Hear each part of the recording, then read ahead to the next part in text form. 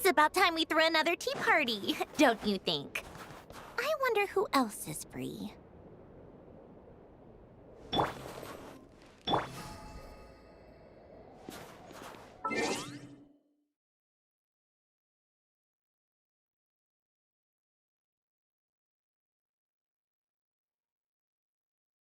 Paimon's back. XD. Hello, everyone who is here early. We are getting this started. Alright, while we wait, let's kill this guy one more time. I like how this boss is basically just a typical new mechanic shill boss. If you fight him without Stellar, he has his whole shield phase and everything, but if you fight him with Stellar, he just dies, and it doesn't matter. Boy, I can't wait to fight him in the endgame. Here. Rise, sacred name, fortune preserve.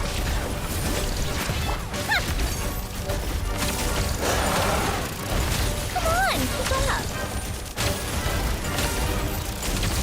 Wow, he's really attacking me. Take a break. Cool shield phase, dude. Loser. Alright.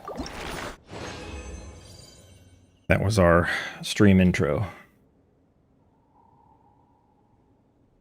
Let me mark down my loot. 13. I still don't have Odette, but I do plan on getting her still, so... No, thank you. Okay, let us go to... What's up? Oh, I gotta wait. That's why.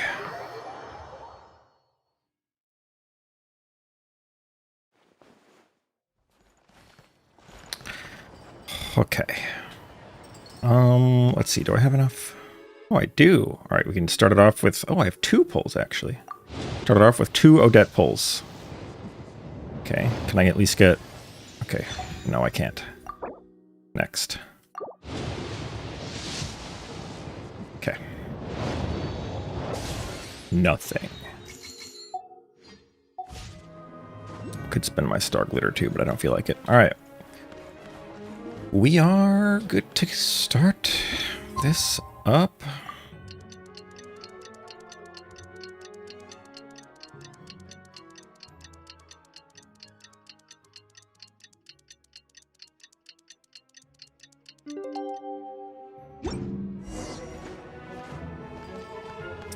Kroyolevsky Theater. Alright, so where did we leave off yesterday? Noisy as ever. We just theorized that Odette is the one behind the rebels.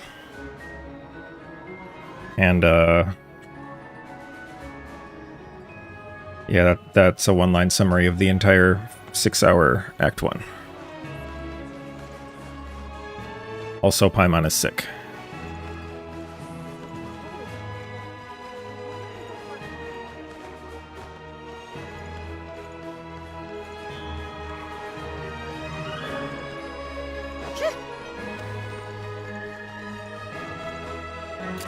Why am I not doing this? Oh, she uses stamina still.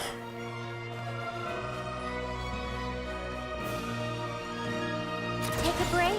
Pick up the pace. Oh, what is that? That looked like a quest start thing. Ultimately useless because it auto-started.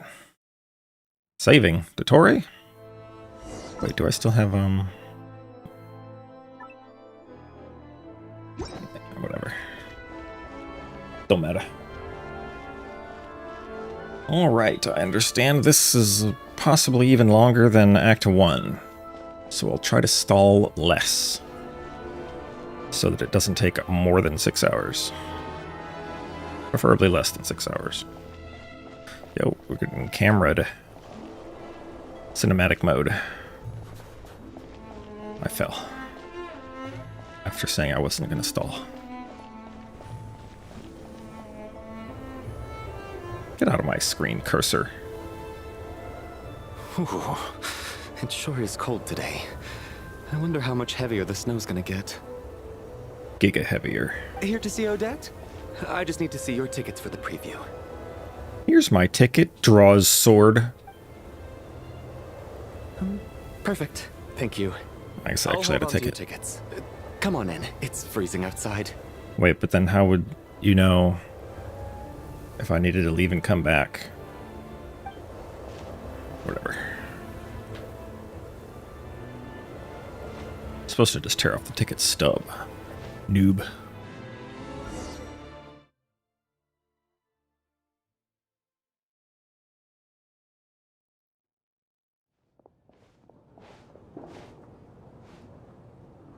I think I'll leave the Lilac question until after the show's over.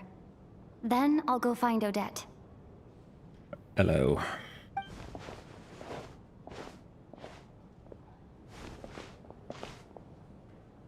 Child said he was originally going to come with Tonya. So I'm guessing Tonya's already here somewhere. Is there anyone here who looks like a Tonya? Let's see. It's a small audience. Makes sense for a preview. Hey, Wait. he found him. I do see some familiar faces. Mr. Chuganov's back again by the looks of it. Oh, and is that Mitya? And that Fatui officer, Valeri. Guess he must be playing cat and mouse with Mitya again. Electro. Oh no. It looks like the show's starting, and I still haven't found Tonya. Never mind. I'll just have to take a seat for now and see if I can catch her afterwards. Oh, child won't be happy. You're supposed to accompany her.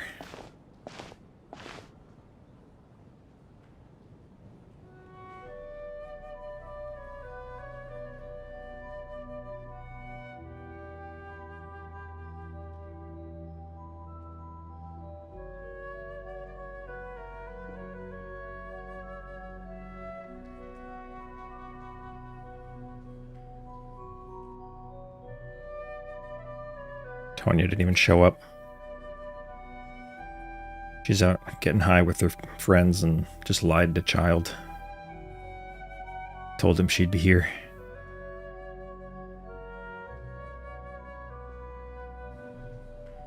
Whoa.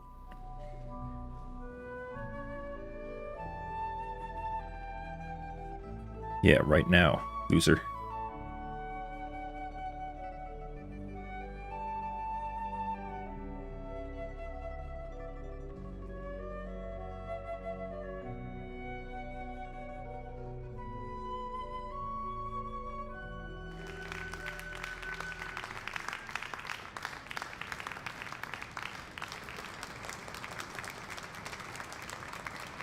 There's not enough people for this amount of applause. Hello, members of the audience. I'm a staff member here at the theater.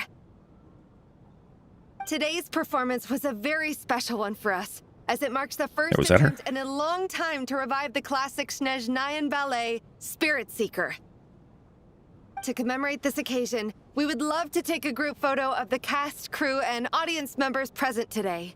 Could I kindly ask the audience to please come up onto the stage? Yeah, that only works because there's so few of them.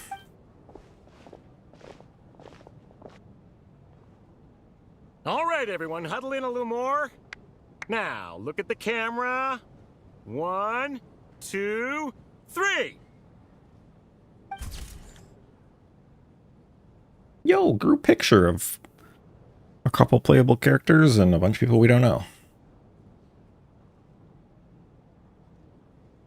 Are you quite satisfied, Mr. Energy Scientist? I rather hope you don't have any other escape plans to add to my workload today.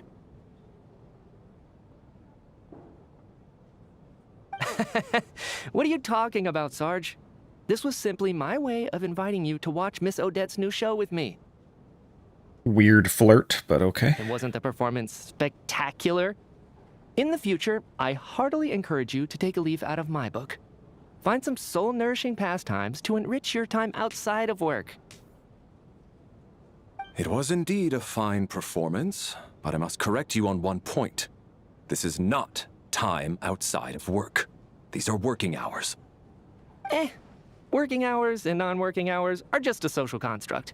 Human technology can never advance if we're too rigid in our thinking, Sarge. May we leave now? Suppose true enough. Already? I mean, I was kinda hoping to soak up the atmosphere for a little longer, but... No? Okay, guess I'm pushing my luck. Didn't seem like too much to ask, but fair enough. Off we go then, Sarge. Back to the land of working hours. Lead the way.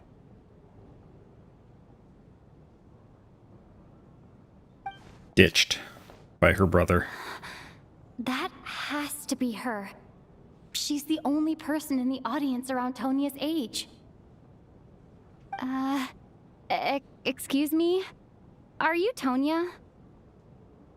Huh? Your brother's busy today, so I took his ticket. Don't worry about him. He's fine. Oh, okay. Sorry for the trouble.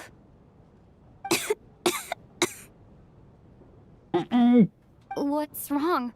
Are you sick? Jeez, Paimon. No, I'm fine. It's nothing. Maybe she caught a cold on the way here because of the weather?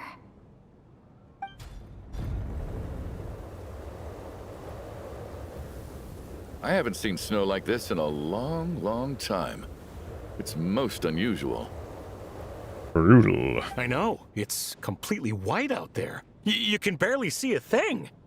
I've never seen such heavy snow in my life. Yeah, Saritsa better hurry up and take out that monster. Let's wait it out for now.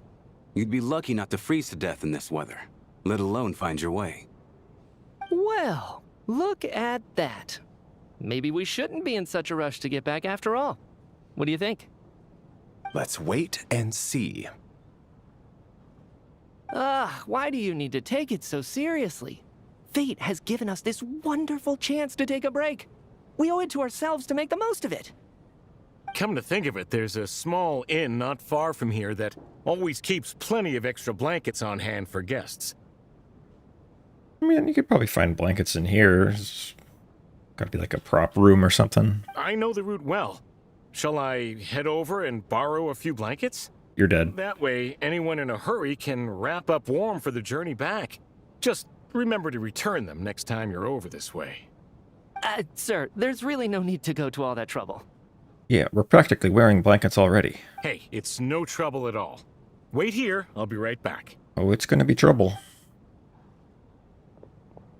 Instantly dies. What a kind gentleman. Very good.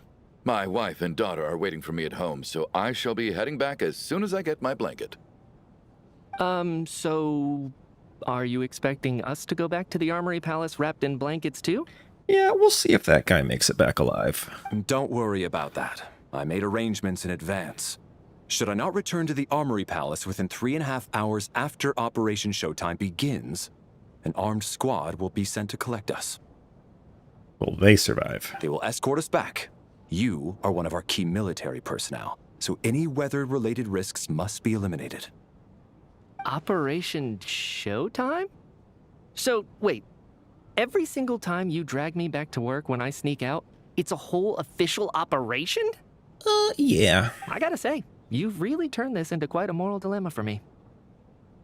It's snowing pretty hard out there. I think you should stay here for now. You seem a little under the weather. Whoa. Can't just say that. Sure. My brother might come pick me up in a bit anyway.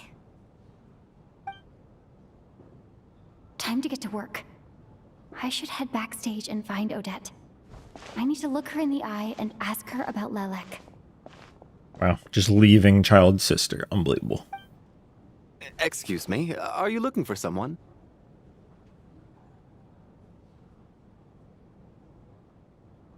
Is Alyosha even here? I don't know. Ah, a fan, I'm guessing? Today is just a dress rehearsal, so Miss Odette won't be meeting with fans. Yeah, I'm not a She's taking fan. well-earned rest right now. Period. Sorry, but that area is currently off limits to everyone except the cast and crew. Huh. Bad timing, I guess. Well, I might as well stick around. I doubt Odette will be leaving before the snow lets up in any case.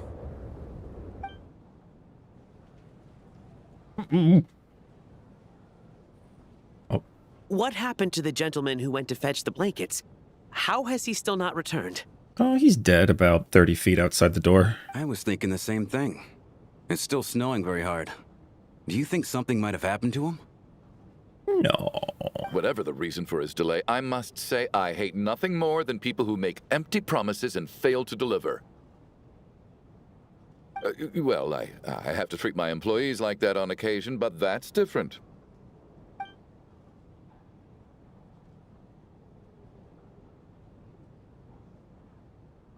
You seem anxious, Mr. Valeri. It's been nearly 4 hours since I left the armory. The army should have arrived to extract us by now. They did. They know how much I despise tardiness and disrupted plans. There's simply no reason that they shouldn't have shown up by now, barring exceptional circumstances. Surely a snowstorm like this one counts as such. Few things in this world can stop the Snezhnayan army, Mr. Mitya. And a snowstorm is certainly not one of them. Why don't you Yeah, go I should out be and used take to a it. look? They might be right outside, waiting for your orders before they dare come in. Whoa, toxic. Trying to get him killed? An absurd hypothesis. I have no intention of leaving your side for even a moment until I have escorted you back to the Armory Palace. This doesn't look like an ordinary snowstorm to me. Yeah, they haven't been ordinary for a while, apparently. That guy who left earlier. It looked like he just vanished into thin air. Either that, or my eyes were playing tricks on me. Did you check the ground? A man-eating snowstorm? Come on. Night hasn't even fallen yet. Spare us the ghost stories.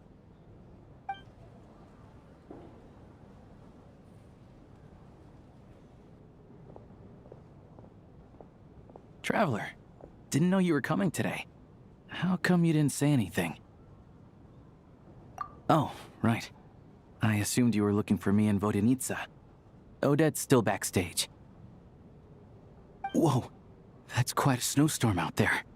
I've been working backstage this whole time, so I didn't even notice.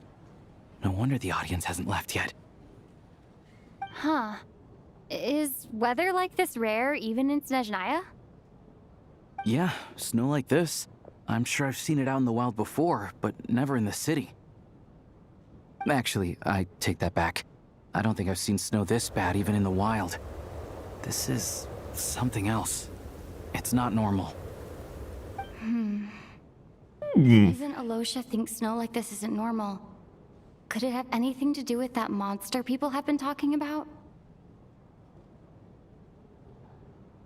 Kind of wonder if the monster is like a creation of Ronova. We can't stay cooped up here forever. Someone needs to go out and take a look. And it's all related to Ronova showing up. Welcome in, chatters. No need. I have plenty of experience with snowstorms. Besides, I work here while you're an audience member. I should be the one to do it.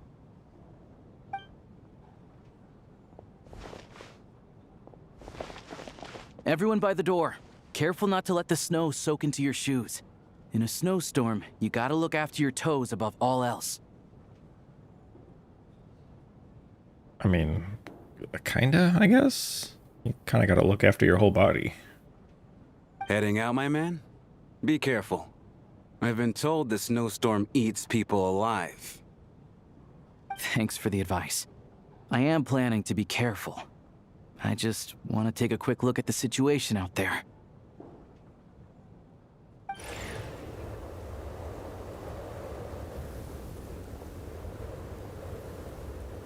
Dead. -1 playable character. Okay, never mind. He was smart enough to come back.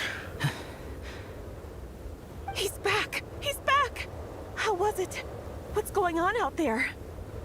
Did you see any soldiers patrolling the area? Something about this storm isn't right. There's no one out there. I didn't see a single soul. And and something in the air gives me the creeps. This isn't your average snowstorm. I suspect it might be related to recent events in our nation. I strongly advise everyone to stay here until the snow dies down. Are you serious?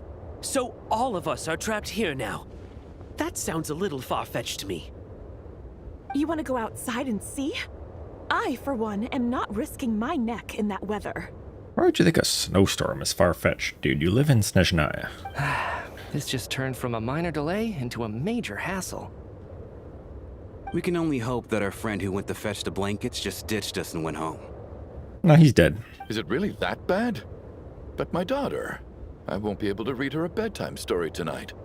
Yeah, we've learned that you don't actually care. Huh? What are you all still doing here?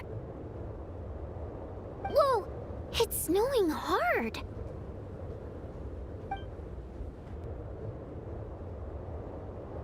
So now we're stuck here? Oh, this is terrible!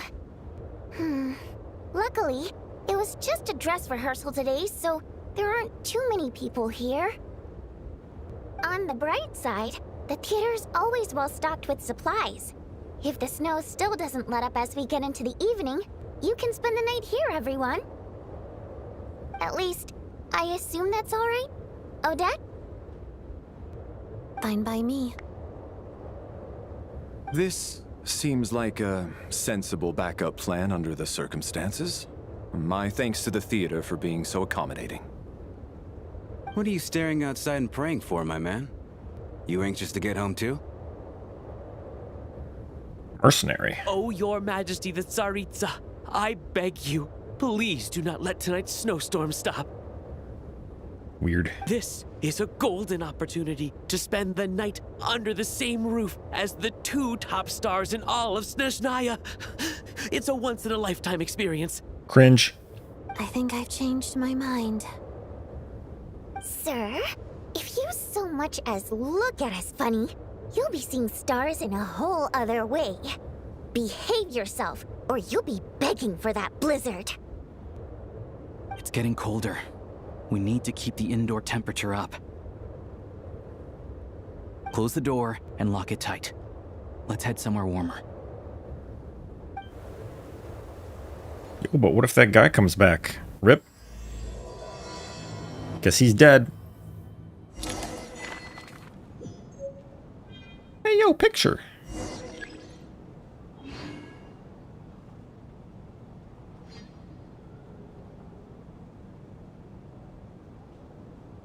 Oh, we can interact with people. What is going on here? Staff member, okay. Is he the one that didn't let me back? And we got Alyosha.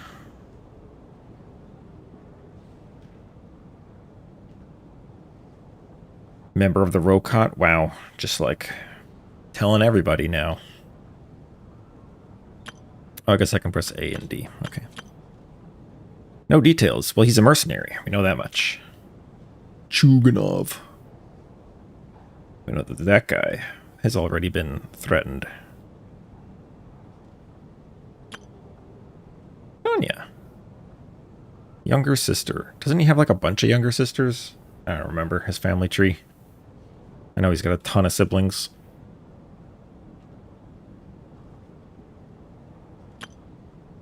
Hey, it's me. Casually mentioning a fourth descender. I'm from beyond the stars.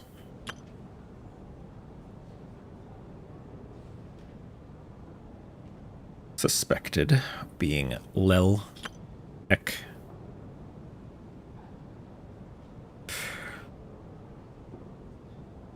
Protecting Mitya.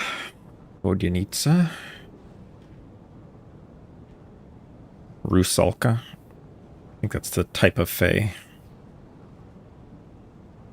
Another member of the Rokot.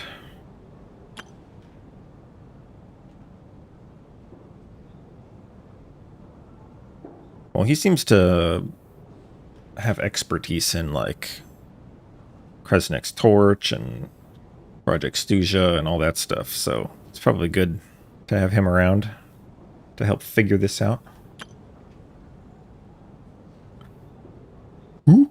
It's that dude's wife that's a creepy. Maybe girlfriend? I don't know. No details.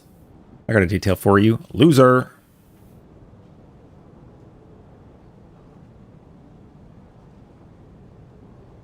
Alright, that's everybody.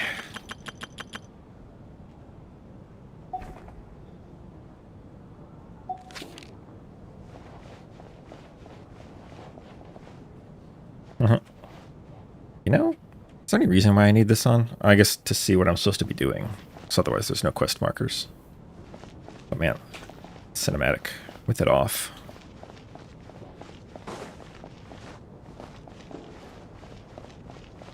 I had an idea, like if I was gonna stream more, one thing I could do is just like start a fresh playthrough and that it would be like always Traveler in the party and always UI off. Just to have like a cinematic experience. And the party would just be Traveler and then any other character that makes sense to be in the party at that time. Which, in later quests, they give you trial characters to ensure that that's the case. But for earlier quests, I guess that would just be limited to, oh yeah, it would be standard characters only too, just to add an extra layer. Just so I don't have to care about primos on another account. Chuganov and Shram. And then there's the aristocrats. Easiest of all to deal with. You don't need to use any force whatsoever. All you have to do is show them the rope you plan to tie them up with. Do you know why? Jeez. I don't. Do tell. Because nothing horrifies them more than the thought of a cheap, coarse rope leaving creases on their precious $1,000,000 more coat. They'll do whatever you ask to avoid that fate. I mean, he's like telling an aristocrat this. Unexpected, but funny nonetheless. Tell me another one. Oh, is he supposed to be joking? Well, look at that. I got myself a new listener. Hey there. Let me introduce myself. The name's Shram, and I'm a mercenary. The kind that gets paid to do odd jobs for rich folks. I'm sure there will be a video that I make about this. Gotta get through it first and decide what there is to say. And I am Chuganov, an entrepreneur. If my name is unfamiliar to you, you will no doubt have heard of my factory, the renowned Iskra manufacturing plant. Are you really that famous, Mr. Chuganov? How come I've never heard your name before? You're a bozo. Excuse me? Is that a joke? Or are you being serious? Oh, I'll have to ask my rope later. He's probably tied up more entrepreneurs than I've ever heard of.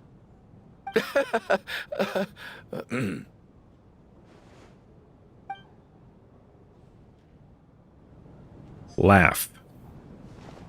Alright, who else we got? Tonya. How are you feeling, Tonya? I'm fine. Sorry to worry you. I'm used to it by this point. I take medicine for it. My brother usually helps to get it ready for me. Child must take great care of his sister. He's never mentioned Tonya's illness, though. You know, I Hasn't he? actually find this whole thing kind of exciting.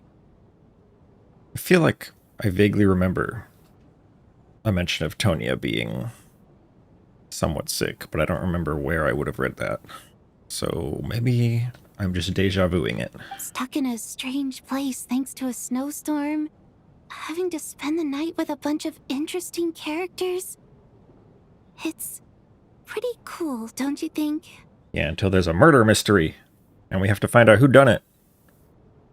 And then it turns out Ronova did it, and we're like, oh, well, I guess she can just do that. That's fine, I guess. Can't really stop her. Exactly. It's like one of those stories where an ordinary school trip turns into a magical adventure. I've always wanted something like that to happen in real life.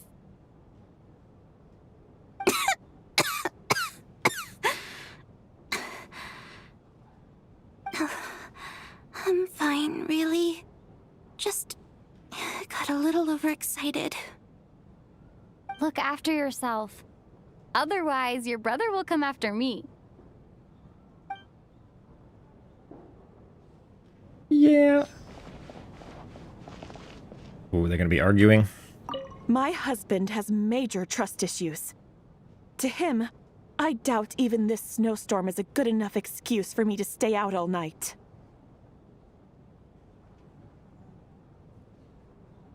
Oh, so you guys are not together. That's the price of marrying into wealth. You'll get used to it. I'm not about to stop you if you want to leave, but don't drag me along. Are they siblings? Hello? Can I help you? I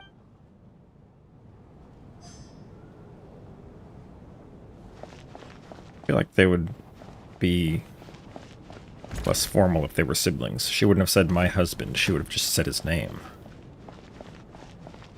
So who knows what their relation is.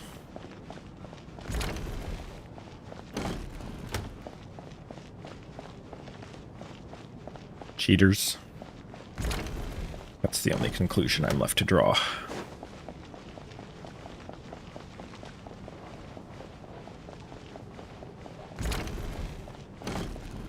Yo, what up? This is highly irregular. A delay of over an hour during an operation like this theoretically warrants a Harbinger-level response. I wonder what the issue is. The storm, or something else. The monster's here! Sarge, the day you learn to let go and just enjoy moments like this is the day you'll finally understand the meaning of life. I mean, what's to enjoy, honestly? Ah, why, hello, ma'am. I believe you were the one sitting at a nearby table back at Podvorye restaurant. No. Any friend of the theater's star performers is a friend of mine. It's a pleasure to meet you. I'm Mitya from the Energy Commission. Greetings. Major Valeri, head of the Special Assignments Battalion. Armory Palace Royal Grenadier Guards, 1st Regiment. I am here to ensure Mr. Mitya's personal safety. Please let me know if I can be of any assistance. Someone's enjoying the benefits of being released after Cry, when they were willing to make a huge model. Miss Traveler, I cannot help but notice that Miss Odette is stealing glances at me. Any idea what that could be about? She wants to murder you, maybe. I don't know. I've racked my brains, but I can't think of anything I might have done to offend her. Perhaps she noticed me spacing out during her performance? So, Mr. Mitya, is your work related to Project Stuja? Damn, just coming right out and getting to the point. Yes, that's right. The higher-ups in the Fatui transferred me from the Energy Commission to the Armory Palace because they wanted me to...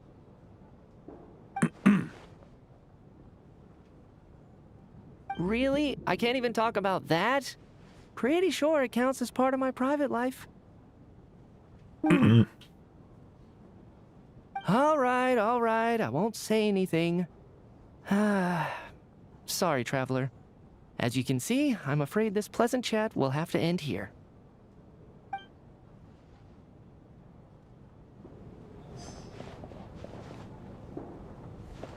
You know, I wonder why they don't want anyone to know what Project Stuja is, especially because the entire city has to suffer the consequences of it. I think the least they could do is say why. But maybe if they say why, then the wrong people will learn. Lively backstage before. I didn't know you were coming today. AKA Celestia. Hey, have you seen Chuganov? I heard he was coming today. Have you spoken to him at all? Kinda. But also not really. This could be just the chance we need. Yeah, I gotta figure out a way to coax some more intel out of him. I want to know why he suddenly changed his stance on Project Stuja. What exactly happened before the most recent Vecha vote? Murder. For the Rokad, or just out of personal interest? Shh! There are other people around. Don't say the R word. Whoa. Don't say it even when there aren't other people around.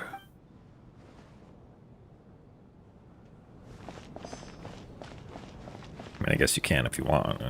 I'm not the police. I have to say, Even though today was a rehearsal and there were some hiccups along the way, Miss Odette's performance was one of the best I've ever seen, even compared to an actual show. Oh, I couldn't agree more. Especially Get out of here, considering cursor. the weight of the subject matter. It takes a truly seasoned professional to do justice to a theme like love and regret. Literally have half a mind to use controller. Because it wouldn't have this stupid cursor appearing in the middle of the screen every single time a new dialogue starts. I have to move it. Also, for some reason, if you play on controller, the text is smaller, so more of it fits on the screen.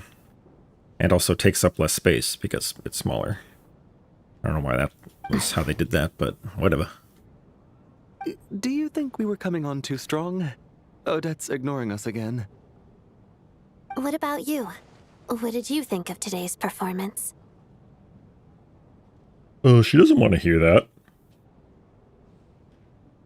Probably not that either. Just say something nice, it's fine. Oh my, that's very flattering of you. Thank you.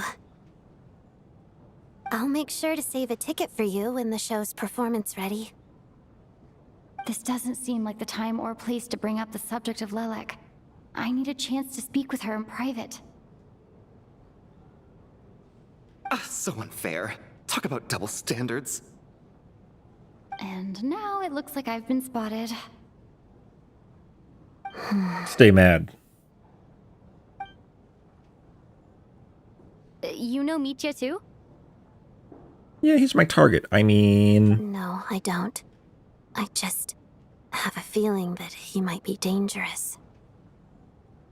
Not him. His scarf.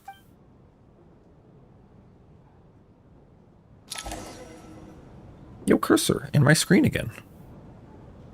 How's it looking, Alosha? Bad. No change from this afternoon. Heavy snow with no sign of slowing down. Oh, where's the bathroom? May I have your attention, please? The storm is unlikely to stop tonight, and it'll be even more dangerous outside at night than it was during the day. We at the theater owe everyone here a duty of care. Therefore, we strongly suggest that you stay on site overnight and avoid going outside unless absolutely necessary. Rip that one guy. In a few short moments, we'll give you a tour of the theater's various quarters. You can choose to sleep in the VIP room, the office, or backstage. Or on the stage if you'd prefer. We won't mind. I'll pass on sleeping on the stage. What if the snow is stopped by tomorrow morning? The early birds in the audience might think we're part of some experimental new show. I mean, that could be cool. A drama about sleeping? That could be fun. Maybe we could come up with a title for the production. They just made me agree with Chuganov. Unbelievable. Let's scare him. What? Gotta admit, I didn't get that one. Wow, noob. You don't even know who your enemy is. Anyone who doesn't wish to sleep on the stage, please follow me. I'll show you to the rooms.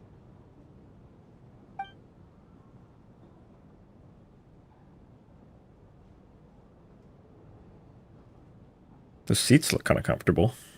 I guess I'll call it a night. Though, I feel like I won't sleep very well without Paimon here. I'm sure she'll be worried that I haven't made it back yet. But as long as she looks out the window, she'll probably realize what's holding me up. And then she'll assume you died. I wonder if she's feeling any better yet? At least she hasn't been getting any worse. Still, I should try and get back first thing tomorrow morning.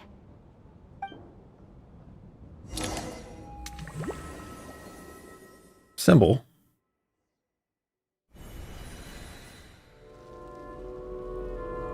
Oh yeah, here we go with the murder mystery.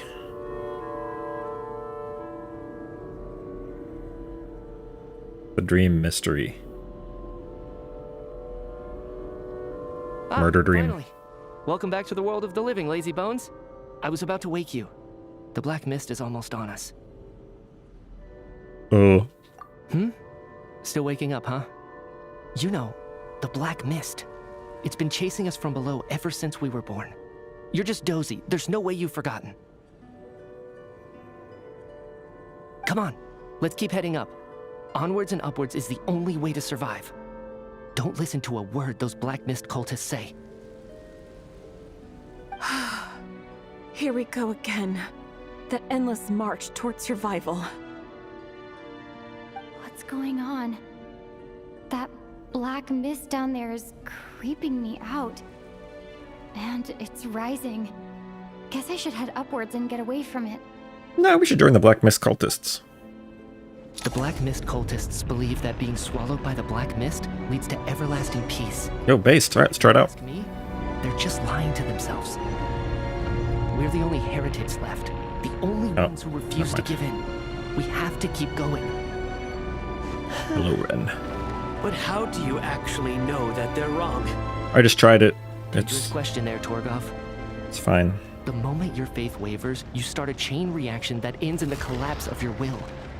Put the question out of your mind. Huh. Stay strong and believe that the Black Mist means certain death. Okay. Certain but it's respawn. not my mind that's the problem. My body's about to give up on Is that thing me. about to set on fire? It's already starting to falter. Hello.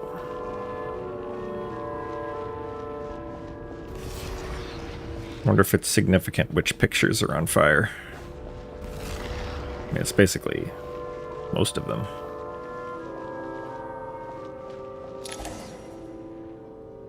I can't do this anymore. I've had enough of being forever on the run. What's the point of it all? Yo, just join the cult. It's fine. All this will pass eventually, I promise. Keep fighting. It will be worth it. You accuse the Black Mist cultists of being liars. But you're lying too. There is no end to this path. It keeps going up forever. There was never any hope to begin with. The cult of the Black Mist has poisoned your mind, Sobolova. Are you thinking of giving up as well? I wonder if it's like a metaphor for the Rokot and the not Rokot. I am. I think I'll take my chances with the Black Mist over this perpetual torture. Alright. As much as I detest the Black Mist cultists, I'm just too weary.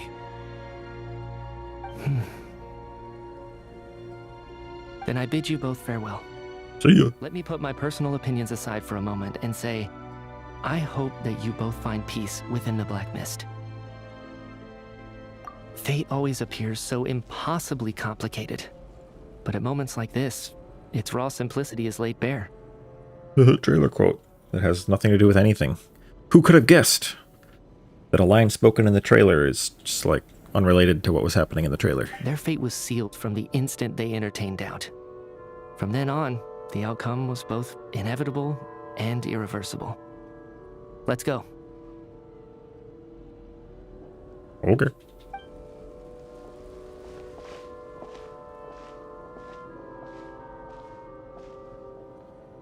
Torgov and Sobolova are gone. I never thought the day would come when even they would be swallowed by the Black Mist. It's just you and me now. What about all the other people? I guess they didn't dream better. Yes, it looks like it's satisfied. For now. This happens from time to time, but it won't be long before the Black Mist starts chasing survivors once again. No one knows how to stop its advance for good. Why do you say that like there's anybody besides the two of us? Well, we should make the most of the precious moments of rest that those two bought for us. Huh? Are you really that sleepy, traveler? I guess.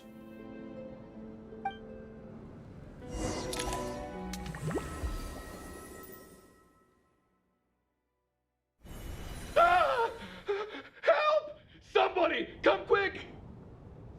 Murder mystery time. What is it, Tuganov? What's wrong? Huh? Is it morning already? What's all the commotion? Sounds like it's coming from next door. I should check and see what's going on.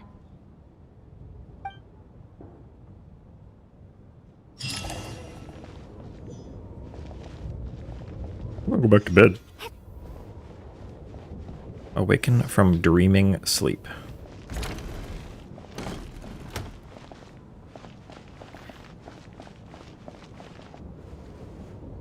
Alright, who got murdered? Must have been that couple that isn't a couple. Don't look, Miss Tonya. Stay here. Did they both get murdered or just one of them? Okay. What happened to them? Sounds like both.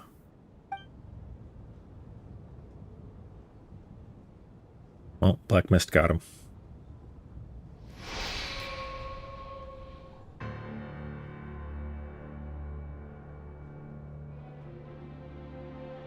Well, they had to have gotten out of bed and then died.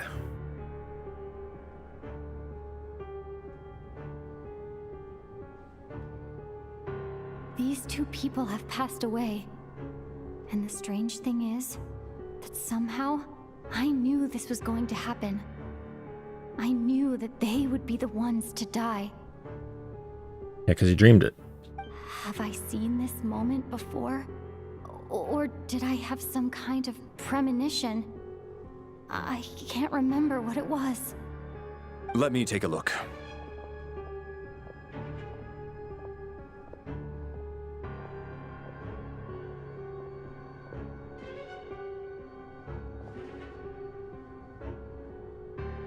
They're with the Black Mist now.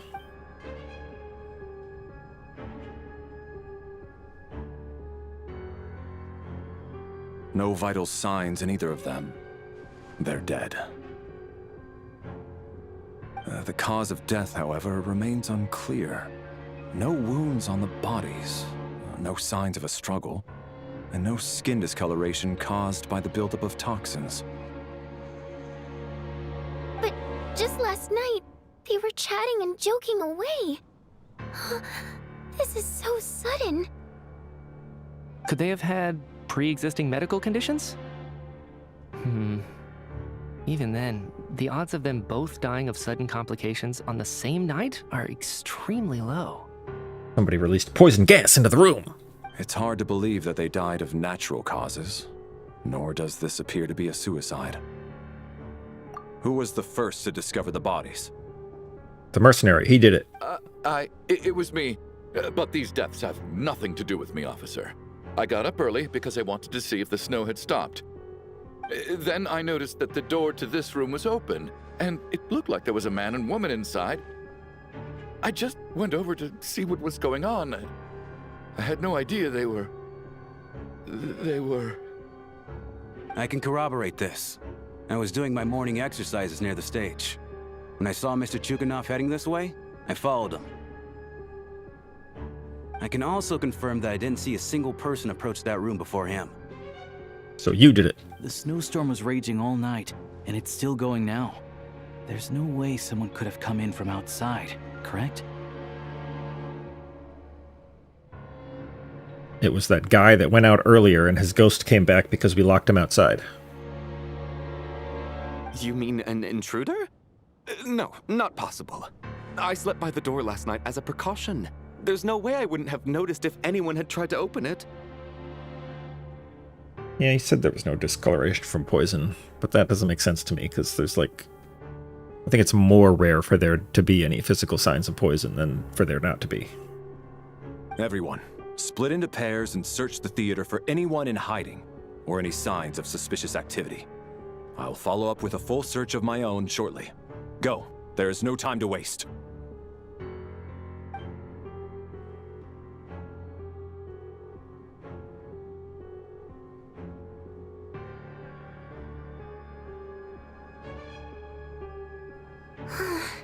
Nothing on your end either? Backstage is clear. No signs of suspicious activity. We checked the basement. Also clear. I don't think there's anywhere here that a living person could hide. Yeah, I'm sure there's somewhere somebody could hide. Are we certain that the theater doesn't have a back door? Or any tunnel or passageway wide enough for a person to fit through? No, there's nothing like that. If people were sneaking in through some secret tunnel to avoid buying a ticket, we'd have sealed it off ages ago. I also checked the windows. All of them are locked from the inside, and there's no sign of anyone entering or leaving. It sounds like we can safely rule out the intruder theory. If anyone came in during the night in this weather, there'd be no way for them to avoid leaving footprints or water stains. This can only mean one thing. It's like one of those murder mysteries you see in novels and plays. Yeah. The ones where the killer is one of us. Nah, they just held their breath really long, and somehow that worked. We can't quite jump to that conclusion just yet. Could he be right? It's hard to imagine something like that happening in real life. Man, we live in, like, magic world. It's fine. Set in a theater during a snowstorm, a murder takes place and the killer is among us. It's such a classic trope that it seems unbelievable. Looking at who the killer targeted and the clean entry and exit. It was the lady's husband who found out they were cheating. It all adds up. I know what this is. It's obvious now that I think about it. What is? What have you figured out? Both victims were wealthy, well-known local merchants. And the door was deliberately left open so I would discover the bodies and witness the crime scene first thing in the morning. Such ruthless methods. This was your doing, wasn't it, Lelik? Yo, spoiled. Lelik? You mean Lelik is among us? And he's the killer? Lelik. I know this code name. Member of the Rokot, anti-Project Snezhnaya. Always works alone. I've read the case files at the Armory Palace. Seems like a completely random connection to make unless he knows it's Odette. And is attempting to call her out. Walk me through your reasoning, Mr. Chuganov. What do you know about Lelik? Why would you just randomly be like, yeah, the leader of the Rokot is also one of us? What now, huh? What now, Lelik? What more do you want from me? I already voted against Project Snezhnaya at the Snezhnaya. You snuck into my house the other day while I was asleep. Left a threatening letter. And I did all that you asked. But Project Snezhnaya cannot be so easily shaken. Not with the rooster in charge. These animations do not fit. So he really was threatened by Lelik. That makes sense. And all it took was a letter. And now you're resorting to murder to threaten me. Isn't that right? I knew it. The Rokot despises the rich. The lives of the wealthy are but refuse in your eyes. Show yourself! Which one of you is Lelik, Tell me! I'll do whatever you want! Just stop playing these mind games! I don't know about the Lelik, but you just admitted to, vote tampering, or having your vote tampered with. That's probably a crime. Yeah, I don't know. Alright, you're under arrest. Was this really Lelik's doing? Would Odette really do something like this? If Odette really is Lelik, this seems out of character. But then again, how well do I really know her? The killer? I don't think anybody's the killer. I think they, I'm probably the only died. one here with a compelling theory about Lelik's true identity. From some other effect. If I reveal it now, I'll be putting Odette in the line of fire. What should I do? I don't think it's likely that Lelik killed anyone. At least from the stories I've heard, he's never killed anyone before. And his name has never come up in connection with any murder cases. Besides, even if Lelik did want to threaten you, why resort to such an extreme and roundabout method? It's not his style at all. Vodyanitsa doesn't know that Lelik might be Odette, but her assessment is pretty much identical to mine. Miss Vodyanitsa, why do you suddenly feel the need to speak in Lelik's defense? Defense? Oh, no, it's just... I'm worried that we're jumping to conclusions here, so I wanted to share my point of view. Also, don't think the Rokot is as bad as you're making it out to be. Well, if you think I'm so wrong, what's your theory then, Why don't you tell us who the killer is? Yeah, just hypnotize everybody. The case is still evolving, Mr. Chuganov. Please do not prevent others from expressing their opinions so early on in the discussion. Even so, there's no denying that the recent threat received by Mr. Chuganov may well be an important clue. So there's still a good chance that Lelek is right here among us. Yeah, maybe. I can't do this anymore. I don't care if it's still snowing outside. I have to get out of here. Well, rip you. Whoa, take a beat. We all know it's far too dangerous out there. Even the soldiers couldn't get to us. Go out that door, and you might not live to tell the tale. And whoever this Lelek is, they're surely not going to murder anyone in broad daylight. Be sensible, my man. You're safer inside. As much as I regret having to say this, I'd like everyone to cooperate and refrain from exiting the premises until further notice. Because as things stand, every one of us is now a suspect. Unless anyone has further information to share, let's adjourn for now.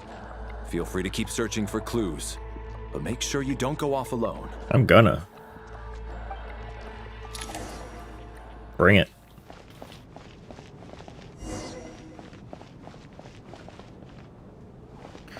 Discuss Odette's situation. You seem to be very comfortable taking charge, Major. You took the reins as soon as things went south. Isn't that like his job? I simply made an executive decision that someone needed to take control of the situation on the military's behalf. Does this offend you? No, quite the opposite. We feel much safer for it. By the way, what does Major mean exactly? Is it a pretty high rank? Yeah, kinda. It's up there.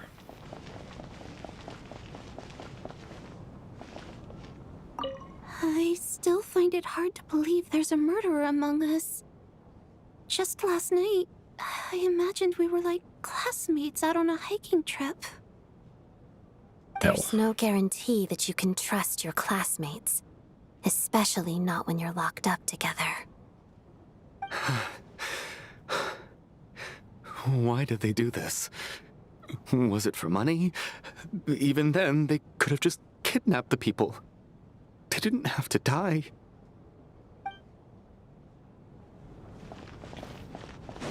Who else? Doesn't look like there's anybody over here. Hey, look, I'm off alone. Is this a thing I can go up? Yes. Kind of. Maybe? Yeah.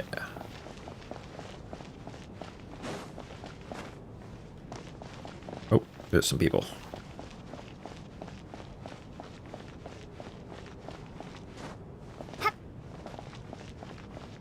We don't move in the same circles, so I'm not clued up on Project Stuzia and all this political intrigue. Nor does it interest me. Nevertheless, sir, I think your top priority as soon as you get out of here should be to hire a good private bodyguard. Hello, just a wallflower. Such as yourself? Such as myself.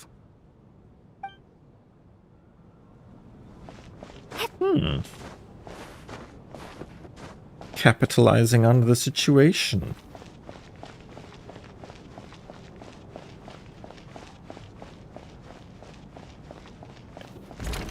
Let me send a text real quick.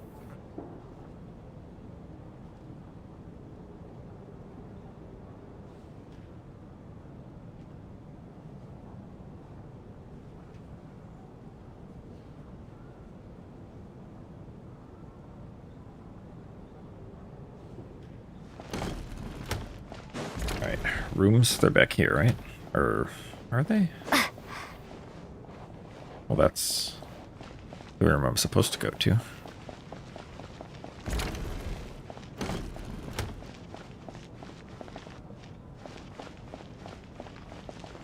Or they were upstairs. Didn't notice anything in there.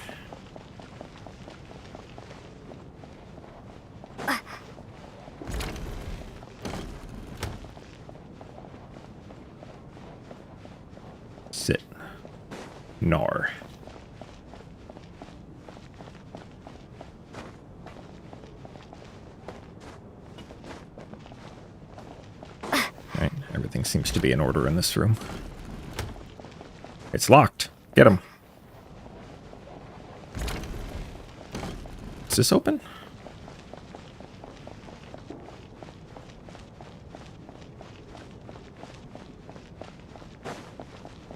No. Alright, what's going on back in this area?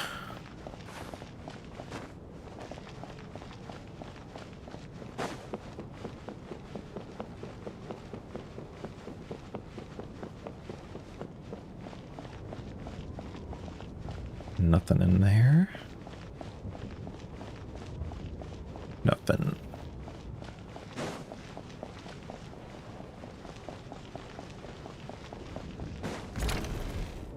Alright, this is Traveler's Room. Matryoshka dolls. Picture. Oh, wait, I should check the exit. Imagine. Nope.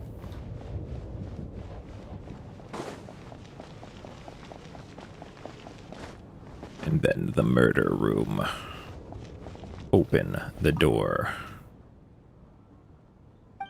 Okay, never mind. Don't open the door. Yeah, I'm enjoying it so far. Open your quest screen or inventory. Okay, I don't want to navigate my inventory. Quest screen. Dead. Possible intel. Okay, anything different here?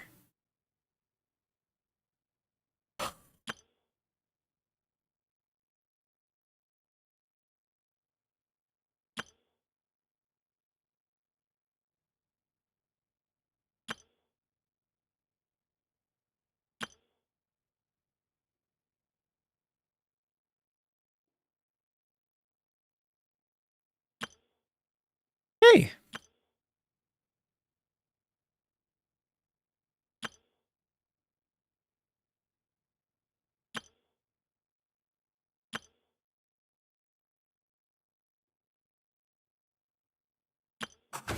Dead.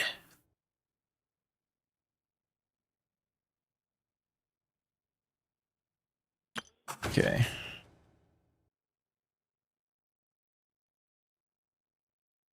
Why were they here together?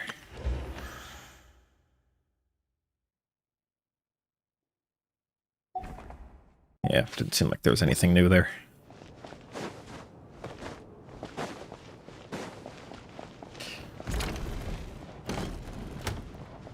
Alright, before I go in, I'm going to take a quick break to refill my drink and whatnot, so be right back.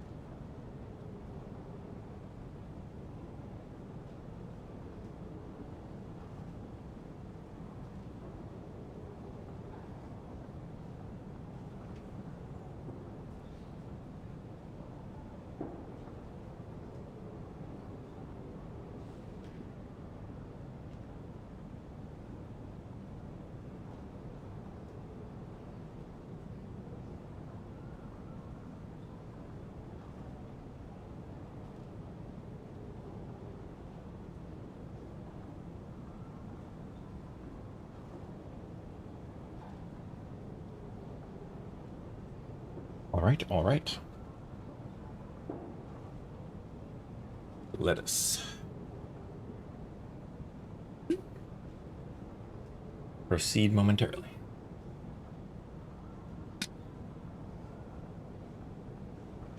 Oh, I pressed a button when I didn't have the game in focus.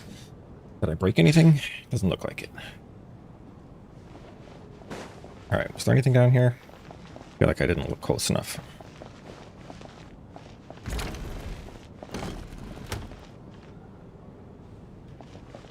Somebody knocked the bottles over. The ketchup. Nope, didn't get Odette yet.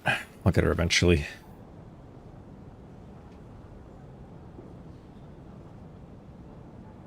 What is... Why is there a sickle?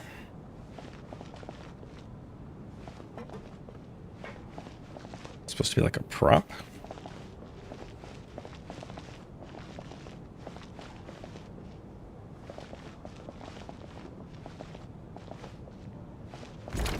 Alright, well, that's interesting. Oh, hey, rope. Like I was talking about rope earlier. Looks normal. Or whatever.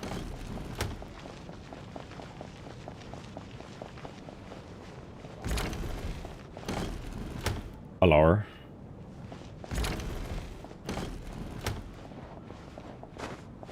Well, my guess is that there's not actually a murderer and that the snowstorm is related. And, That was my bad. It was a knee-jerk reaction. I didn't think it through. Luckily, no one suspected my identity. And that it's a supernatural thing that killed them and caused the snowstorm, and I don't know. The easy answer is it's just Ronova doing stuff because Ronova was in the trailer. Oh, phew. It's just you. I thought someone was eavesdropping. Since Vodianitsa and I were on the same page earlier, I think I should share my thoughts with the Rokot members first.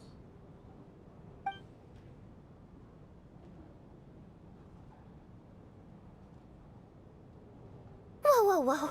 Are you serious?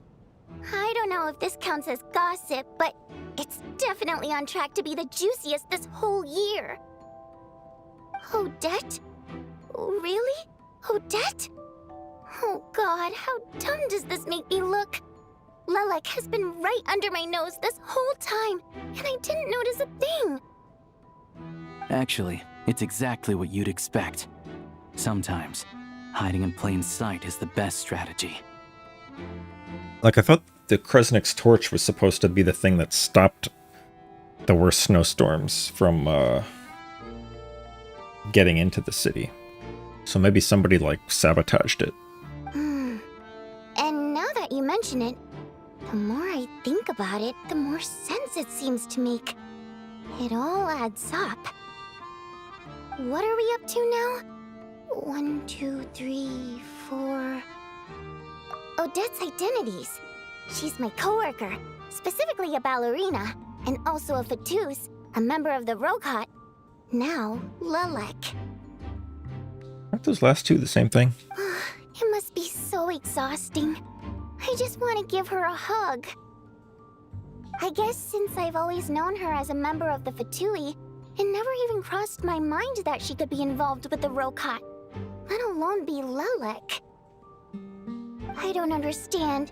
If she's with the Fatui, what reason could she have for being so opposed to Project Stusha? Well, she was forced to join the Fatui. Probably best if you ask her that in person. Well, since you waited until now to bring this up instead of announcing it to everyone earlier, does that mean we're all on the same page here? Yeah. Lelek may not follow orders from the Rokot leadership, but as far as I'm concerned, she's never crossed the line. If anything, her actions benefit the poor. We need to confront her face to face. Do you think she'd really admit to being Lelek?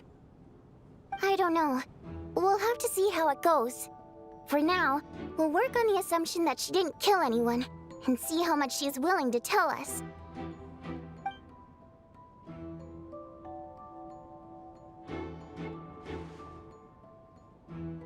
Now's her chance. Odette's alone. Let's go. Hey, it's the scene from Siege Queen story quest that I put in my last video. Hey, Odette. What is it, you guys? Shh. Keep your voice down. We need to talk. So, you're Lilac, aren't you? Alright, fine. You don't have to say anything or explain yourself. Just hear me out first. None of us believes you'd kill innocent people. Whoever murdered those 2 people last night, it wasn't you. Traveler was the first to figure out your identity, but she kept quiet during the discussion just now. Still, it's clear where the group consensus is heading. Everyone believes Lilac is the culprit. If your identity is exposed, you'll be in a really bad spot. We're your colleagues, and we know what kind of person you are. I don't want anything bad to happen to you.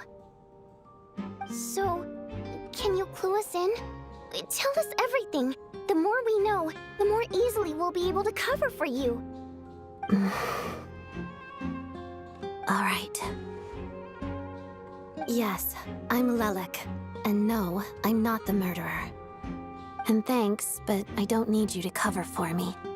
Actually, I'm planning to reveal my identity. Okay, based. You're gonna reveal that you're Lilac? Here? Yeah, it's not a lot of people. That's right. I'll admit I was surprised at first when Shuganov guessed that I was here. It was just a lucky guess, but it caught me off guard. But after taking some time to assess the situation and confirm where everyone stands, I don't believe I have anything to worry about. Are you sure you don't need a second opinion? Given the circumstances... Mr. Valeri! What? Oh, she's gonna do it.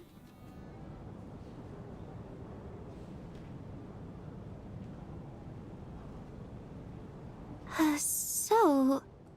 Odette is Lilac?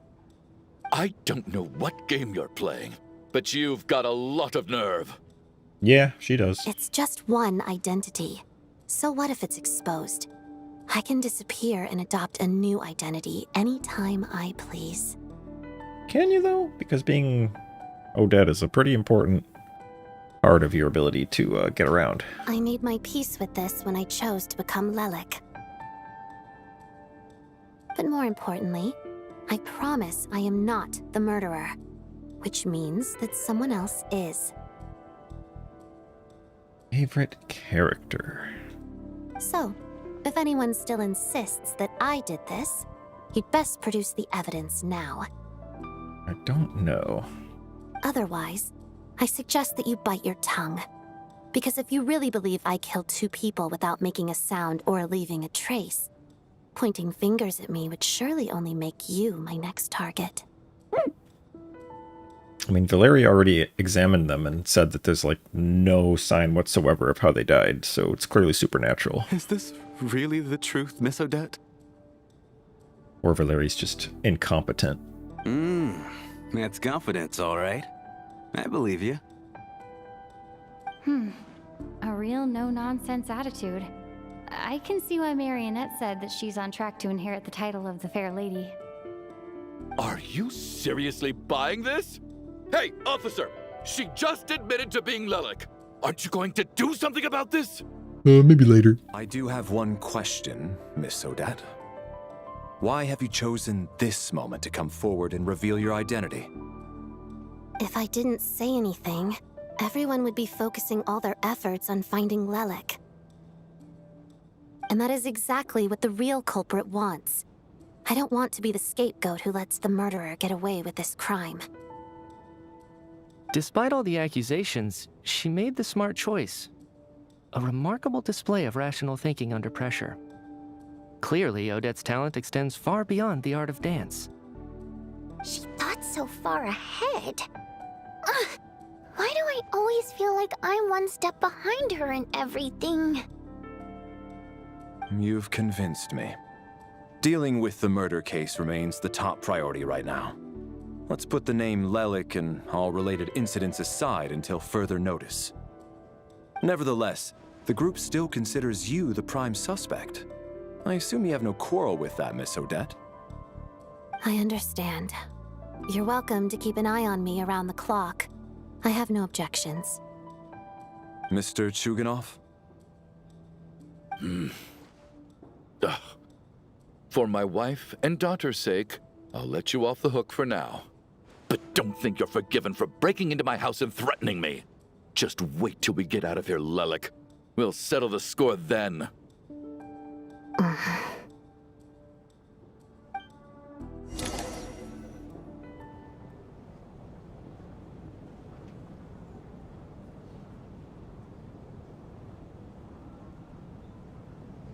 Good work, Lelik guard team. And Lelik too. Here, have some hot water. You can just call me Odette. Turns out Valeri knew about my exploits, so now I've been told I have to guard Lelik with him. Shouldn't you be facing my way if you're guarding me? At the moment, it looks more like you're my bodyguards. Whatever.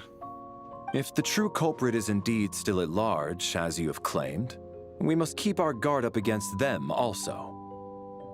Don't worry, Tonya. We'll get through this. Once the snow stops, the officials will step in. The investigation will get easier, and then we'll be safe. But once the snow stops, won't everyone just leave? Oh, yeah. You're gonna miss us, huh? Well, some of us work at the theaters, so we'll still be here. I'll even give you a special backstage pass. Really, Miss Vodyanitsa? That's awesome! You've made a fan for life. Aw, you're so cute, Tonya. All right. New animation. Let's swear to it. I promise to give you the pass, and you promise to never change your mind about being my fan. Okay, you just give the pass right now? Promise. Don't indulge her, Tonya. You don't have to swear an oath over things like that. You really do get carried away sometimes, don't you, Miss Vodyanitsa? Hey! Mind your own business!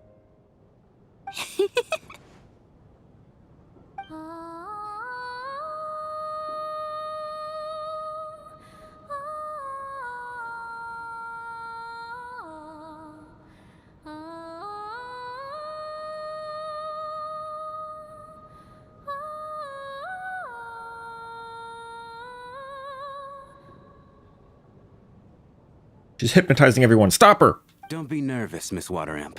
Everyone's here. There's nothing to be afraid of. Excuse me?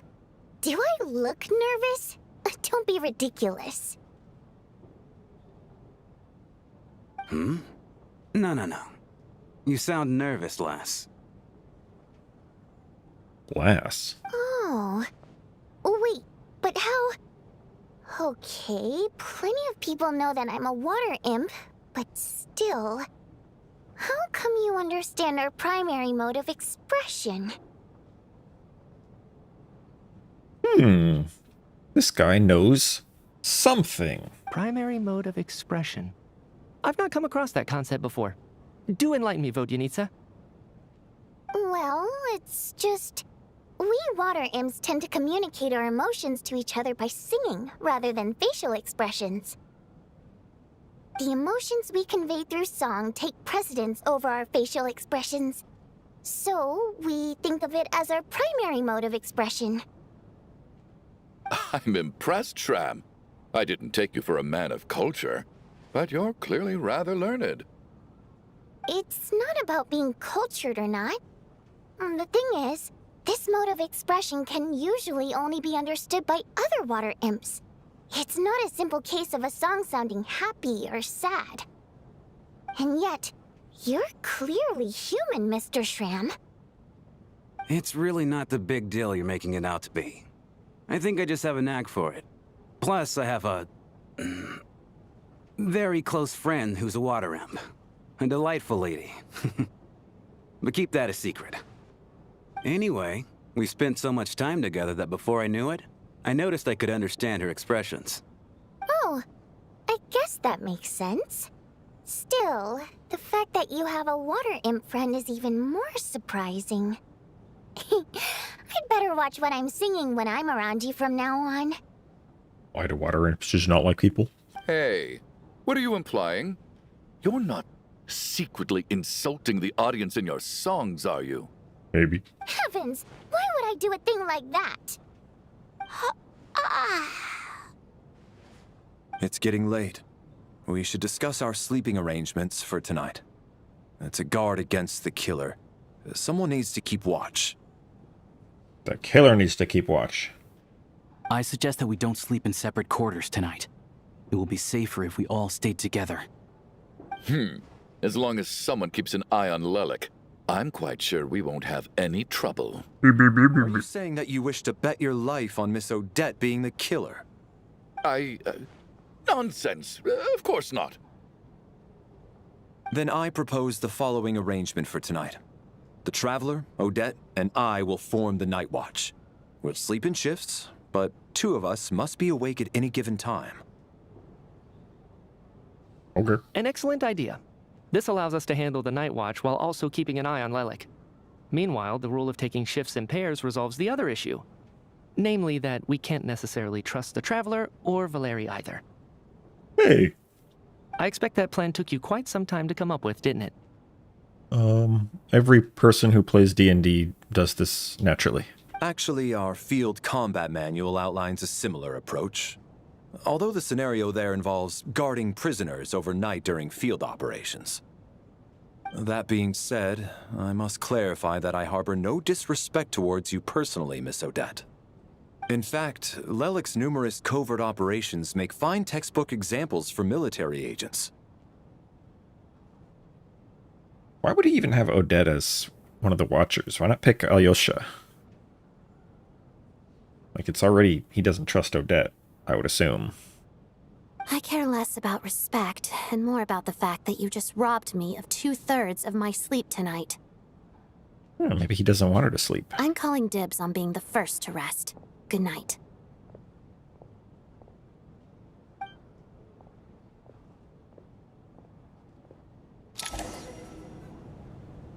Oh boy, who am I going to dream about dying this time? And then they're going to be dead when I wake up with no explanation.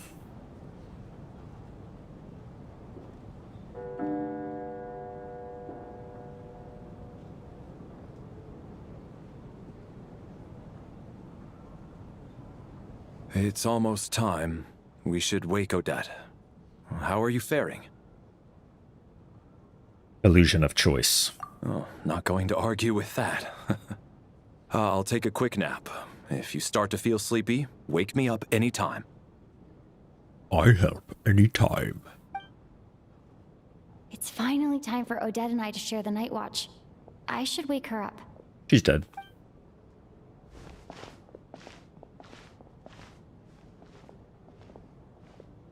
Oh, they dragged all the beds out here. Information from her in the first place. Maybe I should think about what questions I want to ask before she wakes up.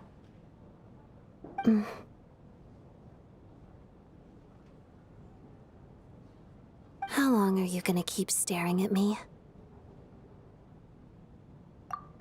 A while. Sleep. My mind's been running haywire. Plus, there's something I've been meaning to talk to you about. I had a hunch that you wanted a conversation, too. Let's take this chance to clear the air, shall we?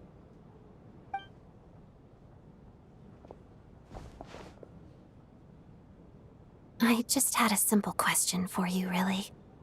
It's, Rosaline. In her final moments, did she have any last words or anything? Yeah, her last words were, strike me down and I'll see to it that your precious Inazuma ... You... Some insult that I forgot. It's vermin? Did she call people vermin? And then she said all of you, and then she got disintegrated. I see. Well, that was all. I have no other questions. No.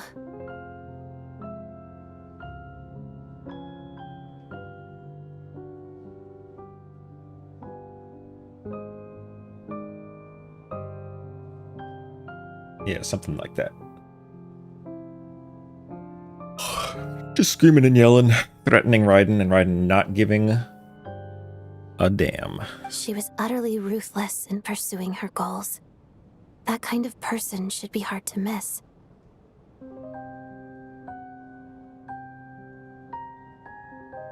And yet, even though I never approved of her methods, and she was an abrasive person, the fact remains that I am indebted to her.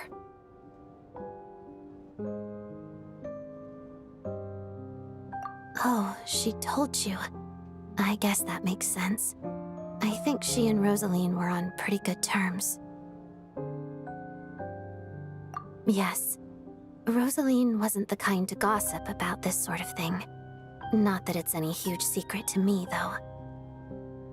When I was a child, I had to join the Fatui for the sake of my mother and me.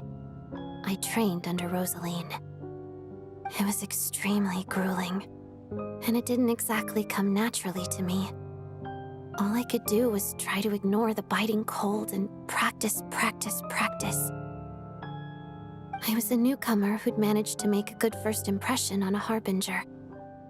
There was pressure to live up to her expectations, to be worthy of the fair lady's reputation. Every day was a struggle against the cold, pain, and fatigue. And most nights, I struggled to fall asleep. After enduring all that, I've become almost immune to the sensation of pain. I suppose that was the cost of survival. Surely, any child who had to experience that would grow to hate her lot in life, don't you think? So, I put an equal amount of effort into my ballet. Because in my young mind, that was the only way to defy my fate. It was my way of telling her, the Fatui's demands and your expectations of me are not what I wish for. One day, I will leave. I think she probably blamed my poor performance in training on my passion for ballet. She knew my heart wasn't in it. One time, when I was secretly practicing a dance at night, she suddenly showed up. I knew she was there to catch me red-handed. I told her, "You don't deserve to watch the dance I learned from my mother." Damn. She looked stunned. I guess she was surprised that I lashed out first, before she had the chance. But strangely enough, on that occasion, she wasn't fierce with me like she was during training. Instead, she fell silent for a moment, and then left. After that, she never interfered with my dancing or asked me how it was going. She never came to watch me dance again either. Not even once. She held a grudge. She got mad. She was. But even now, whenever I take out this core Ignis, I can't help but think of that night. Of the look on her face. Sort of. Although gift might be too kind a term. This is her flame sealed within ice. A symbol of her favor, yes, but also her way of keeping an eye on people. Keeping an eye on them from after death. She knew the location of every piece of core Ignis. If any recipient started acting suspiciously, she'd be on to them immediately. trust her to make even a mark of approval feel suffocating. So that's an interesting note. So, when news of Rosaline's death reached Snezhnaya, many people immediately crushed their core Ignis. It gave them a profound sense of relief, like they'd broken free from her shackles. What happened to the flame inside? But I kept mine. With my sensitivity to pain being as dull as it is, the warmth from this core Ignis is one of the few things I can still feel clearly. I still wonder, did she really come to stop me that night? I wasn't sure, but I was scared, so I said some really awful things. I guess she didn't leave anything behind. Not that I expected her to. It's fine. It's just a bit of a shame that we couldn't settle our differences before the end. Did she have another one that she left with Paimon, or did she take that one back? I don't know why she would have two.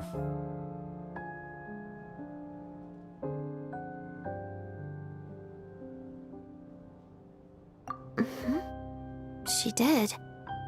Are you sure she was talking about this event? Huh. No, she didn't. I didn't even find out that she'd gone to Mondstadt until a while after she'd left. Wait, in that case...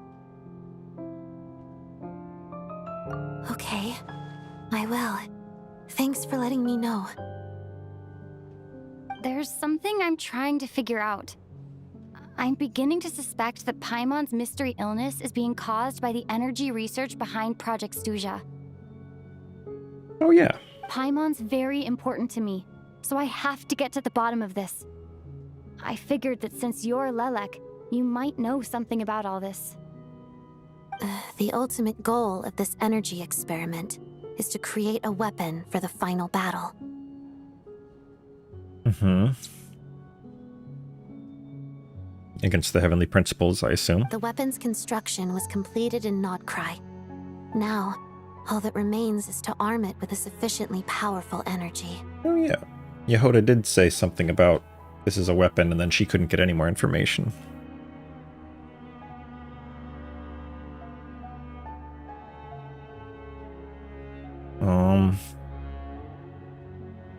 Is it supposed to be like a remnant of the moon cannon? Because I hate to break it to you, but Nibelung had 3 of them, and he still lost. So, hope it's more powerful than those.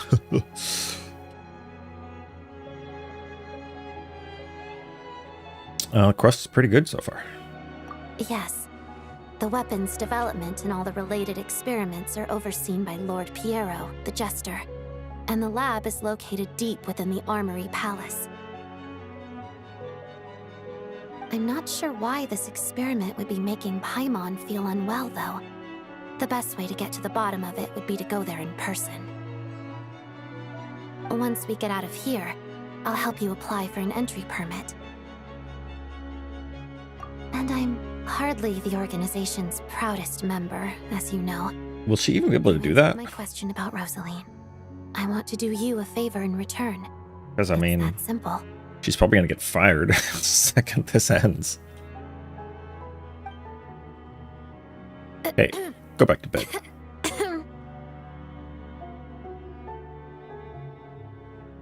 Huh? What's wrong? Are you not feeling well?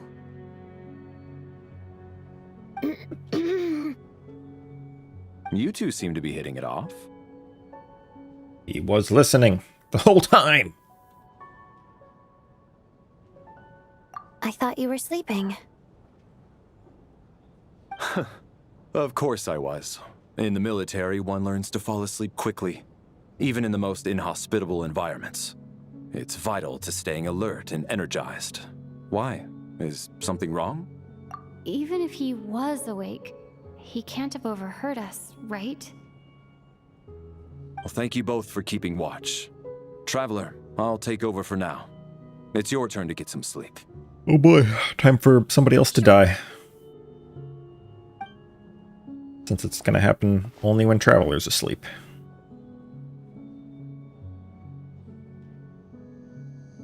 This is our second night here, but at least I found out a little more about Paimon's condition. I hope she's been sleeping well the past couple of days. Huh. Why do I feel like I'm being watched? She's just repaying the favor. You did it to her. Seriously? Is this payback Yeah. for when I stared at her earlier? But I thought she was asleep. Never mind. I'd better try and get some sleep myself.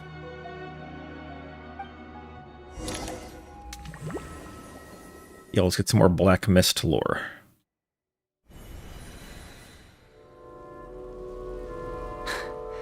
Hey. Oh, what rip are you that spacing person. out for? Are you reaching your limit too? How long have we been walking for? Do you remember? Time's lost all meaning. Ever since we noticed that thing above our heads. Oh, What was light. it called again? It's called light. A star key? Or key star? Anyway, the person who named it was swallowed by the black mist. Whatever it's called, ever since we noticed it, we've been walking up and up, hoping that as long as we reach it, we can find a way out of this place. But it seems like no matter how far we walk, we never get any closer. Well, we've come this far. You never know. Maybe we're almost there? Come on, enough moping. Let's go. The black mist is catching up.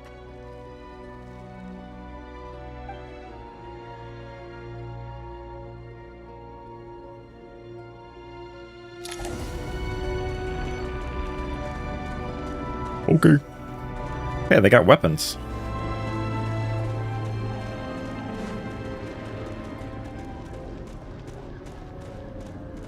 We got ourselves a straggler. Yo, combat. I don't think I've played Fire Traveler yet. I don't even know what these mechanics are. Again! I've lost count of how many times we run into them. Apparently there's no infusion, just kind of physical damage. Wait, is that? Oh no, those are just Fae.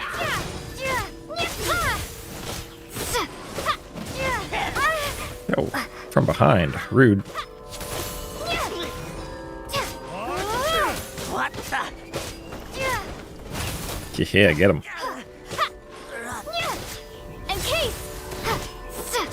Couldn't even tell that was an attack. He just kind of flopped at me. HPs. Why not?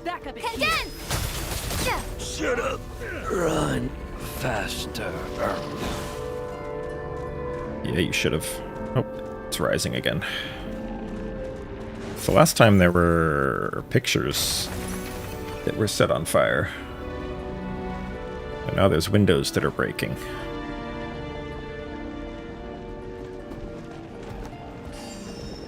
You want to Here they come again! Let's Get go. ready! Here.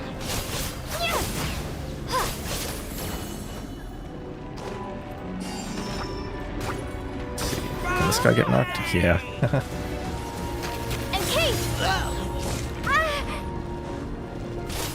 These things kind of kill him. He's got a bazooka. Stop him.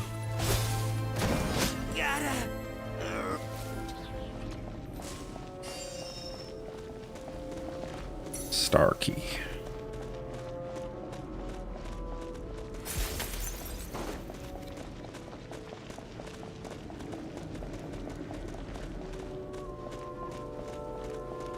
We got ourselves. Monsters ahead of us. The black mist behind us. Feels like there's no escape. Here we go. That guy will die on his own. Shut up.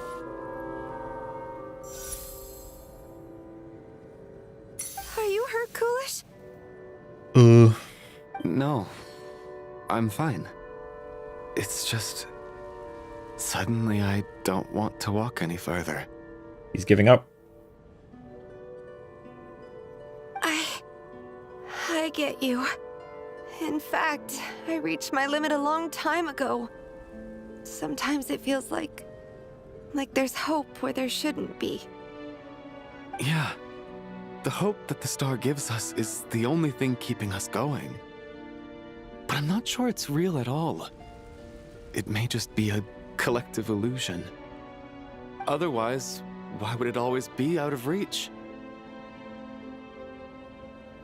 Yeah, we're getting closer, for sure. I know you mean well, but you're only saying that to try and encourage us to keep going, aren't you? Maybe. Thank you, friend.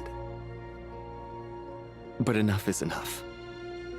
Please don't give me any more false hope. Hope is poison in this place.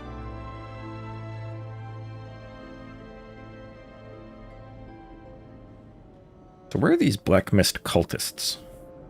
You're going to continue, aren't you? I admire that.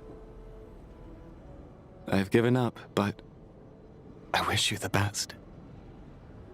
May there come a day that you catch up to the star and leave this godforsaken place. I am the star.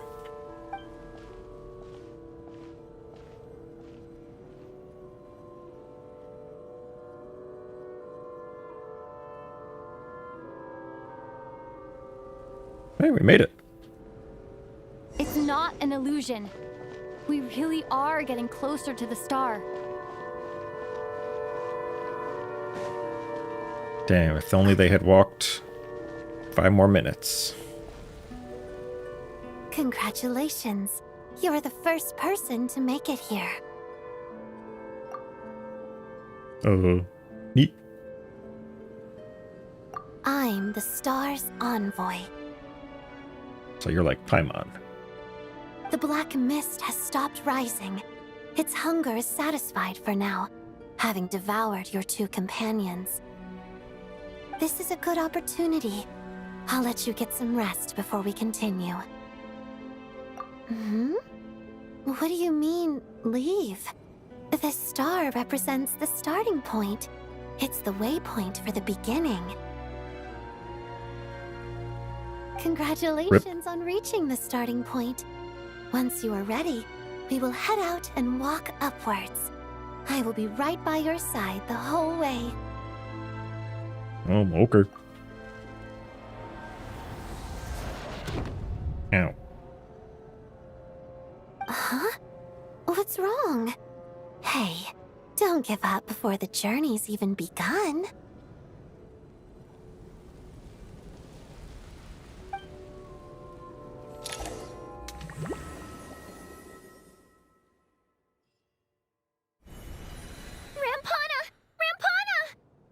Oh yeah, rip. Is that Vodyanitsa's voice? What happened? Coolish, wake up! Please wake up!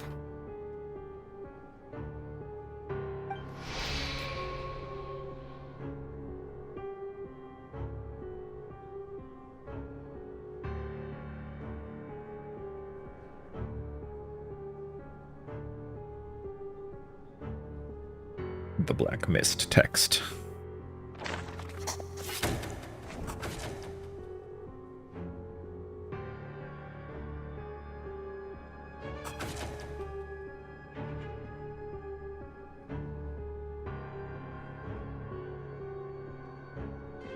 The situation is identical to that of the 2 casualties yesterday. We cannot ascertain the cause of death. They also got out of bed and then died. At least there are some elements that we can rule out this time.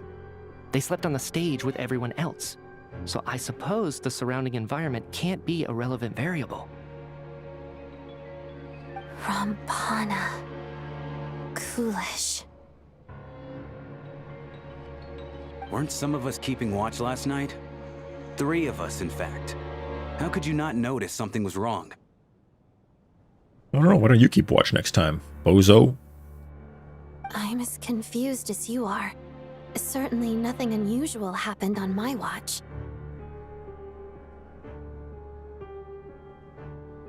Likewise, and from what I've observed so far, both Miss Odette and the Traveler can be trusted. To be honest, I didn't get a wink of sleep last night.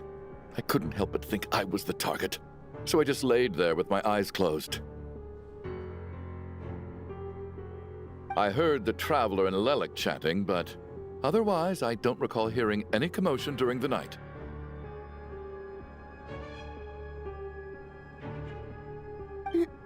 Me too. I didn't want to wake everyone up, so I was concentrating hard, trying not to cough. I hardly slept at all. If anything had happened, I'm sure I would have noticed. So everybody who actually sleeps at the same time as Traveler dies? Then, what could possibly be causing this? Once was bad enough. I can't believe it happened again. Unless they have a vision. I worked closely with Rampana and Coolish for so long. I never imagined that one day they'd... And on this stage of all places... Florianitsa... 4 victims in just 2 days, and we still don't have a single lead. I need to get to the bottom of this as soon as possible.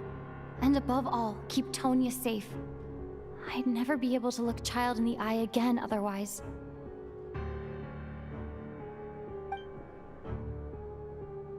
Still snowing? Yes, I just checked. Still no sign of anyone outside either.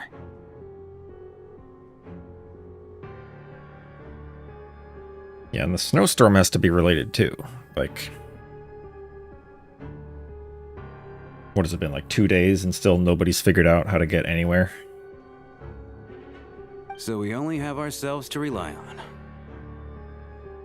I mean, in real life, I guess, you know, it could be a whole lot worse than that, but we got vision wielders here. Surely somebody can figure out how to get through the snow. So the fact that nobody's going anywhere, if you ask me, is a this little killer can sus. clearly strike whenever they please.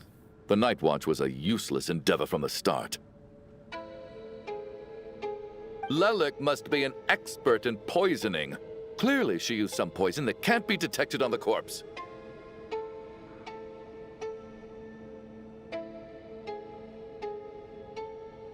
Here we go again. I would almost say that the entire thing is fake. And that, like, this isn't actually happening in reality. That's a little cliche, though. Listen, I was already thinking to myself last night, was Lelik's reason for revealing her identity the real story? Well, now I have my answer. It most certainly was not. She's been playing us for fools. You get off on this, don't you? Revealing your identity, only to carry on with your killing spree? That's a hideous thought. One that only a hideous mind like yours could dream up. How dare you? That's enough. Yesterday, you named Lelik as a suspect because the victims were both wealthy merchants. Lelik might have had a motive then. But today's victims were just ordinary people. Not to mention that they were colleagues of Odette and mine. What reason would she have to murder them? Let me guess. Just to scare you? Who knows? Maybe you don't know her as well as you think. I implore you all to ask yourselves, how many people are there really in this world that have what it takes to kill another person? Not many, I'd wager. Clueless. Lelik is well known to be a ruthless operator, and now she has revealed her identity. How could it be any more obvious? Everything you've said so far is still just conjecture, which doesn't constitute a concrete lead. You need to back up your claims with some evidence. How can you defend her, officer? What did she say to you while you were on night watch? She said, hey. maybe I shouldn't be so surprised. You military types are always colluding with criminals to target the rich. All so you can get your grubby paws on our hard-earned fortunes, then tell us to fall in line. The Fatui, the Druzhna, and the Rokot. Thugs, the lot of you. Punch him. Don't you dare.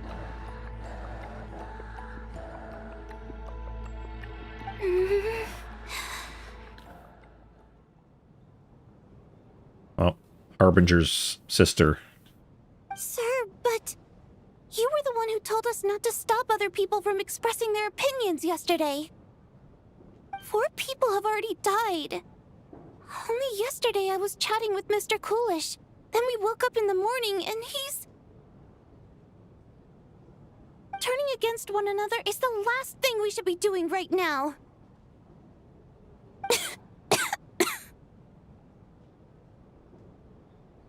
Little girl. Even if... Yo, she's got a name. Mr. Chuganov is a puffed-up, pig-headed windbag who doesn't have a clue what he's talking about. He's still one of the victims here, isn't he?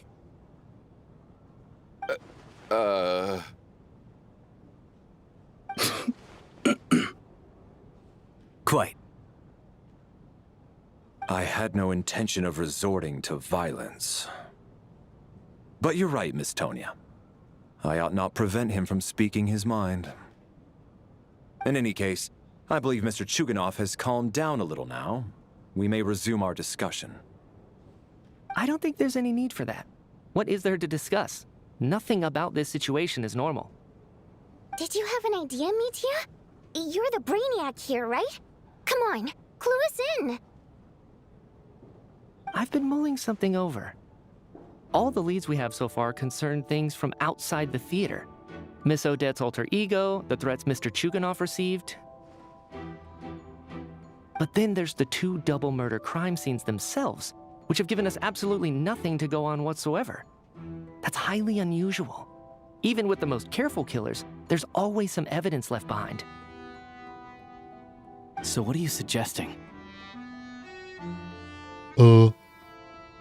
Their hearts just stopped. I think this could be a supernatural event. It isn't characteristic of human-on-human homicide at all. Correct me if I'm wrong, but aren't you supposed to be a scientist? That doesn't sound like a conclusion someone like you is supposed to make. Yeah, Odette randomly telling us that the core Ignis has, or had, the ability to, like, connect directly to Signora during this is kind of sus. I got into scientific research because of my insatiable curiosity.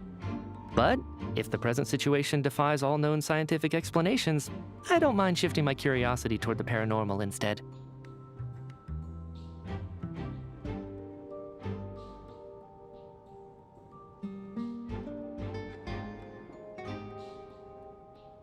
Now that you mention it, I remember when I first came to the theater. I heard rumors about this place being haunted. Oh, now you tell us. Haunted? Yeah, I think I heard the same thing. But I mean, they're only rumors, right? We've worked here for years. Surely we would have noticed any spooky goings-on by now. Well, this has taken an unexpected turn. A haunted theater? If Paimon were here, she'd probably be hiding behind me in fear right now. She'd have been doing that. Why don't we take this opportunity to look for clues again with a more open mind? Maybe a different perspective will help us see something different. Yeah, I doubt it. Very well. Whether it's criminals or ghosts we're looking for, the same rules apply. Everyone needs to tread carefully. I'll move the bodies into the same room for now. Tread lightly.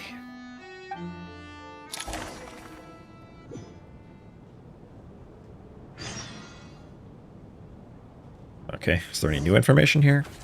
Other than what it just updated?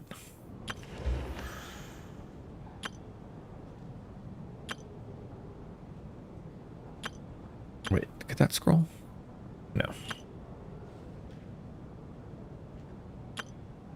Hey, it's me.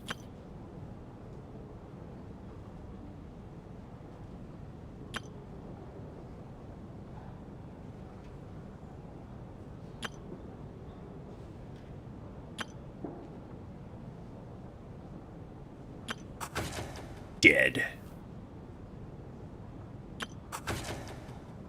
Super dead. Double dead. What if there's a clue in, like, the pictures? Like, it's trying to make you look at the text, but maybe there's, like...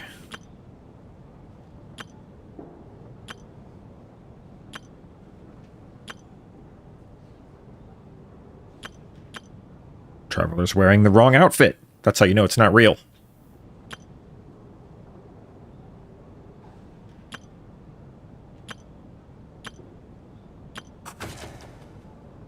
Nope. Yeah, I don't know why it keeps showing this when it doesn't update anything.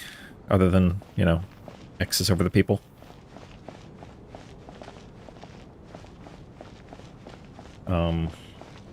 Theory? I don't know.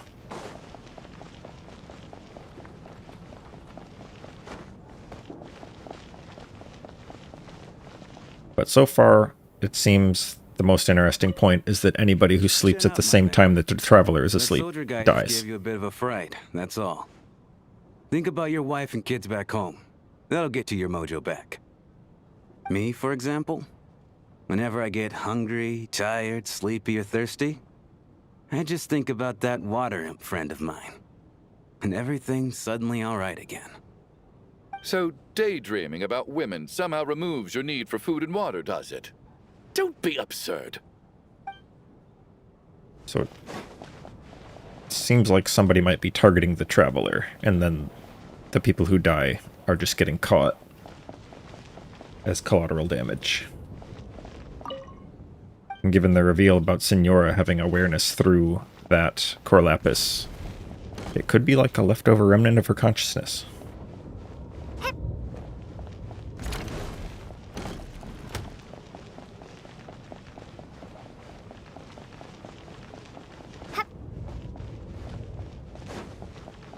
I want to go in these rooms. Why won't they let me?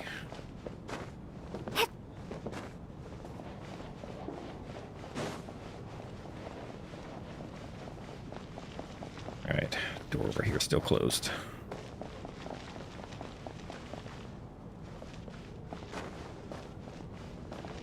Man, they dragged everything out here.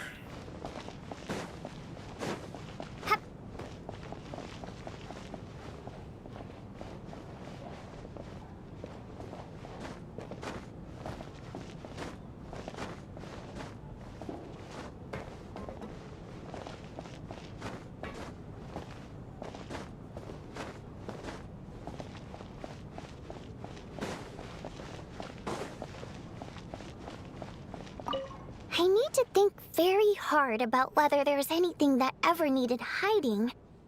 After all these years, there must be some things even I've forgotten about.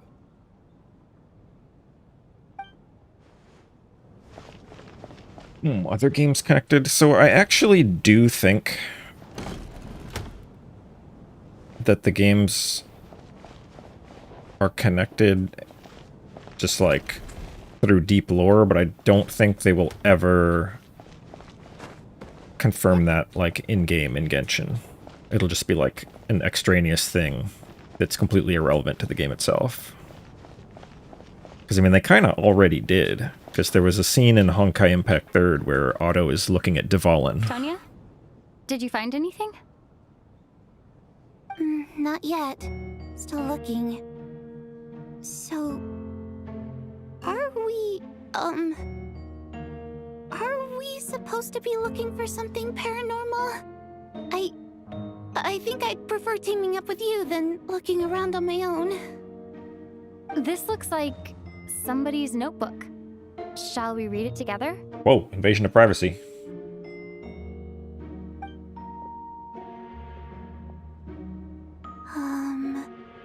Well, it doesn't look scary or anything, so I guess it should be fine.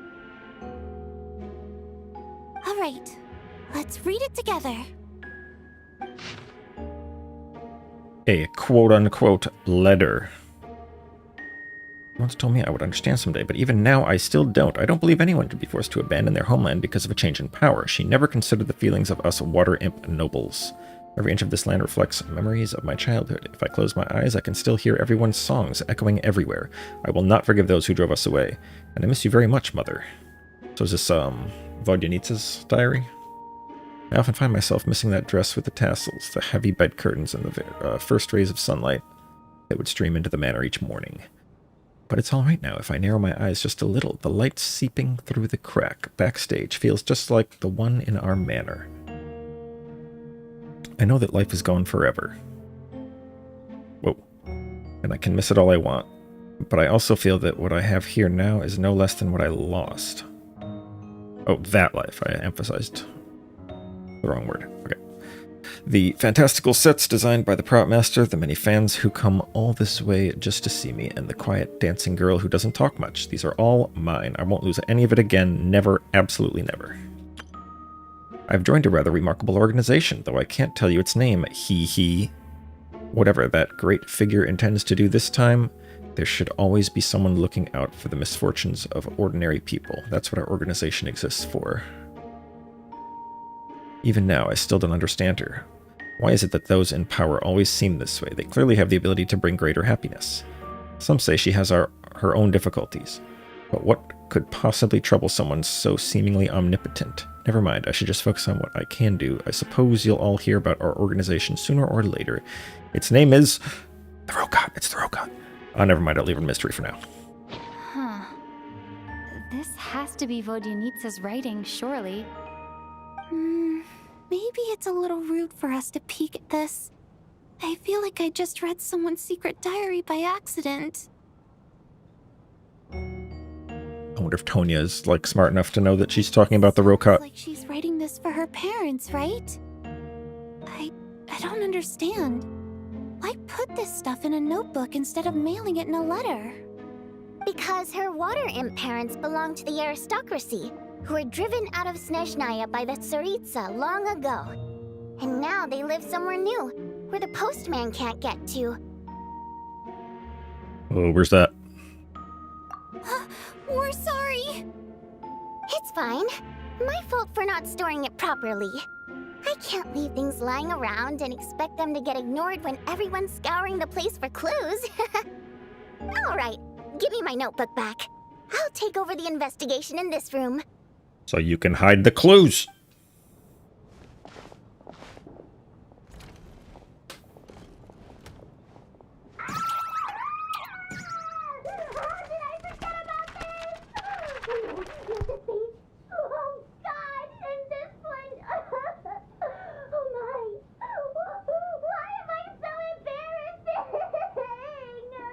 Well, you're only making it worse if you're going to scream that out.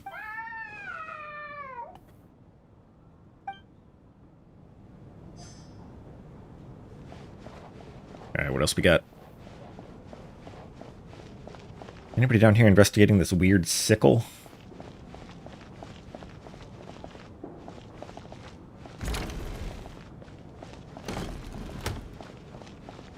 Can you guys explain why there's a sickle just sitting here?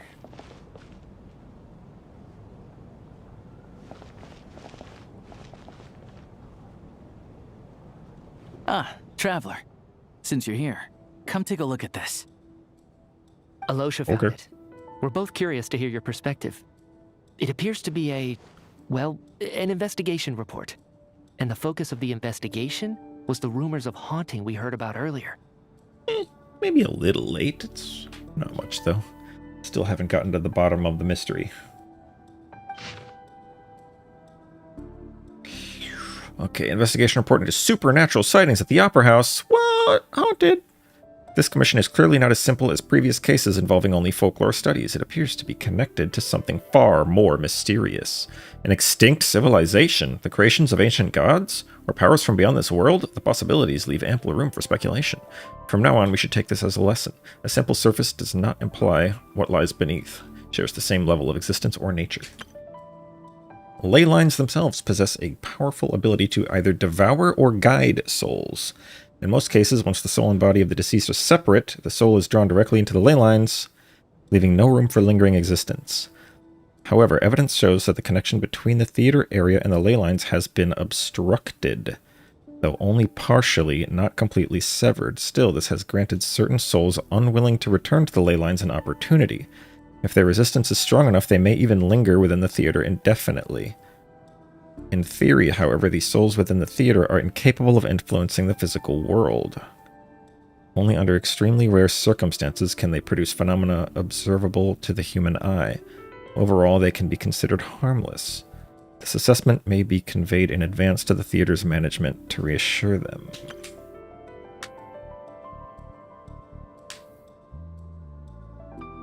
But for me, the investigation does not end here. Uncovering the reason why the ley lines have been obstructed is the true focus of this inquiry. After consulting multiple sources, the most reliable hypothesis at present appears to be the existence of an angel civilization and its preliminary attempts at ley line renovation. Okay, Hyperborea. You guys do that, I guess. There is too little information available here. I must return home as soon as possible. Yeah. So this makes me think even more that it's Signora's leftover consciousness that is able to influence physical world because of the core Ignis being brought here, and she's trying to kill Traveler and accidentally killing people instead of Traveler. So that is going to be my current theory for now.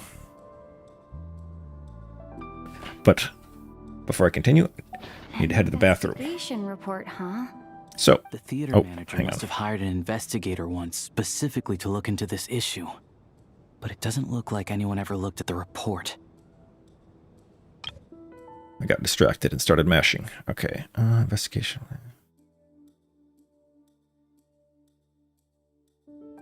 Sumeru origin. Investigator from Sumeru. Alright.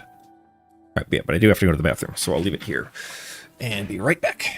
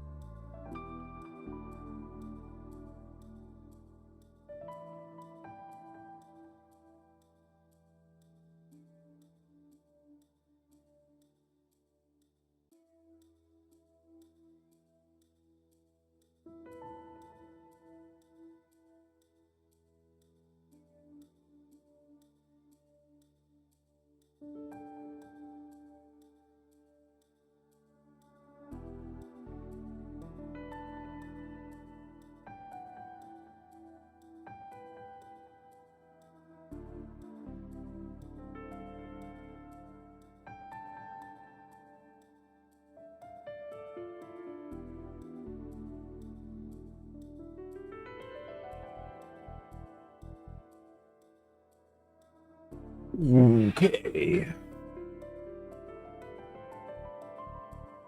Okay.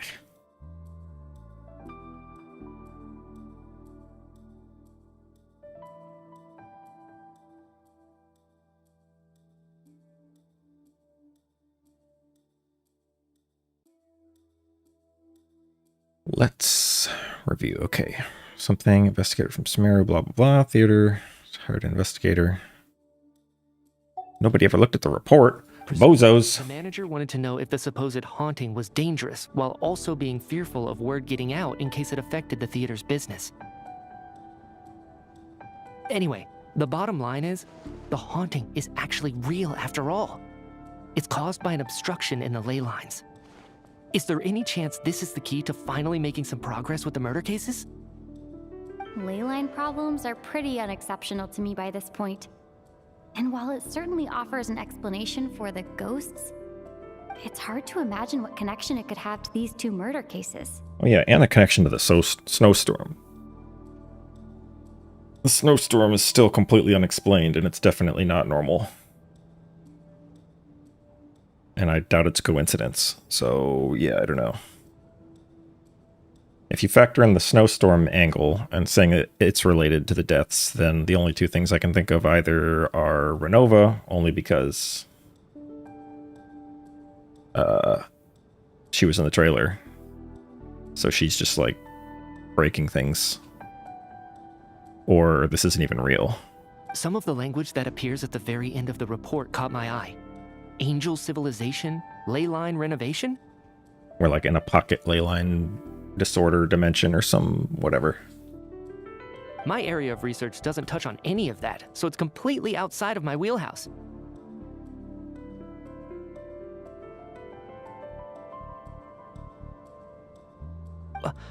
Huh? A piece of paper just fell out from the report. It landed right by your feet. Wow, what a coincidence.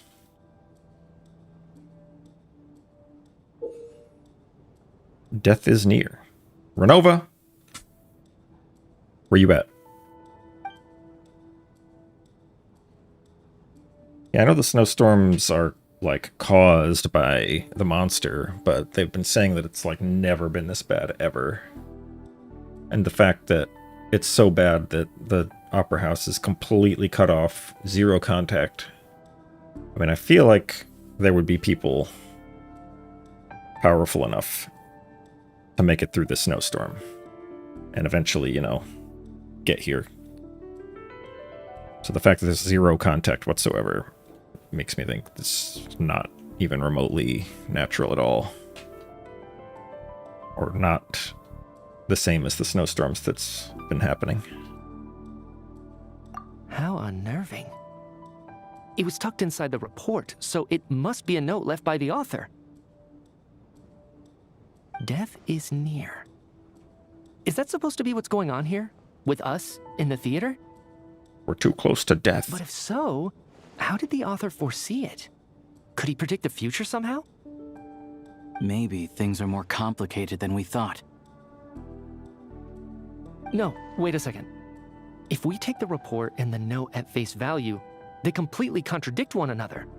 The report definitively concludes that the hauntings in the theater are harmless and cannot affect the real world. But the note seems to be warning of potential danger. The question is, what exactly does the note mean by death? I don't know. Well, Ronova was in the trailer, so probably her.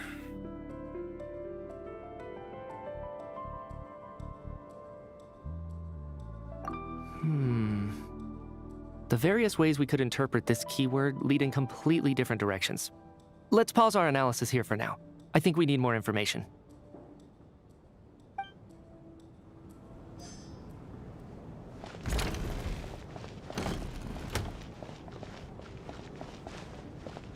Sickle.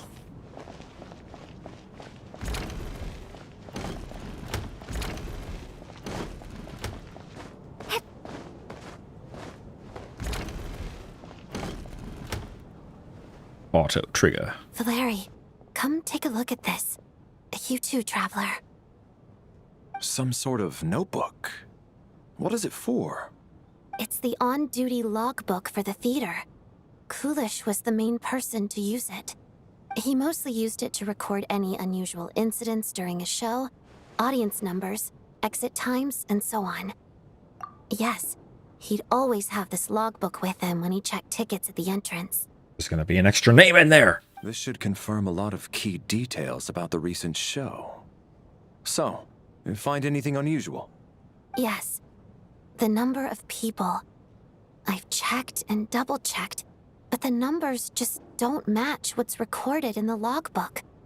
Apparently, we have an extra person among us. So there's an extra person and one less name in there. Are we certain that logbook is accurate? Could someone have sneaked in without buying a ticket or something? Yeah, probably. Unlikely. Coolish took his duties very seriously. I've rarely seen any errors in his work. Not to mention that this was a dress rehearsal, meaning smaller audience numbers and tighter ticket restrictions than usual. Everything would have been well within his control. We no longer have our tickets with us, do we? They got collected on entry. I assume there's no way we can check them again. Yeah, I was saying, that's why you only take the ticket stub. You don't take the whole ticket. Unfortunately not. The theater recycles tickets. Once people are in the door, they don't tend to leave until the show ends. So we collect the tickets at the point of entry.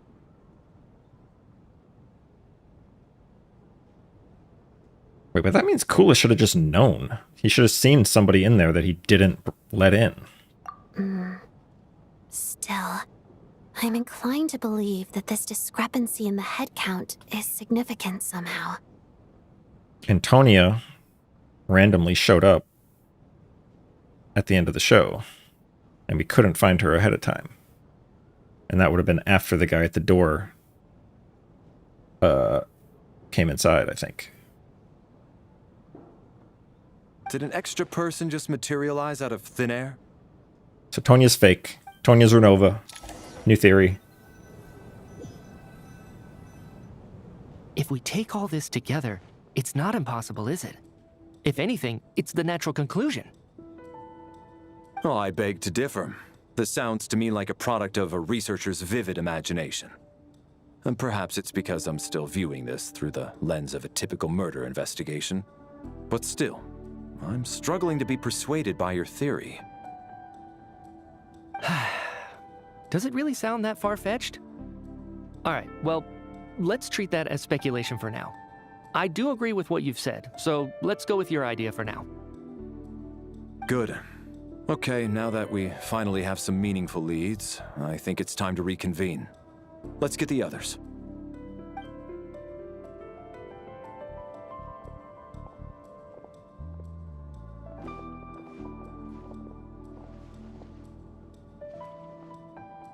So, that's about everything we've discovered so far.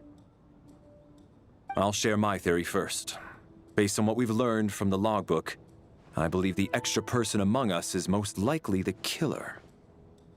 If the killer had simply bought a ticket, it would have greatly increased the risk of their identity being exposed. But we also didn't buy a ticket.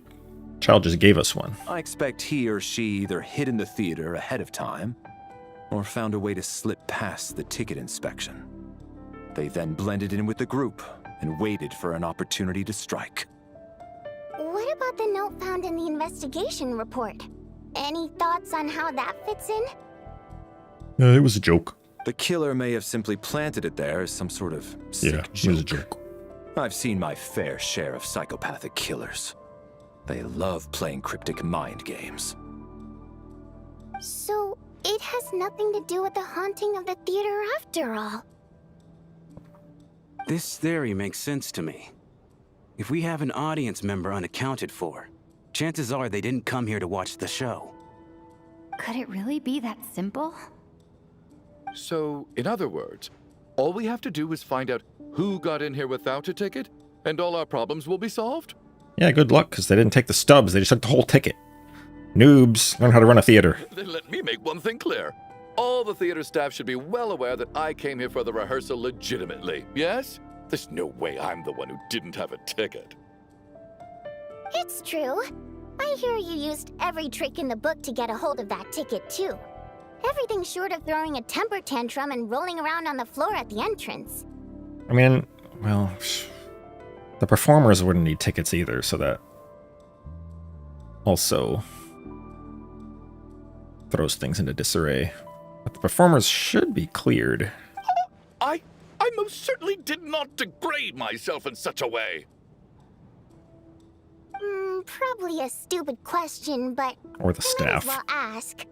Did anyone here get in without having their ticket checked? Yeah, so I guess the staff would have been 2 of those people who died, and then these 3. So they wouldn't have had tickets.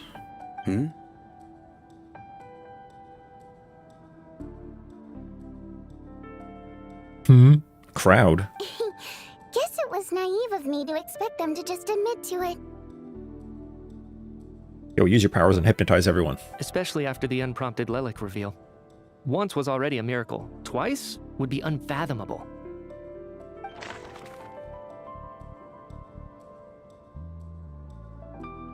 Let's go through them all again. Let's see, is there anything in here in the text that reveals anything? Well, he's dead. Staff member, so he wouldn't have had a ticket anyway.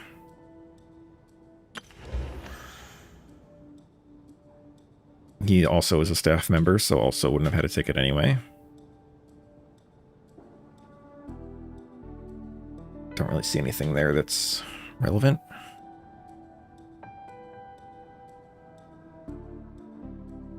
Unless he's like a complete fake and not Chuganov at all, he seems legit.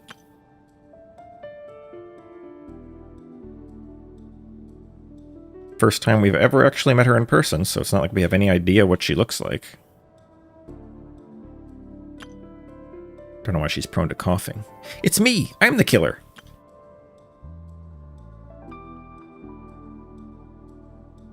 Also, a staff member. He probably had a ticket, I don't know.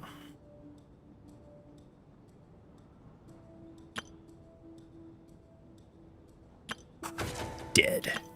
Dead. Yeah, let's go with Tanya. Tonya received her ticket the same way I did. How do you know? The child got both of them together. In any case, I knew in advance that Tonya was coming. Yeah, but you didn't see her enter. Lame. That guy. I don't believe any of us here knew Shram before all this.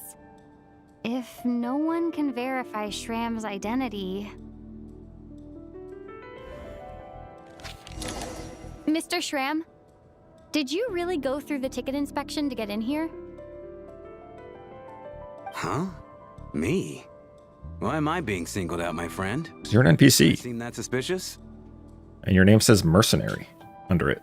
It's not that you stand out as suspicious, more that everyone else has been ruled out as trustworthy. Okay. Well, we spent the best part of 2 days together now, so I'm sure you can all tell what kind of person I am. I'm a true gentleman. I never dream of doing something like sneaking to the theater without a ticket. Yeah, I have no doubt that you're a good person. But the problem is, none of us here actually know you, so no one can say for sure that you are who you claim to be. Although, actually, what was it you said last night? Yeah, you're friends with that water imp, which is why you understand our primary mode of expression. Last time I checked, there were barely any of us remaining in Snezhnaya, since most of the water imps left. Could you tell me a little bit more about your friend? There's a good chance I actually know her. Alright, he's been stalking you. And I suppose it's also kind of a way for everyone else to get to know you a little better.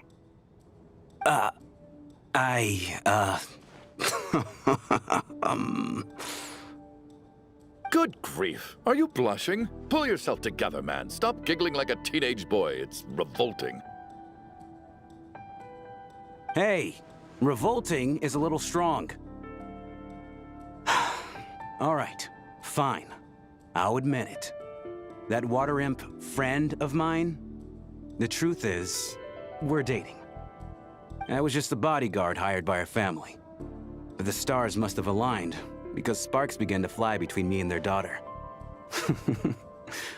Never in my wildest dreams did I think I'd get so lucky. We don't need details. Just get to the point. Yeah, save the details for ZZZ. Okay. I'm just a little hesitant to reveal her name, that's all. You know how it is. These are delicate times. Even with me to protect her. If word gets out that she's dating a human, both the Fae and human factions will give her a hard time. Really? Wait, no. That can't be. Weird sound effect. Huh? Shram, what the devil are you talking about? Why is everyone looking at me like that? Surely you can understand where I'm coming from. Delicate times? Factions? Yes? You know, the Civil War? Last time I checked, the Fae and the humans were still at each other's throats. Those bro from like before the Tsaritsa's time? If I'm not mistaken, the last significant civil war in Snezhnaya history was over 400 years ago, when Her Majesty the Tsaritsa had just taken the throne and was consolidating her reign. What do you mean, 400 years ago? What's going on here? Is Shram from the past? All right, Mr. Mitya, you win this round. As far-fetched as it is, it appears that your theory may be correct. I'm just as amazed as you are. I didn't even believe it myself, to be honest. So maybe he's the ghost. I don't know. I don't know if I buy that he's the one killing people, though. Is someone going to explain what's going on here? From the look on your face, you figured it out too, haven't you, Traveler?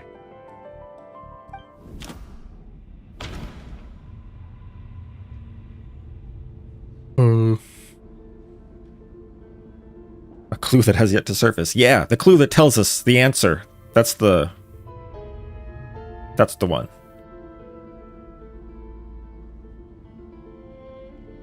Shram's true identity. I don't know, this one probably? The theater's ley lines have been modified to block souls within its grounds from returning to them. Some souls can even wander this place forever. Mr. Shram's statement proves he's from hundreds of years ago. And according to the investigation report on the theater hauntings, Mr. Shram is very likely a lost soul wandering the theater. Yeah, but they're not supposed to be harmful. I personally... What? The true nature of the extra person? A soul wandering the theater? No. No. I personally... Well, I mean, I personally... I don't think I'm that redundant. Rip. For some unknown reason, the soul that has been wandering the theater due to the leyline issues has joined our group and blended in. Yeah, that must be the immediate reason why the ticket count doesn't match the number of people present. Death is near. Death most likely refers to...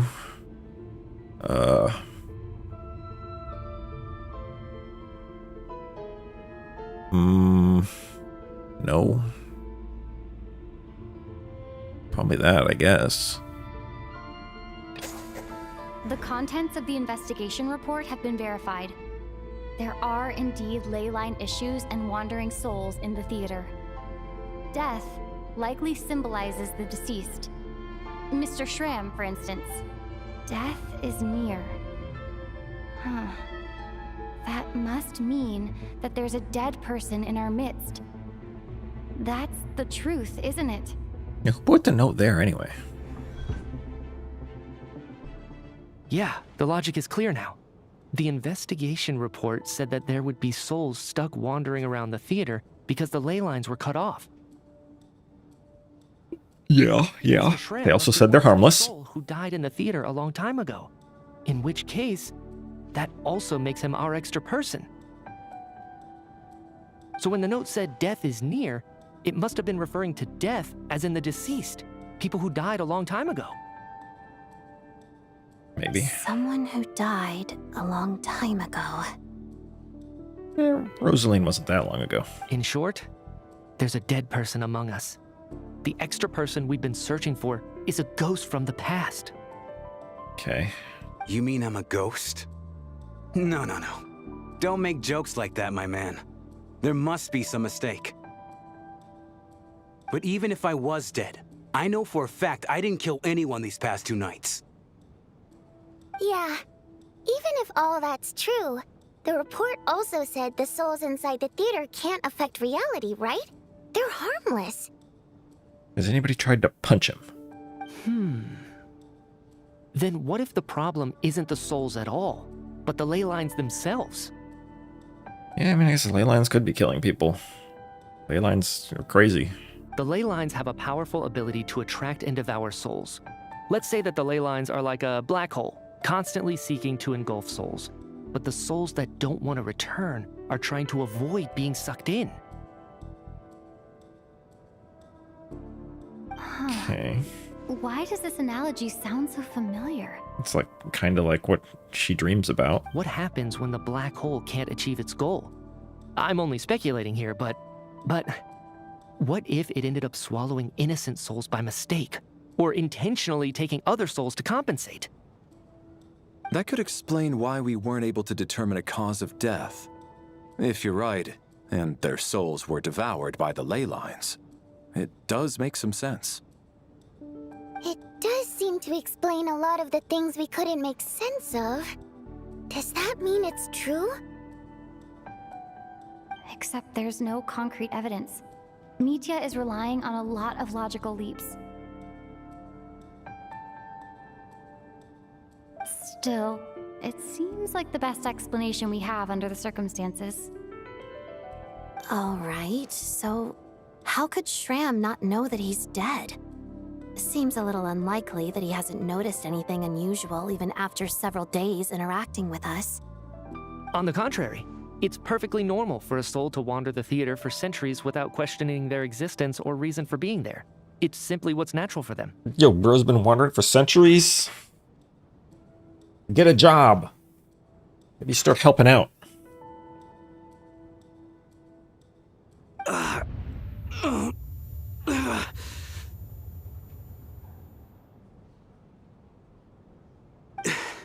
You know what, Mr. Brainiac? I think you might actually be right after all. Headache. Headache means you're dead. Yep, he's got it. I'm trying to remember and... even though my head feels like it's going to explode, I think... it's all coming back to me. Oh no! And then he explodes. I was the one who didn't want to remember my own death, so I forced myself to forget. Well, I'm sure those are painful memories. My lady and I snuck out to go on a date one day. We bought tickets for the theater. It wasn't really my thing, but I was just happy to be together. All of a sudden, a group of people burst into the theater, shouting for all the water imps to get out, performers and audience members included. It was clear the conflict between humans and Fae had reached a boiling point. This time, the extremists were even coming after the water imps who had nothing to do with the war. I thought I could pull one over on them, so I took off my jacket, draped it over my lady, and tried to sneak out amid the chaos. But I got caught. They started shouting, calling me a traitor to humanity. But I was going to do whatever it took to buy our chance to escape, no matter how many people stood in my way. I had to, both as their bodyguard and out of love. And that was Vodyanitsa's grandmother. It's all right, friend. You can stop there if you want. You don't need to dig all that up again. It's just... even now, I'm still struggling to accept the truth. How could I be dead? I'm sorry, everyone.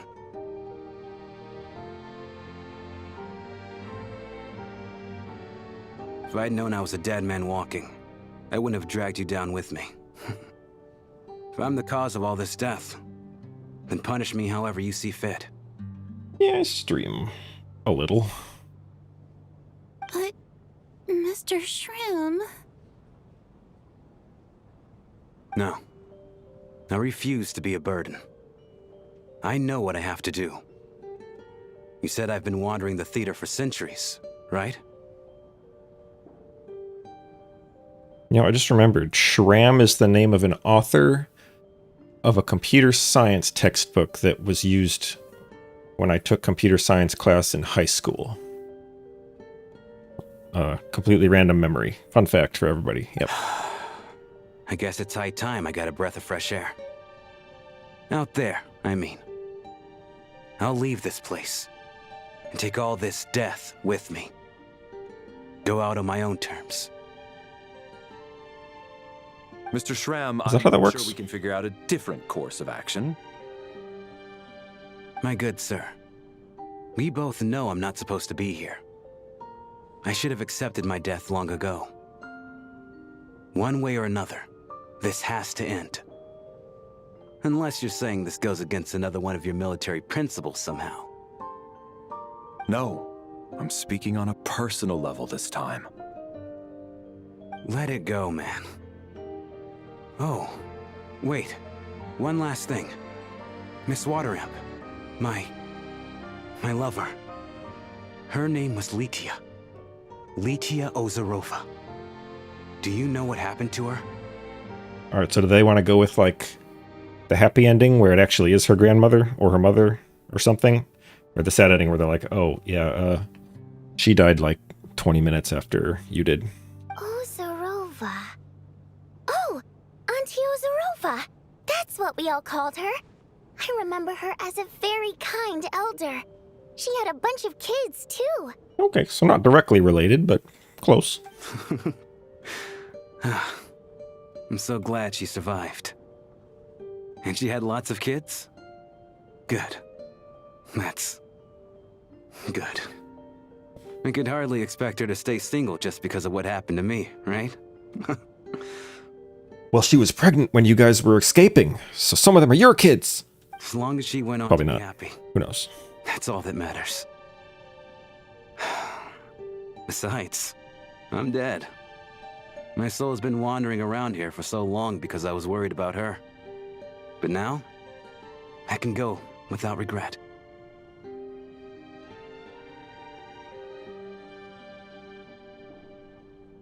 There's no need to see me off, my friends. I've enjoyed our time together over these past few days. Perhaps we'll meet again in the next life.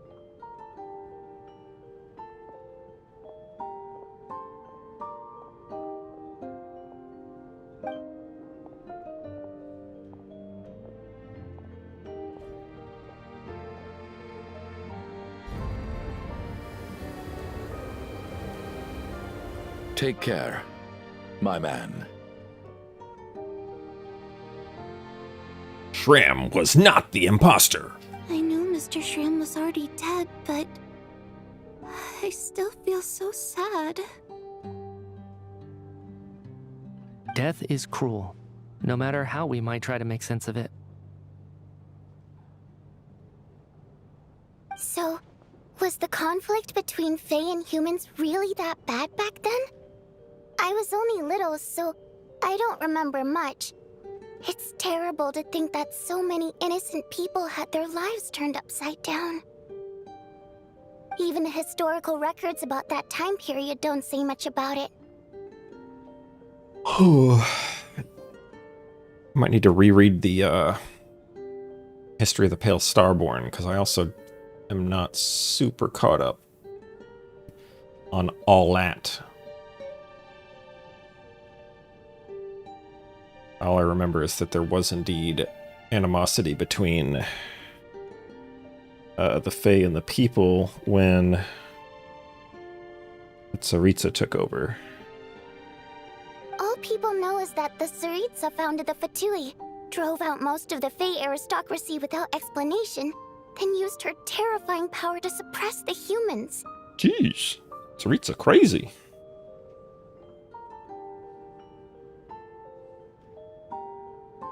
It seems to me like the Tsaritsa chose to make herself the enemy. She downplayed the conflict, directing whatever animosity both sides had for each other at herself instead. That's also why, despite how brutal the conflict was at the time, there hasn't been much lingering tension between humans and Fae since. Things... So, Oh, accidentally skipped. Tsaritsa banished the Fae to protect the Fae living in the city? She offered herself up to be hated in exchange for peace. Yeah, because she's the first angel, so she created the Fae. And so wanted them to survive. Maybe it's not quite as bad as it sounds. I don't think Her Majesty is too concerned if mortals hate her or not. And besides, there are very few who truly do. All this time, I had no idea. All right. If Mitia's theory is correct, then I think we can consider this matter settled. Let's all take a break. She's allegedly a Fae.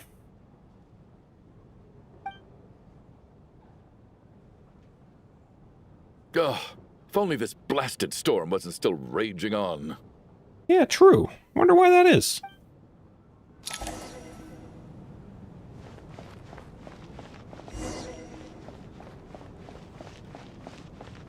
Return to your room. Oh, so are we separating again? Are we just assuming that nobody else is going to die? I guess I should talk to people in order, starting with this dude. I was actually planning on hiring him as my bodyguard after we got out of here, you know. Oh, poor guy. Yeah, I bet you were.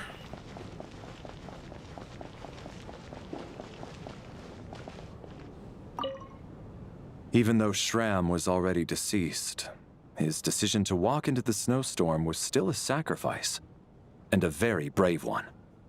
This is one of the few times I don't feel at all happy to have my theory proven true. I plan on finishing the quest today, yes. I don't want to draw it out too far. Well, at least it seems like Mr. Shram stayed optimistic until the end. The information he revealed, it's given me a lot to think about. Thanks, you give me a lot to think about. At least the lingering regret that kept him here has been put to rest. That's not necessarily a bad thing.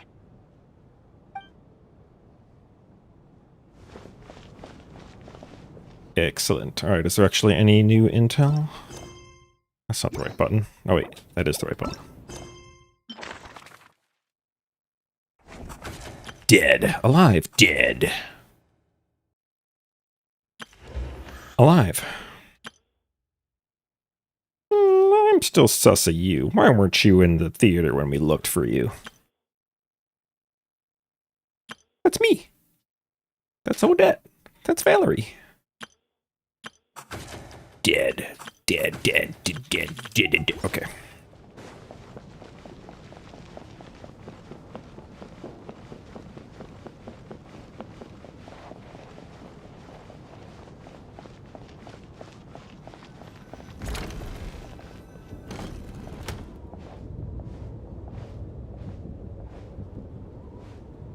Looks like now we can just rest until the snowstorm stops. Cap. I still can't believe Shram turned out to be a ghost who'd been in the theater for hundreds of years. To think he was dead this whole time. What a strange turn of events. Knock, knock. The door's closed. I mean, I ruined the joke. It's over. Hmm? Knock, knock. You know the door isn't closed, right? You don't have to knock. Think of it as a signal, then. When I'm entering someone else's room and I knock, I'm here as Odette. If I don't knock, it's Lelik. Okay. Thanks. So, why did you come to find me? Is there something I can help with? Vodyanitsa said you knew about my secret identity from the start. Define start. But when everyone was discussing who Lelik could be, you were worried that revealing what you knew would be unfair to me, so you kept it to yourself, right? Yes, I'm extremely grateful for that. It's nothing. I mean, you didn't hold what happened with Signora against me, so I should thank you for that as well. Yeah, but she didn't even like Signora. Actually, there's something else as well. I found myself in a situation similar to the one you were in when you helped conceal my identity. So I thought I'd come and ask you for advice. It's about Mitya. Before all of this, the last time I saw him, he was dead. As I'm sure you know, my goal as Lelik was to stop Project Stuja. Well, when I found out the tech lead for the experiment behind Project Stuja was Mitya, I immediately started planning to track him down and threaten him to back out. I often saw him around the theater, but I soon concluded that making my move there would risk exposing my identity. So I decided to infiltrate the Armory Palace and go directly to his lab. That way, the threat would be much more effective. Well, I suppose there was a bit of luck involved, but I am a Fatus, so I already had some familiarity with the building's layout. But when I finally made it to his lab, Mitya seemed to be dead. Is he a zombie like Chi-Chi? I checked his breathing and his pulse. He had no vital signs whatsoever. What about his Certain of that. scarf? Did he have his scarf on him? And it just let you mess with him? I thought maybe another anti-Project Stuja activist had beaten me to it, and chosen a much more brutal method. So I made myself scarce. That's why you were so on guard around Mitya that first night here.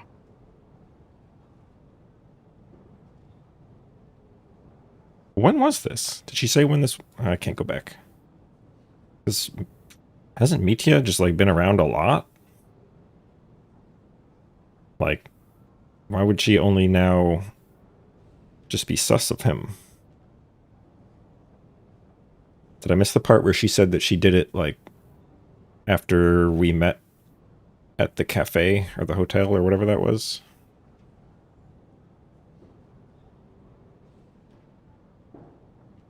Yes. When I saw him sitting in the audience during the performance, I could barely contain the shock. To me, it was a miracle. Somehow, he'd come back from the dead. But then, the murder started happening and things got so complicated that it wasn't really at the front of my mind. Oh yeah, she wasn't there. That was Ayosha and Vodyanitsa and the Traveler. I don't know, surely he's been in the audience before, but I don't know. That is, until Mitya himself said there must be a dead person among us. Then I couldn't ignore it any longer.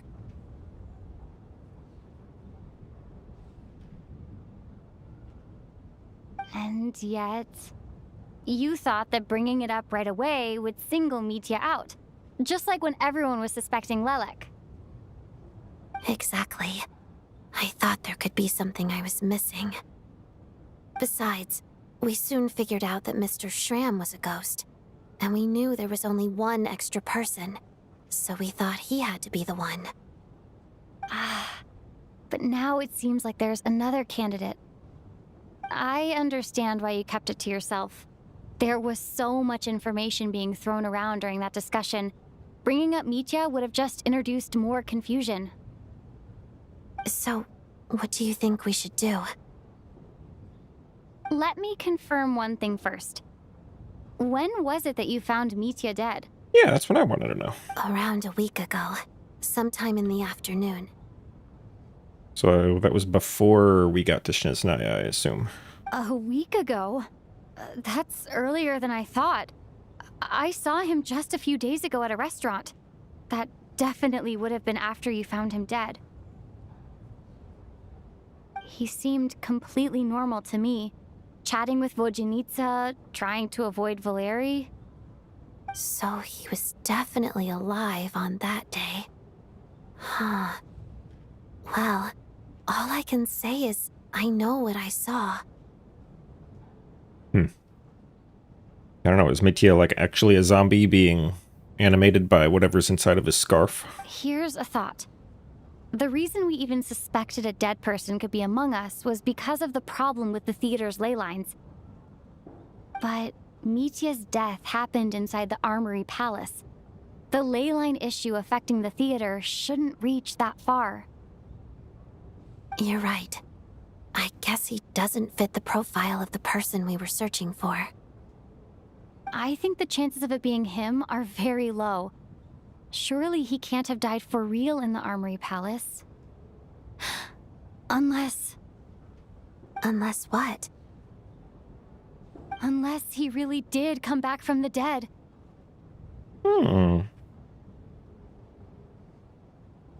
Is that what the weapon is? A way to revive people?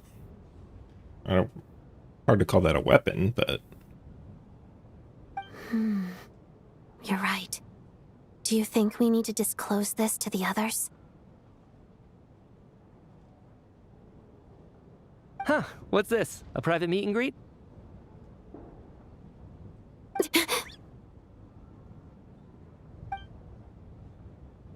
Where do I line up? I would explain why Ronova's pissed if they found a way to undo death. That's not what's going on here. Well, I was just making the rounds. Thought I'd try to lighten the mood a bit. Vodyanitsa's handing out food if you're hungry.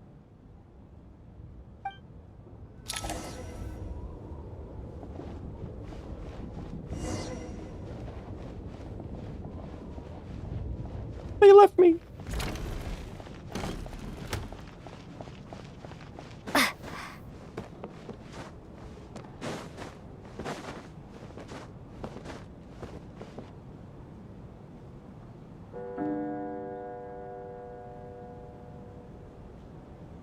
What is going on with this storm? Could it be connected to that monster that just arrived in Snezhnaya? Just arrived. I almost hope it is. Her Majesty the Tsaritsa left to vanquish that beast herself. We just need to wait for her triumphant return.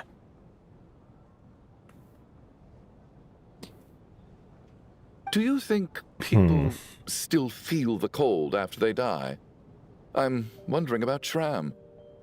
Oh, maybe we should have given him a coat before he went out there.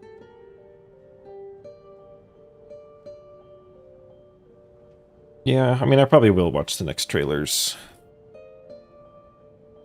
They are kind of spoilers, but, I mean, is what it is. Death itself is cold, isn't it? I'm sure the storm will embrace him. I'm kind of assuming that Ronova showing up isn't going to be the biggest thing that happens in this quest, because usually they hold something back. Like with the Nod Cry quest, they did not reveal Rerir at all until mid-quest when Columbina name-dropped him. Well, so I'm kind of hoping that there's something huge that happens here that wasn't in the trailer. him, I think. It's not like we can blame him for Rampana and Kulish's deaths. Thinking back on it, we barely made it out alive ourselves. But then again, that didn't stop them with the Moon Quest, where they literally spoiled everything. Like, imagine if you went into the Moon Quest not knowing that we were going to go to the dark side of the moon. That would have been insane when you went over that hill and saw the freaking moon cannon. Like, holy. But no, they just had to show the whole thing in the trailer. Once we get out of here, how are we going to explain what happened to their families?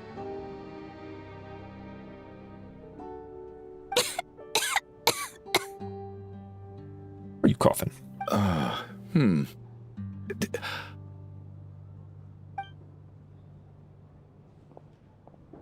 Are you okay? Here, take this. I've never used it.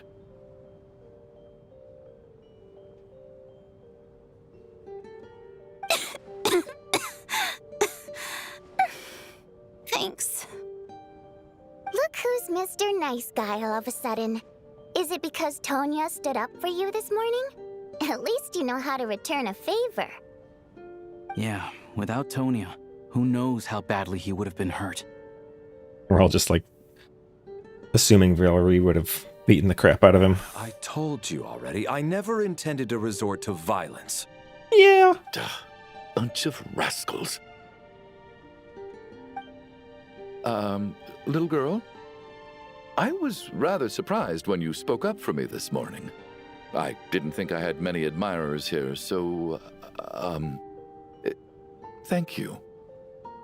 Oh, no need to thank me. I said some bad stuff about you too. I already forgot. I've been, too embarrassed to admit it, but, you remind me a lot of my daughter.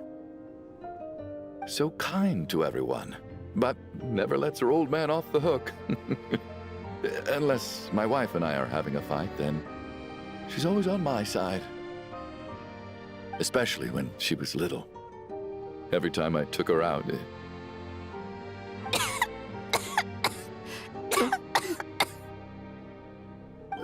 All right, easy now.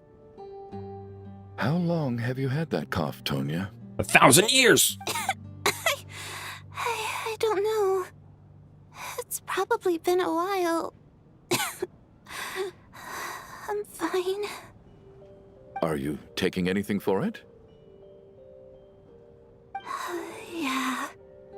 I'll be fine once I see my brother. He's gonna pick some frost fairy flower leaves and brew a tonic for me. I'll feel much better once I drink that. I see. That's good to hear, then. Why did he have a We reaction? should probably discuss arrangements for tonight. Now that the deceased has left our midst, there shouldn't be any more incidents. What's odd about Frost Fairy flower leaves and brew a tonic?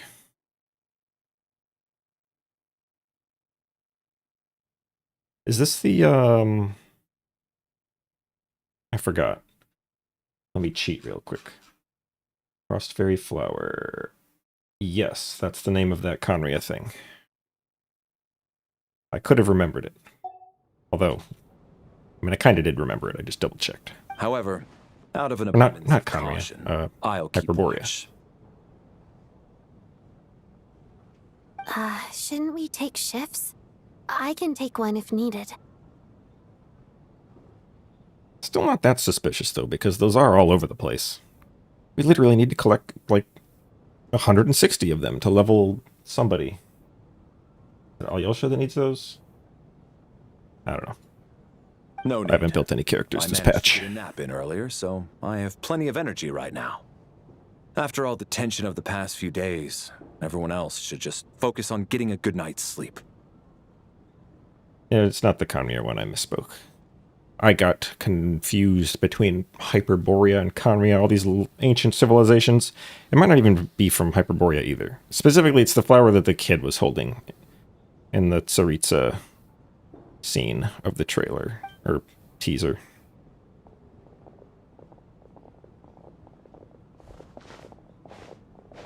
What a long day. This whole situation turned out to be way more complicated than I expected. But Valeri's right. I should just try to calm down and get some rest. The last thing I want is to give myself nightmares. Well, you're about to have another one. Yo, let's get that black mist.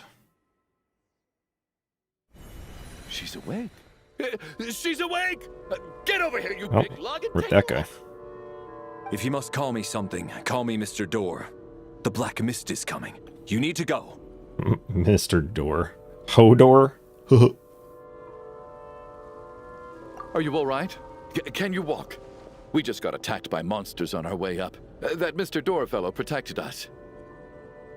Oh, nice. Haven't really been looking at my view count. He just seemed to come out of nowhere.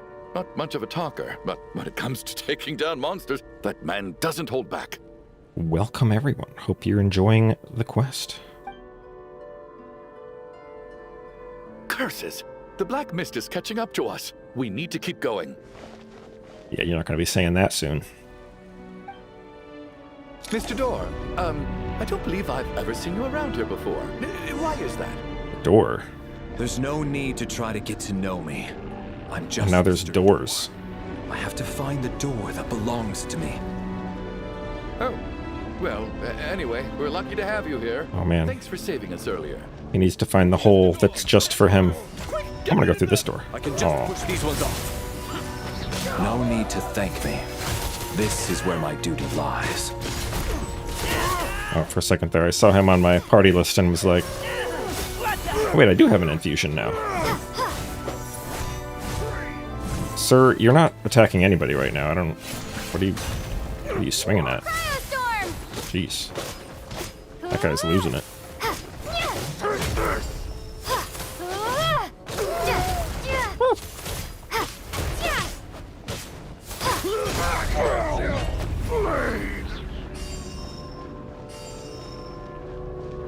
Ooh, pillar's rotating.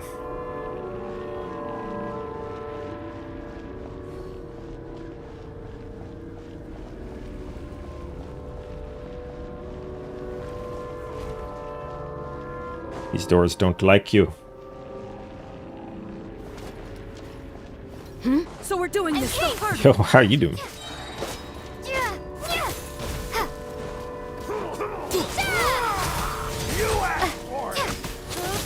Ow.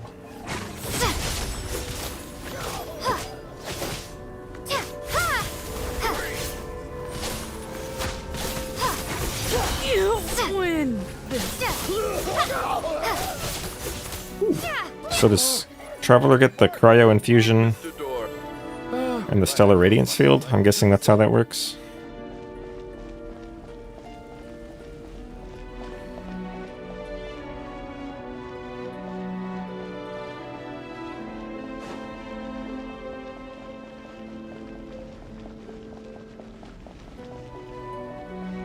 Are none of these doors the one you're looking for? No, obviously not.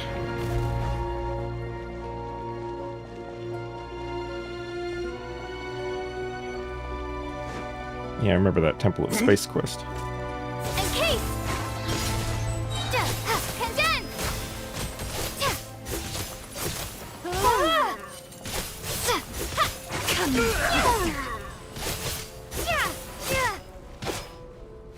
Oh wow, he's gone. Hey, where did you two come from?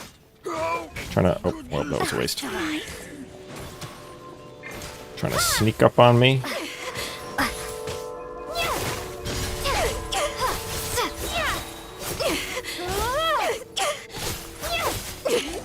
Impossible. I'm so exhausted. And the black mist is still rising. Oh.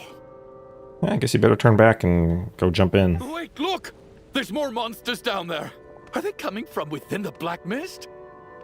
Why not? No! They're gaining on us! Quick, keep going, or they'll be at our heels any second!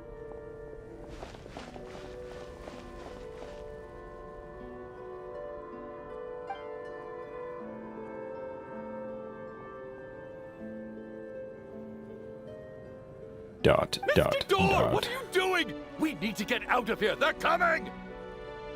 He's gonna throw you in. Found it. Oh. This is my door. It was made just for me. What?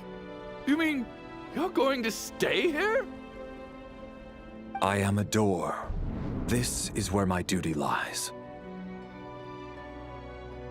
No! You saved us! We can't leave you behind! You must keep going. A door can only keep things out for so long. You must make haste. But... He can't die. Oh, you're right. He's playable. Let's well, go.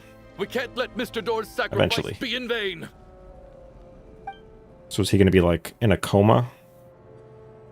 To symbolize not dying to the mist, but trying to fight it off? Anymore. Looks like both the monsters and Mr. Door are gone. I didn't just imagine all that, did I? No, we're imagining everything, it's fine. Surely I wasn't so scared out of my mind that I hallucinated a door as a human being. Oh, okay, good. There's no way we both hallucinated the same thing. Getting sleepy? Well, Looks like we're safe for now. Go ahead. Let's get some rest.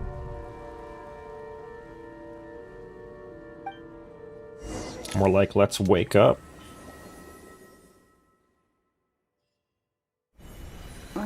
What time is it? Is it morning? I think I had a nightmare. Oh, what I else guess is new? everyone's still asleep. These past 2 days have been exhausting. Valeri's keeping watch though, so he's probably the only one awake. About that. Valeri?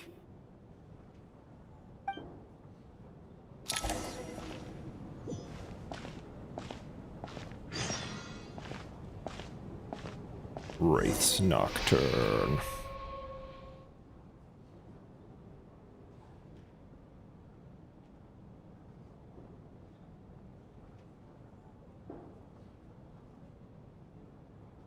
This text on the screen is also weird. Wake up! Everyone needs to wake up! The first time they've ever had, like, a black cloud as a backing for the text. Damn. Well, -1 Chad.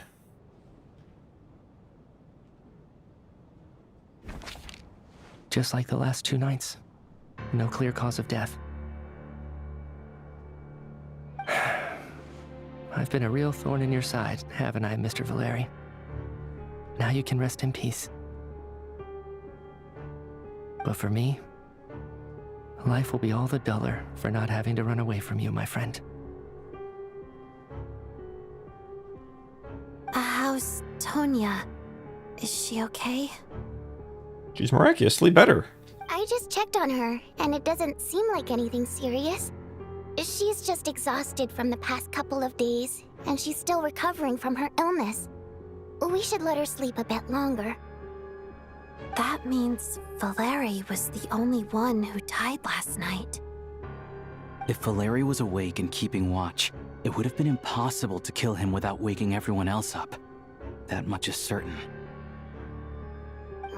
This is so frustrating. Why has nothing changed since yesterday? I thought we already dealt with the dead person causing all this. Actually, one thing has changed. There's only 1 victim this time, not 2. Does that mean... Yeah, it means it's your fault. Maybe.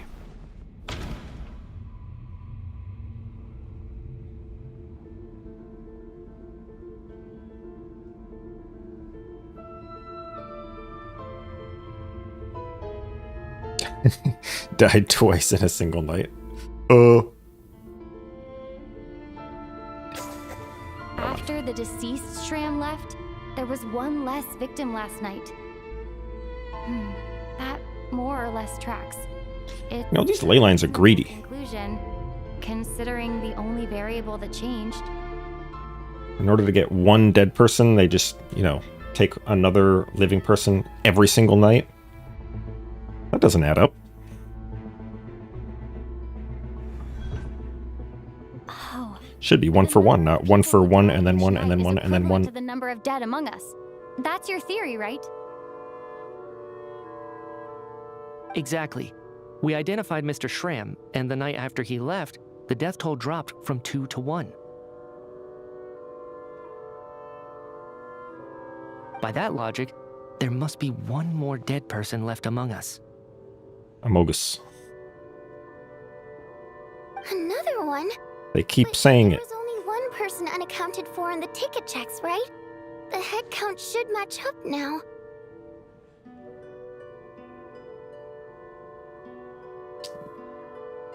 So if I were thinking about it, that would mean that whoever the other one is somebody who wouldn't have needed a ticket. Having an extra person was definitely a cause for alarm, but being 1 person short isn't nearly as unusual. Someone could have left in the middle of the show, or made it out before the storm hit. 1 more dead person among us. If Mitya's theory is right, then what Odette told me seems a lot more relevant. It's just, at the time, we had no reason to think there was more than 1 dead person. If only we'd taken it more seriously as a possibility, maybe this could have been avoided. I'm sorry. This is my fault. I had information that could have been helpful, but I held back. I should have brought it up right away. I'm partly to blame as well. I was too quick to dismiss Odette's concerns. What is this about? What have you two been getting up to behind my back? Sounds like there's some big news you've been keeping from the rest of us. Well, we're all ears. Us keeping it from you? Jerk. I'm the dead person? Wow. That's certainly news to me. Odette and I talked about it yesterday, but we thought it just wasn't possible, so we left it at that. Yeah, I don't blame you. If I'd been there, I probably would have reached the same conclusion. It just sounds too unbelievable. Well, if it's related to what they're doing at the armory, whatever, then he should know why he was dead and then is alive. Let me just try and verify this. I just scoured my memories trying to think back to the afternoon Miss Odette mentioned. But I honestly have no recollection of dying. That's where I'm different than Mr. Schramm. Having seen Mr. Mitya a few days ago myself, I also find it hard to believe he could be the other dead person among us. Well, if it isn't Mitya, then who? Do we vote on it? Oh man, they are playing Among Us.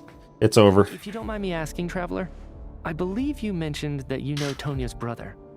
Had you ever met her before all this? No. No, never. Wait, are you saying... Now, just 1 minute. I know where this is going. You can't just randomly point a finger at anyone you want. You're in the hot seat, and all of a sudden you want to divert our suspicions onto somebody else? Yeah.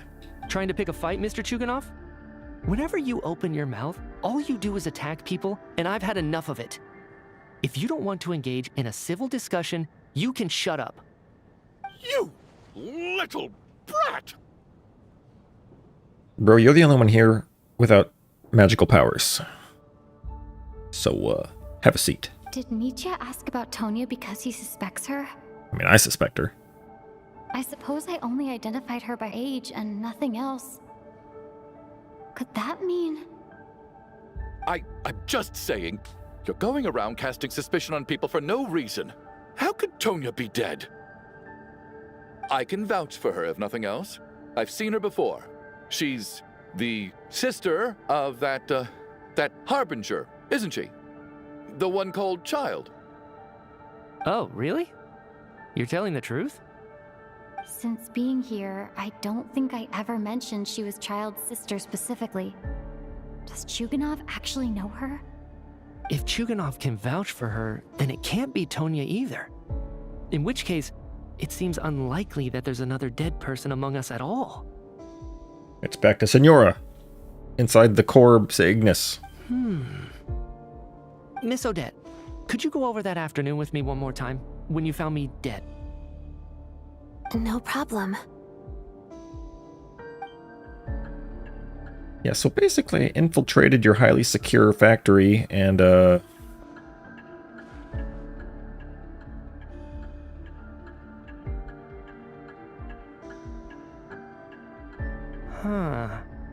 No matter how hard I try, I just can't remember anything about dying. But I do remember something else. Miss Vojanitsa, during our last meal together, I told you how some of the researchers were suffering from temporary memory loss. Do you remember that? yeah, you're one of them. You forgot dying. Oh, yeah. You said it was hindering the progress of your experiments.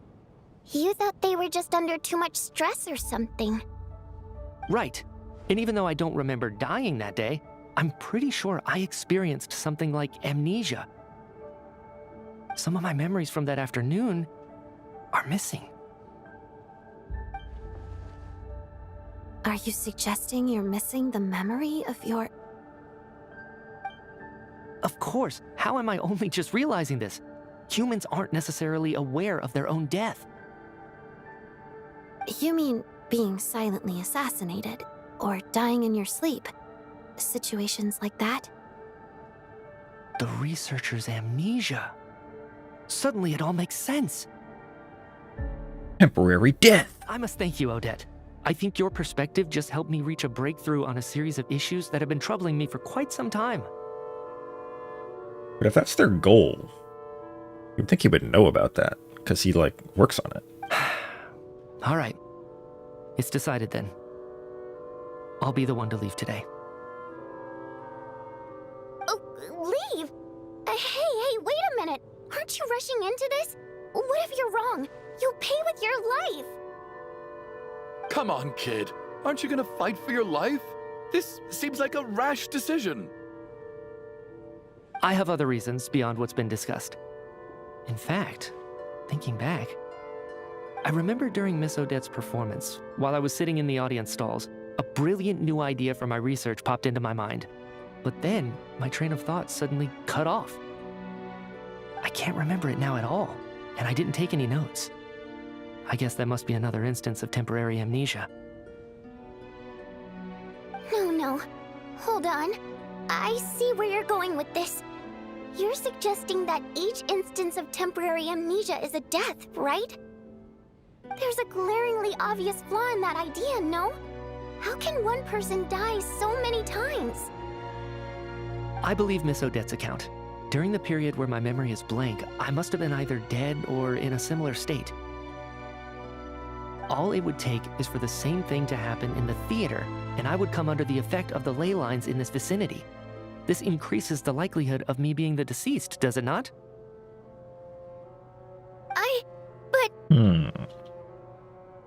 There's no evidence to suggest that anyone other than me is a candidate for the deceased. So allow me, as a scientist, to treat this as an experiment. Please relax, everyone. I don't think things are as bad as they may seem. If I really am the deceased, then to leave the theater will be a relief for me. If, on the other hand, I'm still alive right now, well, apparently you've all witnessed my resurrection recently anyway. Who's to say I won't return from the dead again this time?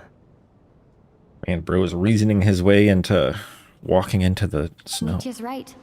This is the only thing we can try right now. I think he's deliberately downplaying the gravity of the situation, though. He probably doesn't want to burden everyone. What is a scientist if not someone who gambles on experiment after experiment in an attempt to obtain the truth? With this snowstorm, the ley line phenomenon, ghosts of the dead, and my amnesia, we've been paralyzed by not knowing and powerless to do anything about it. It's a terrible feeling. But if I do get resurrected, you can be sure that I'll come back with the truth of all this. Just you wait.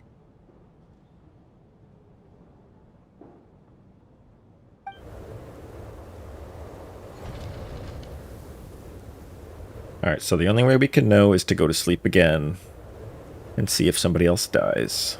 And I bet they will.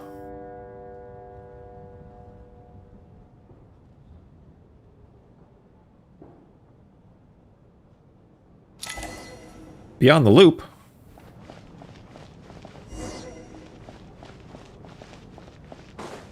Anybody hiding out here in the stalls? Fans? Audience? Whatever. This guy. Oh, that Valeri guy was packing even more muscle than I thought. I can't believe how heavy he was. Hauling him over there nearly killed me. Ah, curse this confounded snowstorm. Go bother some other poor souls instead. What do you want? I'm not in the mood to talk right now.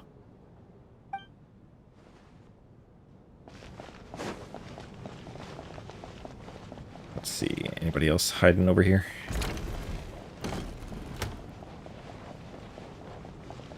Hey, I can't go in here anymore. Vodyanitsa locked her room.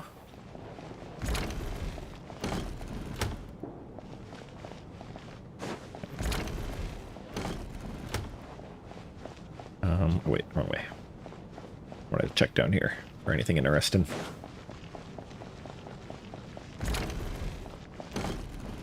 Suspicious sickle. Sitting there.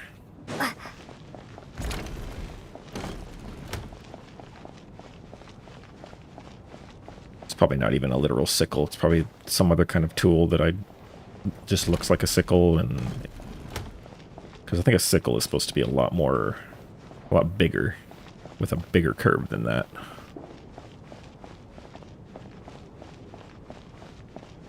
But whatever. Poor Mr. Mitya. I didn't even get to see him one last time. Maybe it's a good thing that you weren't there to see it. It was a hard thing to watch. I hate goodbyes. Why does it feel like everyone around me is slowly disappearing? Not just in here, I mean. In the outside world, too. Like who? Maybe it's the realization that, at the end of life, everyone has to face it alone. Come to think of it, the main reason we're still alive right now is pure luck. Each morning here, for every one of us, there's the chance that we might not wake up. You could take it a step further and say that the same is true outside, too. Who can never be 100% sure when they drift off to sleep that they'll open their eyes again in the morning? Bro, imagine, like, if it is her that's already dead, and it's like, she actually is Child's sister that died, and then, like, at the end, we find Child, and he's like, oh yeah, her ghost has just been in the theater, and I've just been pretending she's alive the whole time. Damn, that'd be rough. If I make it out of here, I'm going to cherish every moment that I'm awake and live without any regrets. Without regrets?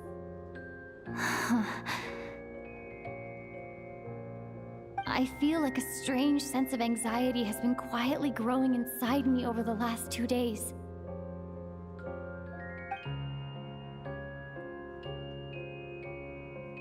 Are you okay? You look really glum. If something's bugging you, let's talk about it. There's only a few of us left here now. After everything we've been through, what's the point in keeping things bottled up? I have a travel companion named Paimon. Alosha and Odette have met her before. She's been feeling unwell recently. You're worried about her, aren't you? That makes sense. We've been trapped in here for days. To be honest, I used to feel like I was just a spectator in this world, watching everything that happens from the sidelines. Maybe it's because I'm a descender? They don't know what that means. A descender? But with Paimon by my side, over time, I slowly felt my connection to this world growing stronger. That was the Heavenly Principal's plan the whole time! She loves eating, sleeping, and having fun, but she's also a great guide. It's her authenticity that makes this whole world feel more real for me. Over the last few days that we've been apart, I've often caught myself wondering, what would Paimon say if she were here right now?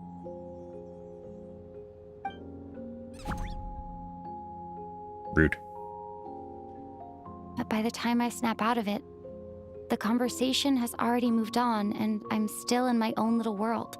This is called ADHD. That's normal for most people at this point. I'm trying to overcome this sense of detachment, but I really miss Paimon. I guess, in a way, she means the whole world to me. I bet she misses you when you're not there as well. Maybe you're her entire world too. I don't know if this will make you feel any better, but back when the water imps left Snezhnaya in droves, I also felt like the whole world was suddenly empty. I could be surrounded by people all smiling and having fun, and still feel completely separate from it. So, I totally understand how you feel. Later on, I started to think, maybe accepting the fact that our loved ones won't always be with us is something that takes a lifetime. All we can do is cherish their companionship from moment to moment.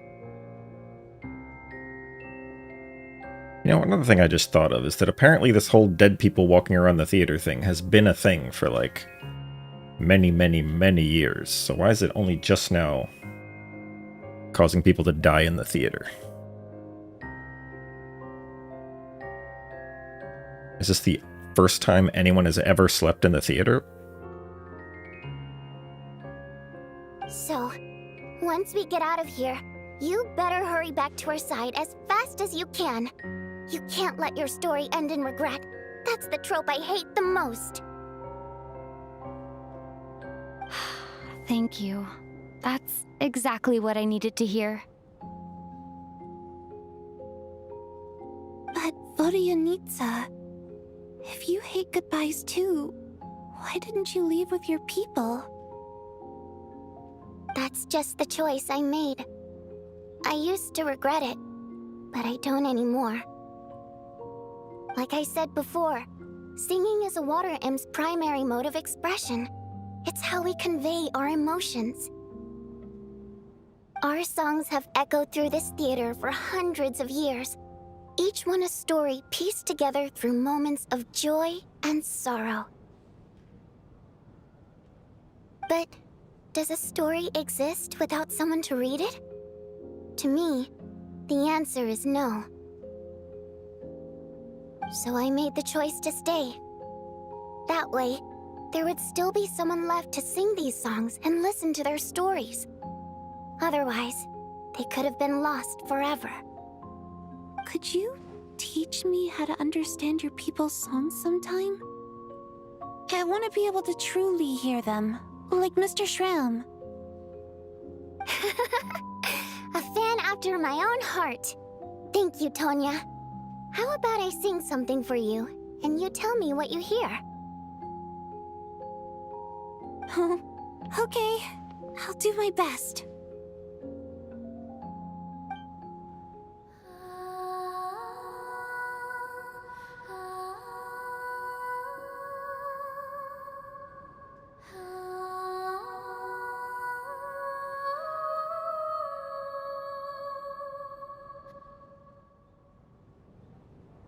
I've never heard that one before.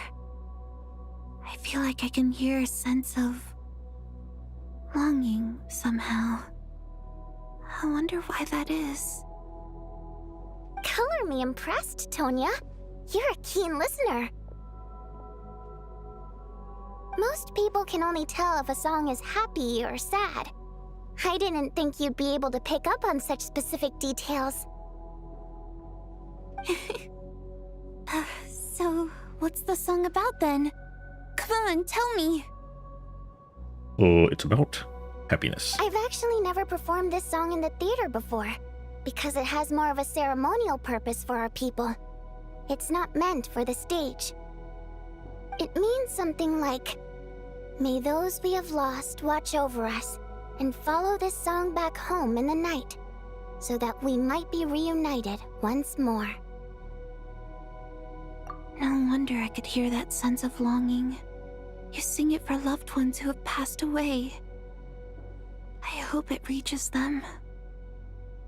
It's getting late, Tonya, and you're not well. We should all turn in early. I suppose there's no reason to keep watch tonight. Well, theoretically there wasn't when Valerie died either. Because we already knew that there wasn't an actual murder, it was just people dying. Okay, but, before I go to bed, could you sing that song a couple more times for me, Vodyanitsa? A couple more? Jeez. Greedy. Of course. Anything for my #1 fan.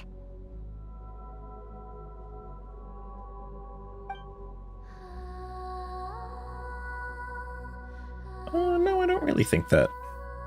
Because they had a genetic vault, so they didn't need to do anything to start a new civilization.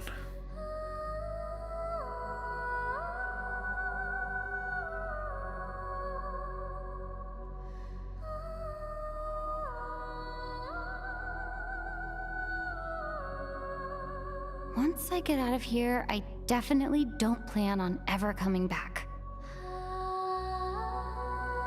Wow. This This experience made her hate the theater. But I guess that means I'll never get to hear Vodyanitsa sing again. That's a sad thought. Before I fall asleep, I should cherish this moment of companionship while it lasts. Yeah, true. Yo, where the Black Mist at? It's Black Mist time!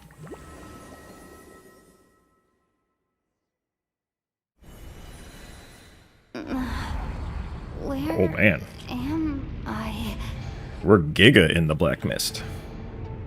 It's so dark in here, and I feel kind of dizzy. Am I alone?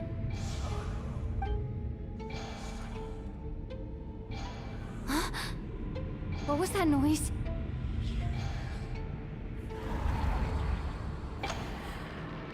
Hey.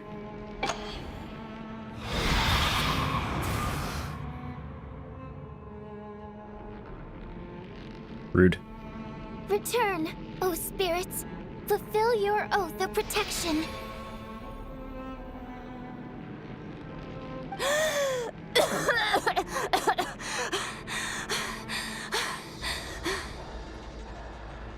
Animation didn't match the performance. I'm alive? What just happened? No time for questions. Quick, over here. Turn on the switch. We need to bring back the light.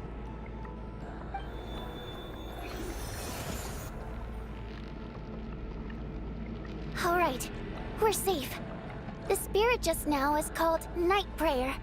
The light subdues her, but she'll attack without a second thought in the dark. Sort of.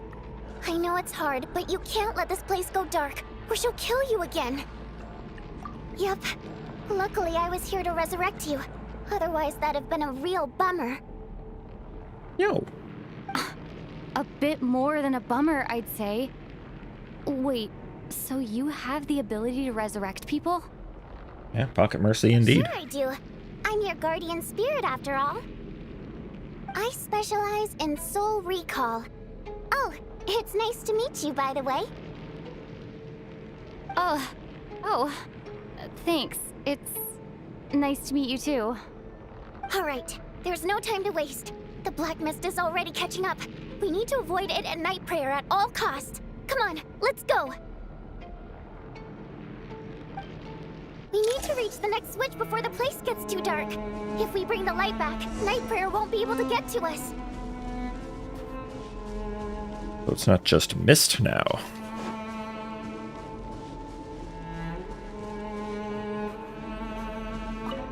Activate. Sweet light! It's back! Now that's a sight for sore eyes. Oh, she's ahead of us. It's Night Prayer. We need to move quick, but don't let her notice you. Do I just like hide over here? Look out!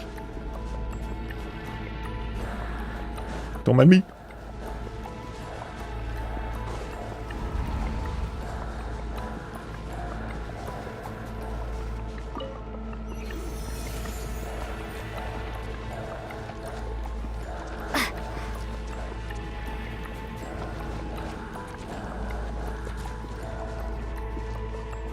The next switch is over there. Oh yeah, I guess I should have just ran into her. Get more dialogue.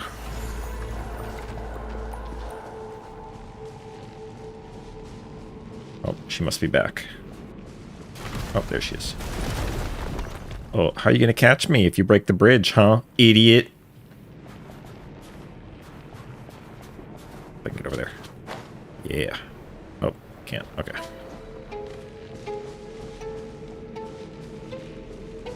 Trains. The train dimension. Is she behind me? No, she's still up there.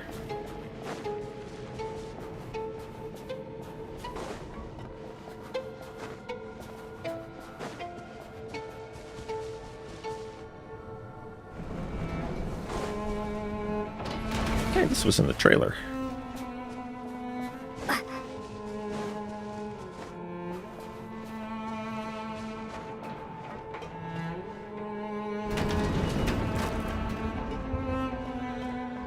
I always find it funny when certain content creators try to analyze trailers and go through every frame and every dialogue, trying to figure out what's happening, as though it isn't literally all just debate after debate after debate. Oh, Night Prayer is here too. Bring it. Oh, I'm dying. Be the only path. Return, O spirits. Fulfill your oath of protection. Alright. We taught her a lesson. The switch is just up ahead. Hurry!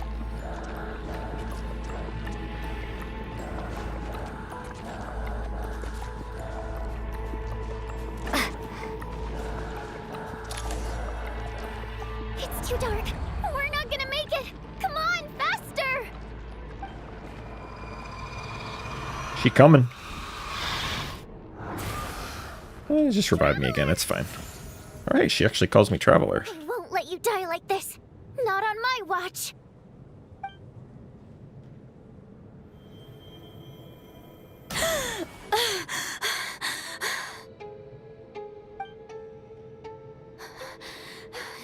Even though it's not permanent, dying is definitely not a pleasant experience. Great. You're back. Yeah, thanks to you. Time for you to get out of here. Quick, before the light runs out. What about you? You're not coming with me? I can't. I've already been used up. Oh, it's because of that one extra time that I died. That was her final one. A guardian spirit's skills are finite. I can only resurrect someone so many times. I might not look any different, but my essence has been exhausted. Now, I will slowly start to fade away.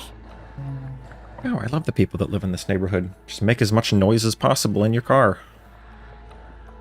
Definitely not cringe at all. I can go no further. The black mist is where I belong. It's okay. Why didn't you tell me sooner? You know what's crazy is the person that like makes the most noise with their modified Mustang, I think is some old lady that lives in my neighborhood. It's like, ma'am, you are 40 years too old to be speeding around wouldn't like have that. Changed anything. That knowledge would have just burdened you. And a guardian spirit's role is to protect. But... Go. Now, before it's too late. I already hear Night Prayer approaching.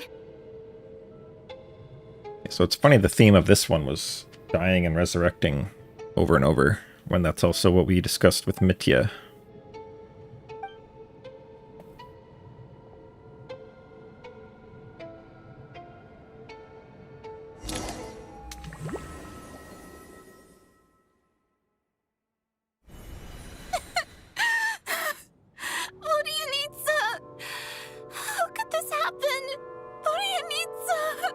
Damn. Losing playable characters left and right. Yeah, it was supposed to be you, Mr. NPC. Well, I guess there's no need to inspect the body.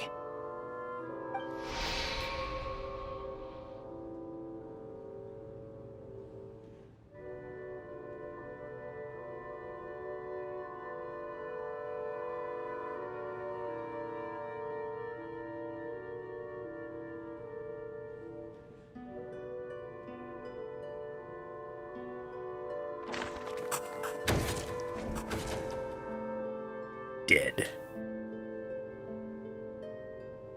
This wasn't supposed to happen. You lied to us, didn't you, Chuganov? You've been lying from the start.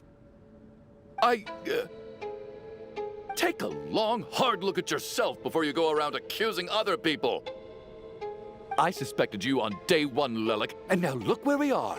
By some strange coincidence, you've never been targeted. You just happen to have survived this long? No, you should be the prime suspect. And you, little hunter, ever so content with staying on the sidelines. Yet you were the one who stopped us from leaving from the start. Why are you trying to keep us here? Because there's a blizzard outside that'll kill you in like 3 minutes. Now you're just lashing out indiscriminately. That's either a sign of anxiety or a guilty conscience. Where was all this passion and bravado before? Decided to fight until the bitter end. Is that it? Is that a threat? Fine, bring it on. You think I'm afraid to die after all this? You want to kill me? Go ahead. I'd like to see you try. After all the trauma of the past few days, everyone's been pushed to the breaking point. Valeri and Nietzsche aren't here anymore. Someone else needs to step up and take charge. But I'm shy. But first, I need to think this through. Considering everyone left, who's the most likely candidate for the deceased? I mean, it's still Tanya. Still Tanya. Any new info?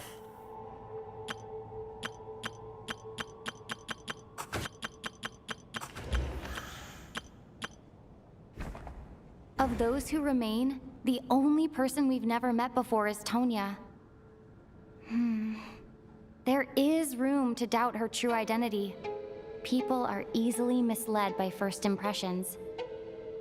Now that I think about it, Child's sister was in fact a label I imposed on her due to my own assumptions. But Mr. Chuganov vouched for Tonya's identity yesterday, with basically no other possibilities left. Could it be...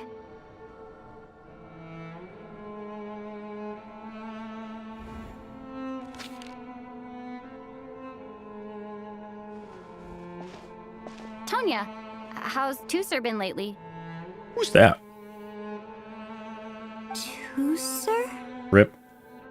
Your brother Ajax must have mentioned me in his letters home, right? Did he say anything about a blonde traveler? No. And my brother's name is Razik, not Ajax. Wow, was that simple the whole time? Just say a name, see if she recognizes it. Oh. Chuganov, looks like it's your turn to do some explaining. Yesterday you said you could vouch for Tonya. Why did you give us a false testimony? I knew you were behind this, Chuganov. You've been lying through your teeth from the start. Everything about you is fake, down to the wife and daughter you're always talking about. Your entire family man persona is a charade, isn't it? I mean, you should know. You broke into his house and, like, did research to threaten him and stuff. That night, when I infiltrated your place as Lelik, I noticed you were home alone. Didn't think much of it at the time. Just thought everyone else was out. But thinking back on it now, that doesn't seem very likely. My guess is, you live alone, don't you? Even that was a lie? But why would he lie about having a family? Oh! Curses! Oh, why is there no end to this blasted snowstorm? If it would just stop! If it would just stop.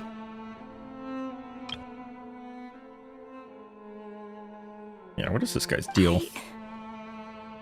I think I remember now. I know how I ended up here. It feels like a distant memory. But at the same time, it's just like it was yesterday. The reason I'm always coughing is because I got sick with frostbite. The locals usually call it the snow cough. It's not a very common illness. It's partly genetic and partly caused by the cold climate, but it can be fatal. They sent me to the hospital as soon as they found out I had it. And I spent so long lying there in that hospital bed. After a while, I felt myself growing weaker and weaker. Nothing seemed to be working anymore. Neither the treatment that the doctors were giving me, nor the medicine my brother was brewing from frost fairy flower leaves. So one day, I told my brother that I wanted him to take me outside for once, so things could be like they used to, just for one day. I wanted to meet loads of friends, experience new things. He agreed. He snuck me out of the hospital, and we escaped. We got to the theater, bought tickets, and went inside. Oh, it was all so exciting. I remember the show very clearly. It was amazing. But I found myself getting sleepier and sleepier. Oh, Tonya. When I woke up, I couldn't find my brother anywhere, so I guessed he'd already left. But there's no way he'd leave me behind, so I decided to stay here and wait for him. At the time, I figured he'd probably gone to brew some more medicine for me. I was planning to chew him out for abandoning me when he got back. Tonya, it sounds like by then you'd already... Yeah, I know. I understand now. Dead, aren't I? This cough and the feeling weak, it's probably just my body's memory. After all of that, it turns out I can't blame my brother after all. I was the one who abandoned him. I'm sorry, everyone. I realized this much too late. It seems like death skewed my perception. And now I've dragged you all into this mess. So why did that guy vouch for her? Your name probably isn't even Tonya, is it? Didn't that ever strike you as odd over the last few days? Well, when I was little, my brother and I read a storybook, and Tonya is the name of one of the characters. When we escaped from the hospital, our family and the hospital security were looking everywhere for us. So when you first approached me and said my brother had sent you, and called me Tonya,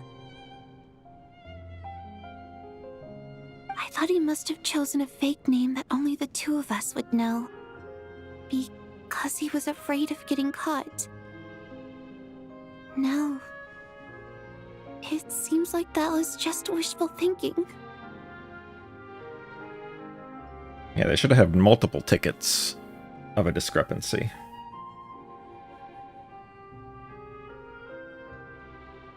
At least your memory of death isn't painful. That is a small comfort. Now it's your turn, Chuganov. Talk to us. I believe no lie is ever told without a reason. Yeah, so that was sad, but imagine how much sadder it would be if the brother actually was Child. And all that still happened, and Child knew that his sister's spirit was still here. And so he would pretend that she was still alive and come here to watch shows with her spirit, just to pretend that she was still alive and hang out with his sister. Just think about that. You're right. I was lying. I happen to know that the Harbinger Child and his sister Tonya managed to get tickets, so I lied to you and pretended I knew them. And yes, I was lying about my family too. The truth of the matter is, I lost them a long time ago. I just refused to accept reality. And now I've spent the second half of my life living a lie. I'm a joke. My daughter's name was Iskra. And before you ask, yes, Iskra, as in Iskra Manufacturing Plant. She also died from the snow cough. She was just 6 years old. If she were still alive today, she'd be around the same age as little Tonya here. After Iskra passed, my wife couldn't bear to face those memories either. So she chose to start a new life without me.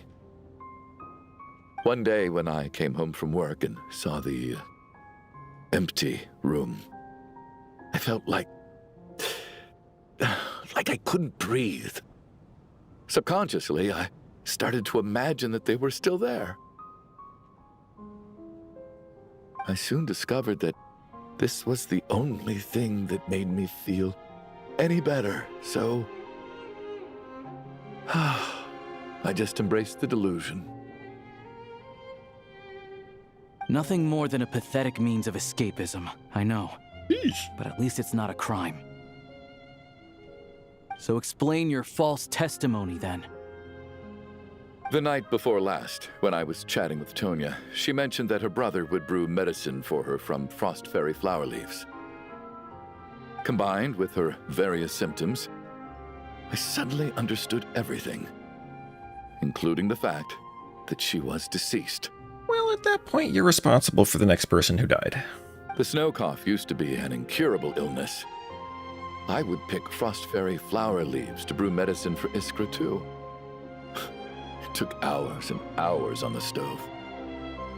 But the year after my daughter passed away, the jester of the Fatui announced that a cure for frost blight, also known as the snow cough, had finally been developed. What a coincidence. It turned out that all previous treatments were completely ineffective. No better than random concoctions. That was the final straw for me. I just couldn't take it anymore. Just one more year.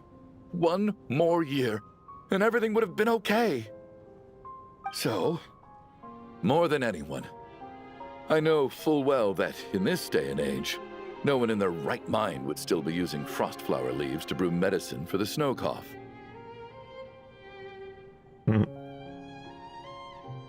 Be rich and not have basic sense.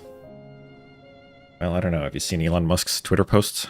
Poor Miss Tonya, therefore, had to have been from an era when snow cough was still a terminal illness.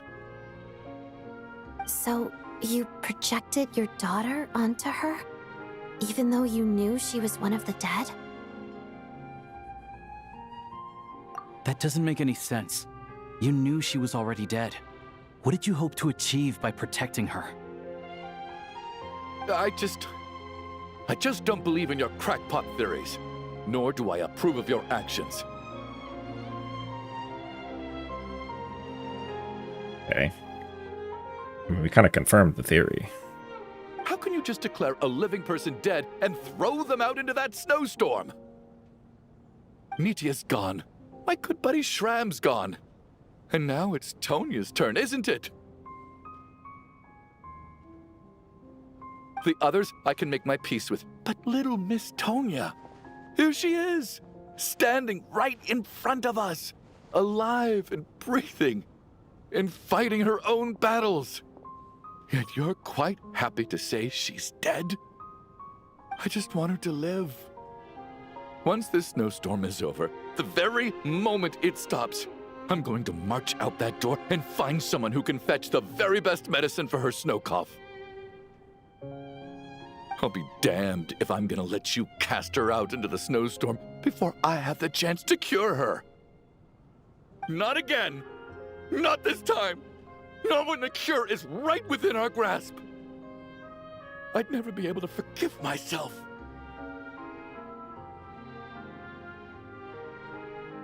Yeah, he's having a mental breakdown. Kind of rough. Mr. Chuganov, stop. I can't let you do this. Tonya. By the sounds of it, you've known I was dead since the night before last, right?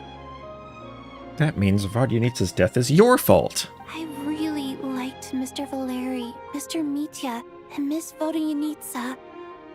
And now they're all dead because of me. I'm not happy about that. The reality is, you've been trying to fight your own demons through me.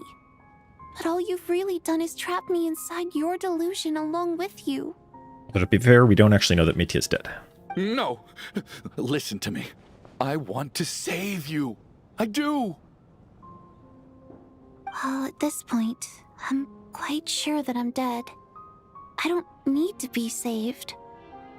The time I got to spend with all of you is more than enough for me. Despite all the bad things that kept happening, I got to meet so many interesting people and spend so many days and nights by your side. Since the day I escaped that hospital until now, this has been an adventure I never even dared to dream of.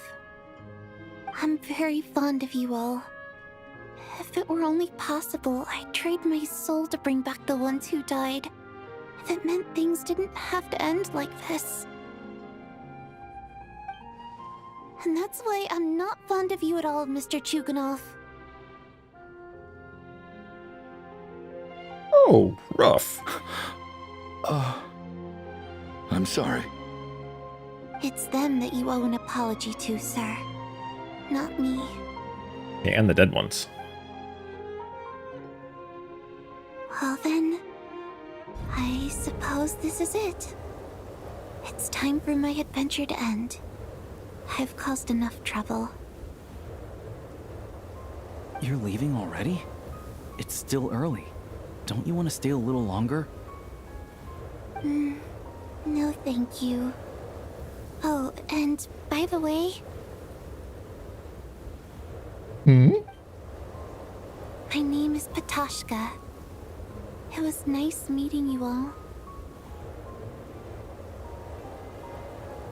Okay.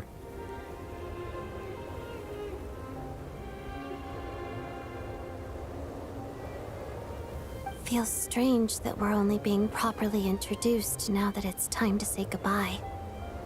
Patashka.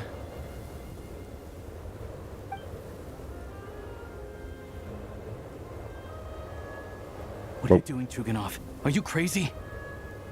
I mean, kinda. He had a mental breakdown. Let me leave. I can't keep lying to myself anymore. In your dreams. Don't think you're getting off that easy when you had a hand in the deaths of so many people. The Fatui have honed quite an array of enhanced interrogation techniques since they were founded. Once we're out of here, Lelik will personally give you a taste of every last one. Damn. And then the snowstorm never stopped and they all starve to death and die anyway. I think we should leave. I doubt this snowstorm is ever going to stop. For all we know, this storm might have destroyed all of Snezhnaya by now. Maybe even the whole world. The universe. Yeah, sure, let's say that. Wait, we finally solved the mystery of the haunted theater today. Maybe let's at least try to enjoy tonight? What are you suggesting? I don't particularly feel like dying in Chuganov's company anyway. And yet you won't let me die first. Hey, Chuganov, on a serious note, if we do make it out of here, you should close down that factory of yours. A lot of people are freezing thanks to you. Yeah. Is this really the time to be discussing my factory? All right, fine. I'll shut it down. Doesn't matter to me anymore. Pizza. Am I hearing things? Or was that a knock at the door? Is the right address? There it is again. But I don't understand. The snowstorm hasn't stopped, has it? Should we open the door? Is there an icy wiener here? Is this it? Is this nightmare finally over? If the last few days are anything to go by, I probably shouldn't be getting my hopes up. Whatever lies beyond that door at this moment, it could be something even more terrifying than everything we've been through so far.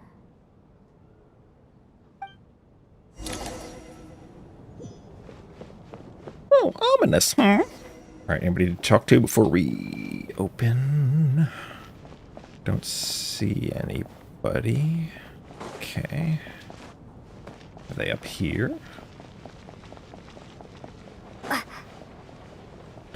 Alright, but hang on.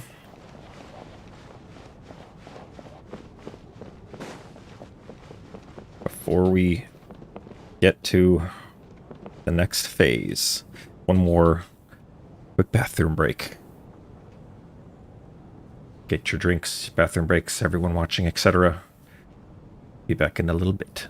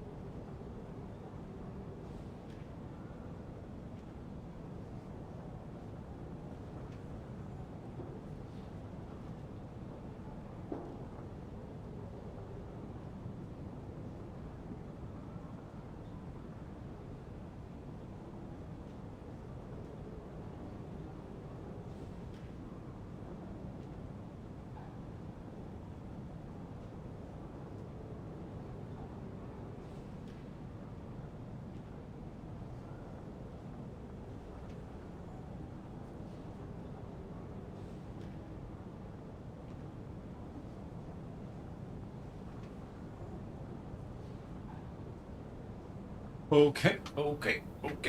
We are almost ready to continue. Okay. Got drink, got snack, got water. I mean, I guess I said that twice. Whatever. Don't matter. Okay. So, who do I think it is? Well, it's clearly the pizza guy. I mean, I gave that prediction earlier. It's everyone that left the theater before.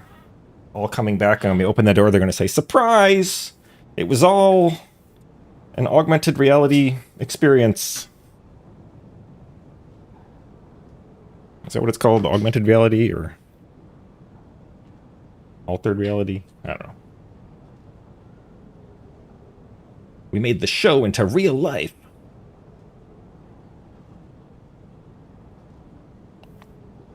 All right.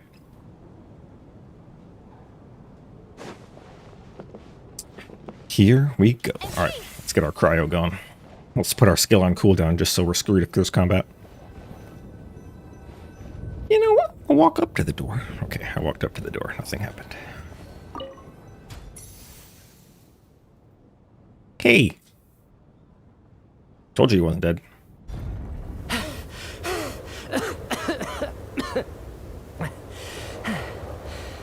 Hey everyone. I'm back. Yeah, we lost some people while you were gone, so welcome back, I guess. Feeling any better? Much better, thanks. Whew, it is so good to have you guys here. I was a little worried that the theater would be empty by the time I got back. Well, clearly he survived going out and coming back, so... I mean, we could all just leave. Let me see.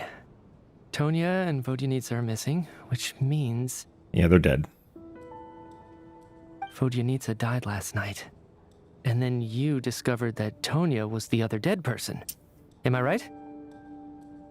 Not Tonya. Petashka. First, tell us how you made it back here. Given the conditions outside, no one should be able to return alive.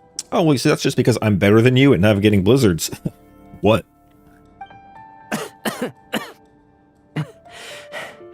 You're right.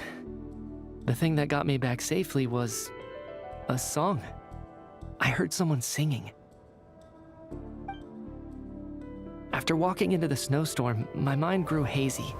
I don't know how long I walked through the storm before my mind completely slipped away. It was about a day. Then, suddenly, I heard the sound of singing. The voice instantly brought me back to my senses, and I regained consciousness. Hey, she did that for me too in the dream. So I followed the voice, searching for the source of the singing. I searched and searched, until finally, just a few moments ago, there was the entrance to the theater, right in front of me. I've actually never performed this song in the theater before, because it has more of a ceremonial purpose for our people. It's not meant for the stage.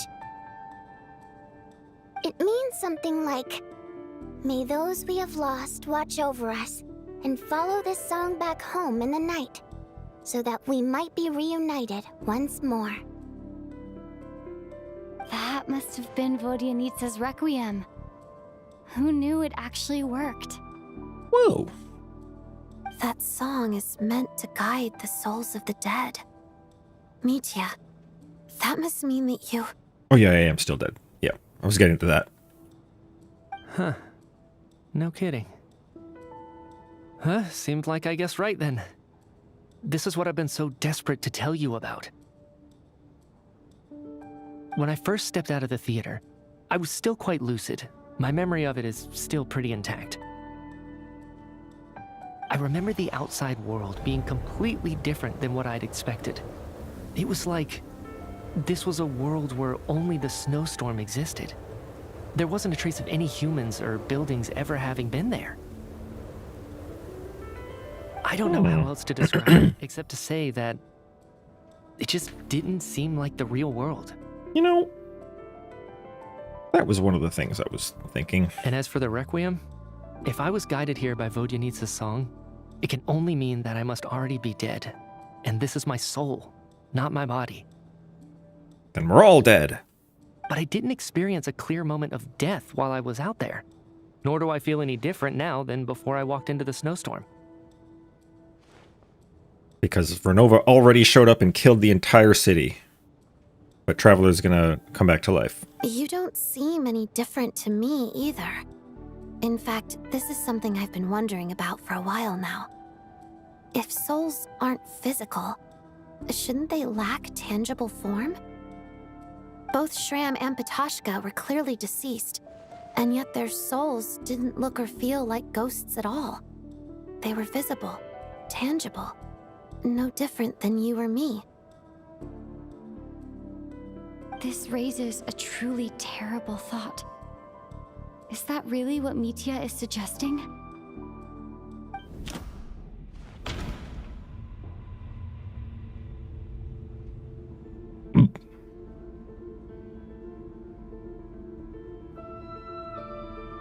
Yeah, that one.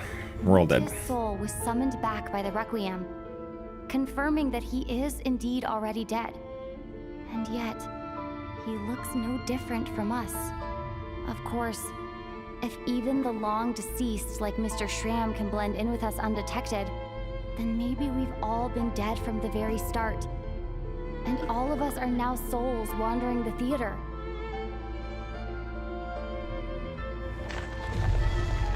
Rip. Yeah, but I'm better, so I'm gonna come back to life and fix it. Yes. I think that this is probably the afterlife. What did you say?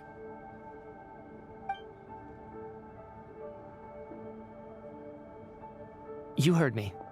We died in the theater. All of us did.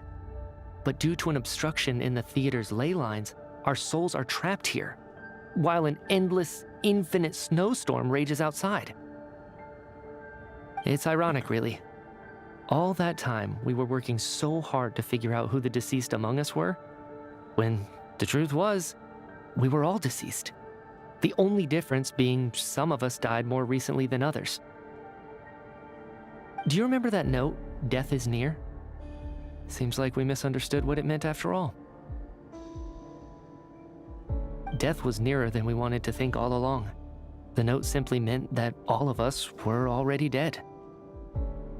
So all our attempts to survive, our search for the deceased, it was all for nothing? Hard to say. At the very least, we helped 2 lost souls find clarity and go to where they belong. Did we, though? Because, I mean, if the ley lines are still obstructed, then, like, how did they get in? The presence of those 2 is probably what caused our souls to be drawn in by the ley lines. In which case, the deaths we've awoken to over the past few days were just souls returning to the ley lines for good. Yeah, I guess. If what you're saying is true, doesn't that make us the lost souls now? Huh, no wonder. This afternoon, when I was moving Vodyanitsa's body, I noticed that the other bodies in the room hadn't decayed one bit after all these days. Ew. But also interesting. That's further proof that those aren't physical bodies at all, but merely our shells here in the afterlife. Am I really dead? Rip. This doesn't feel real to me at all. No more 4th Descender. It's over. No. Heavenly Principles wins. Impossible. This cannot be how it all ends.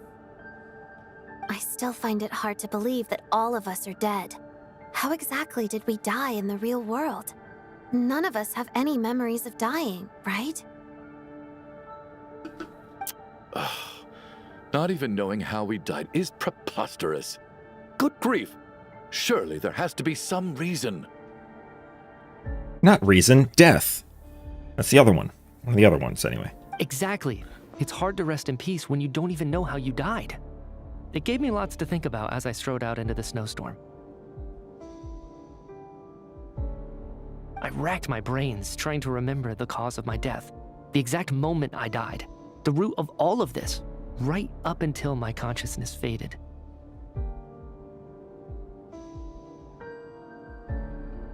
Wait. Hold on. Right before I lost consciousness, I think I saw something. I got distracted for a second.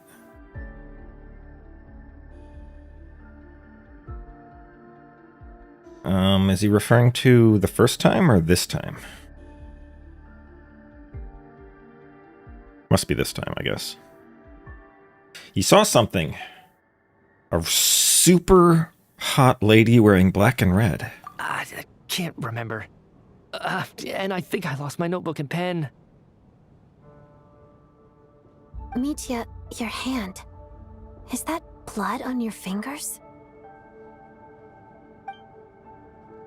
Huh? You're right. There's blood on the fingertips of my right hand. Looks like it's already dried. When did that happen? Man, I hate when that happens. It's like you just have like a random scrape somewhere and then like hours later you find dried blood and you're like, what happened to me? It turns out it was just like a little scrape. What the? I guess this was what I saw. I must have desperately drawn it in my own blood right before losing consciousness. Hey, I've seen that before. What's wrong? Do you recognize the symbol?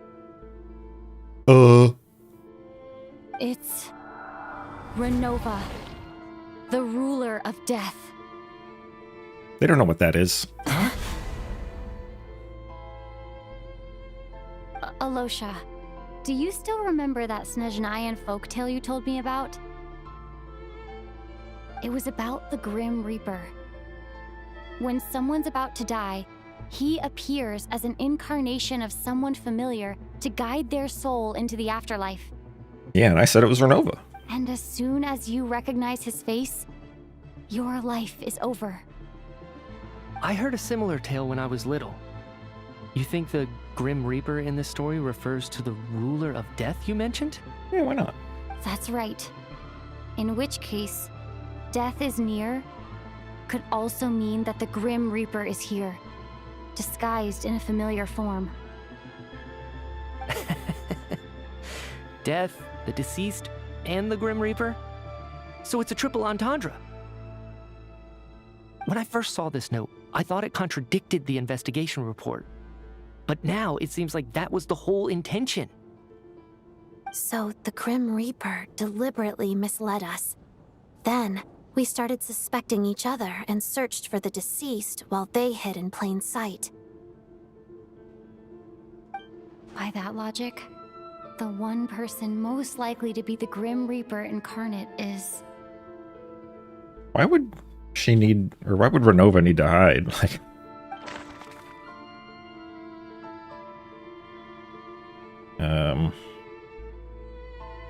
I mean, I don't know. It's me. Identifying the Grim Reaper is a major decision to make. Oh, so, okay, sorry. I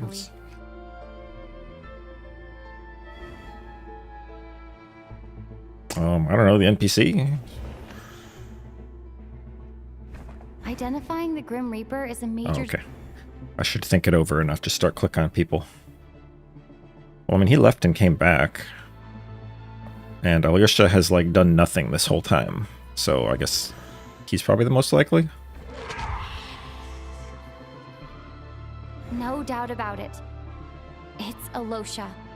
Looking back at how everyone has acted over the past few days, Alosha is most likely the Grim Reaper lurking among us. Yeah, I don't know why Ronova would need to, like, hide, though. But, I mean, whatever. I'm sure they'll tell us. Is it you, Alosha? You were the first to discover the investigation report, and you had plenty of time to slip the note inside to mislead us. So? Surely you can't suspect me based on that alone. What if someone else found the investigation report first, slipped the note inside, and then put it back without telling anyone? There's no denying it. The note could easily have been slipped in much earlier than it was discovered.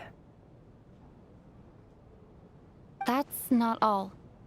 I've also noticed that, although on the surface, Valeri, Mitya, and sometimes I were the ones taking charge of the situation. Yeah, true. Alyosha did, like, nothing this whole quest. Looking back now, even though you didn't say much, you were always subtly guiding everyone from the sidelines. What do you mean? You were the one who emphasized how dangerous it was outside and insisted we all stay here. It was also you who suggested that we all sleep in the same place. And earlier today, you tried to convince Patoshka to stay. I don't understand why, but it was out of character. I mean, it still is, even if he is death. So, you didn't understand my intentions, and now you're assuming the worst. Seems pretty unreasonable if you ask me. He still won't admit it? Fine. Let's see how he responds to the most damning evidence of all. The biggest question I have right now is, if the Grim Reaper is impersonating Alosha, then where's the real Alosha? When did they switch? But, like, we've already established that we're not even physically here, so you don't need to physically switch.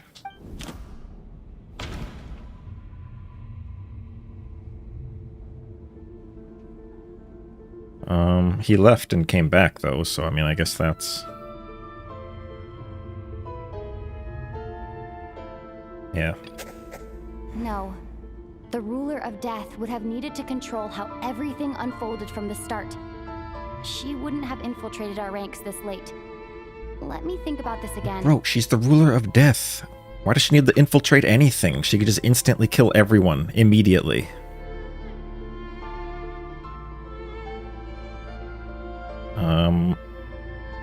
No. Maybe the first night? Aren't these the same thing? That's right.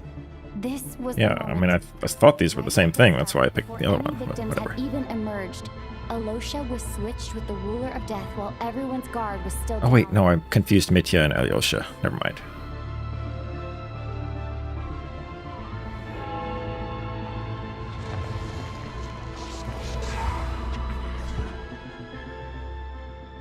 When all this began, right after the performance ended and the snowstorm began to pick up, no one suspected anything unusual.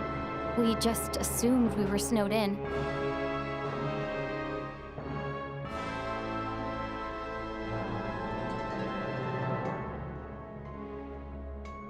Hang on, we're being musicked.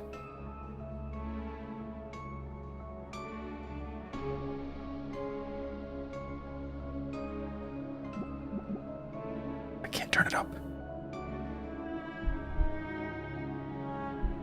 It wasn't until we discovered the bodies the morning after that we realized something out of the ordinary was going on. But it's clear now that the oddities actually started earlier than that, when Dimov walked into the snowstorm and never came back. Right. So Mr. Dimov was the first victim, not Sobolova and Torgov. And if we pinpoint that moment as the beginning of this incident, then one thing becomes clear. I mean, I guess the reason why Ronova might need to infiltrate is because she's not supposed to be doing this. But even so, I mean, like, who's gonna stop her?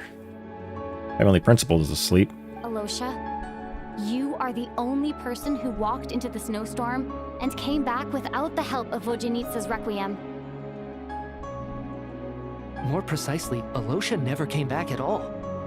The one who came back was the Grim Reaper.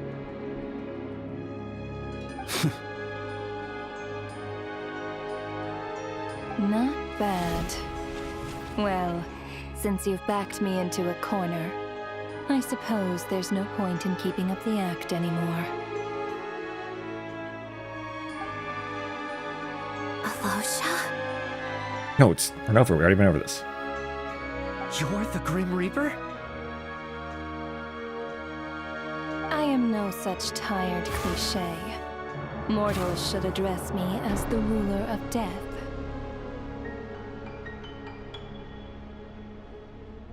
Before being wiped out for good, you identified the two deceased, and even sensed my presence. A commendable achievement. Far beyond what I expected. I heard you can ferry souls. Those deaths each night. Were they your doing? Your initial conclusion was correct. Due to the existence of the two deceased, the ley lines yearned to reclaim those long-lost souls. Every night, they devoured an equal number of souls to fill the void. This required no intervention from me. Though, of course, ferrying souls is indeed my authority. Here, take a look.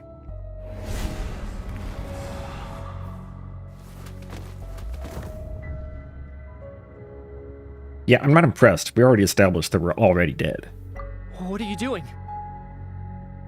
That takes care of today's two. Don't get so worked up. You are already dead, and your souls must return to the ley lines. I know we're already dead. You murdered us, didn't you? I mean, does it count as murder when she's the one who decides what death means? Murdered? No. Murder is when mortals usurp my authority. Death is my jurisdiction. If I require someone to die, I need not resort to such laborious methods as murder. You simply met the criteria to trigger my curse of death. Opposite of the curse of immortality. I know about the curse of immortality. So there's another death-related curse too? You cursed us? When? And why would you do such a thing? So often, humans pray to me, begging to know when their death will come and what form it will take. But few people ask why. If you must have an answer, know that death comes simply because one's time has come. So you're not gonna tell us the truth? Hold your tongue. By all rights, you shouldn't even be allowed to speak with me. Those angels from the past are to blame for the reckless renovation of the ley lines here. It's made my work on this occasion infuriatingly complicated. Work? So trapping us here, making us watch our friends die, that's just another day at work for you? You clearly have a lot of questions. Fine. As a reward for your remarkable accomplishments over the past few days, I shall answer a few of your inquiries, provided they aren't too unreasonable. Yeah, first question. Can I go? I mean, like, I'm a descender, so kind of not supposed to be here. After the physical body dies, the soul must return to the ley lines for that person's death to be considered complete. My work encompasses the entire process of death, including, naturally, the guiding of souls into the ley lines, with which you are now so familiar. You must also be rather familiar with Natlan's Night Kingdom, I presume? It was I who supported the creation of the Night Kingdom. It provided a convenient means of guiding the souls of Natlan. Yeah, we were there. You saw us, remember? Here, too, the ley lines connected to the theater underwent some modifications. The angels hoped to make them capable of accommodating the souls of some special creations. Rip Faye. But this actually hindered their ability to accept ordinary souls to some degree. This effect manifested itself after you died from the curse in the theater, leaving you stranded in the afterlife, unable to achieve a complete death. But if souls who die from the curse of death fail to return to the ley lines within a short window of time, they will miss their chance for good. Then, they will remain forever suspended between life and death, no longer subject to the authorities of either. So if you don't resolve this matter soon, and see all our souls return to the ley lines before long, we'll escape your control. Mitya is sharp. This must be what Ronova was worried might happen, and the reason she got involved to begin with. But if you have the authority to guide souls, why didn't you just show yourself and get it over with? Why hide among us in the form of Alosha? You seek to understand the mind of a god. Very well. I'll tell you. This is a theater, and I decided I wanted to watch a show about death. That's why I encouraged you to take the events to the stage. I found myself getting quite immersed. I suppose the entertainment you provided makes up for all the trouble you've caused me by being so defiant in the face of death. There. Are you happy with my answer? No. Can't say I am. Really? But it fits the stereotypes you humans have about gods. Just moments ago, you were complaining about how infuriatingly complicated your work here has been. Work is work, I get it. There are times when it's a huge pain, but you just have to get it done, right? That's a rather unique perspective for a human. You are in fact correct. There is a pain point in this case. Me, I'm a descender. I'm ruining everything. Due to the obstruction in the theater's ley lines, there is a hard limit on the number of souls they can receive each day, making it impossible for me to ferry all your souls at once. Revealing my identity too soon would inevitably have led to futile resistance, and there was a risk that any souls who chose to run would disappear. Then there was the issue of the 2 lost souls you called the deceased. The way you resolved that quandary was all part of my design. That's what I don't understand. If all of us were souls of the dead, what made their presence among us special? For centuries, they have refused to return to the ley lines, exploiting the issues created by the angel civilization to resist being drawn in. Centuries of obsession accumulated during this process. You may think of this obsession as the resentment of the dead, and in this quantity, it was a bomb that could have detonated at any moment. It reached the point where I could not afford to leave it unchecked. But the only way to fix it was to help them acknowledge their own deaths, make peace with their regrets, and willingly walk into the snowstorm. Flashbang. Only then, with my guidance, could they finally return to the ley lines. Otherwise, you would not like to know what the consequences would have been. I vaguely remember seeing Patashka, but in the most terrifying form. Was that in a dream? Is that what would have become of her if she hadn't returned to the ley lines? I see your dreams brought you many revelations. So you see, death in fact grants wisdom to mortals. Souls connect to all things in the world and see the chain of cause and effect between them. It's nothing unusual. Anyway, giving psychological counseling to lost souls is not my strong suit. That is more of an angel's role. It was something I could not resolve directly using my authority, so I decided it was easier to leave the bomb defusal to you.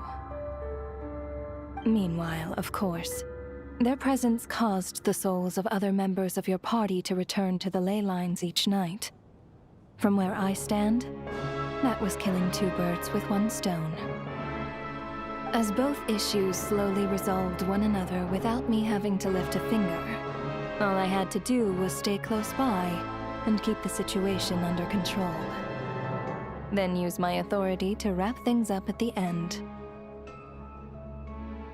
And, of course, while I was at it, I thoroughly enjoyed watching this drama, dealing with death from a mortal perspective, play out on the stage. Sounds like you had it all figured out, Grim Reaper. I just did the math.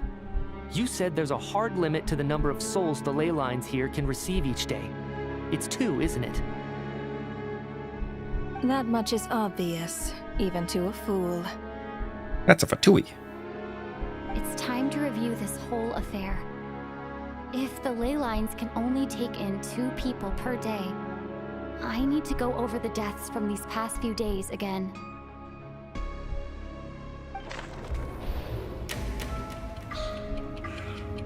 What are we going to learn from this, though?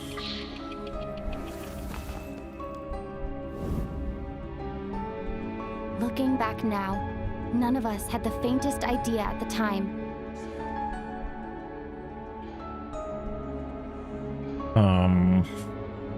But that would mean only 1 person died the day that he died. Right? Let's see. What about the guy that left on day 1? After we were all locked in. Is he here? I don't think he's here. From the moment the staff member named Dimov walked into the snowstorm, the incident had already begun. I mean, I guess technically... Yeah, that would have been day 1, which would have meant Alyosha died. And the guy that walked off into the storm died. Oh, is this him? No, this is... the guy that died with her, isn't it? Or, oh, there we go. Day 1. Selected 0 of 1. Well, I mean, I guess it was Alyosha, right? Because he's the first one that wandered off. Alyosha was the second to walk into the snowstorm after Demoff to investigate. Yeah, so it was Demoff and Alyosha. The ruler of death assumed his identity, making him one of the victims.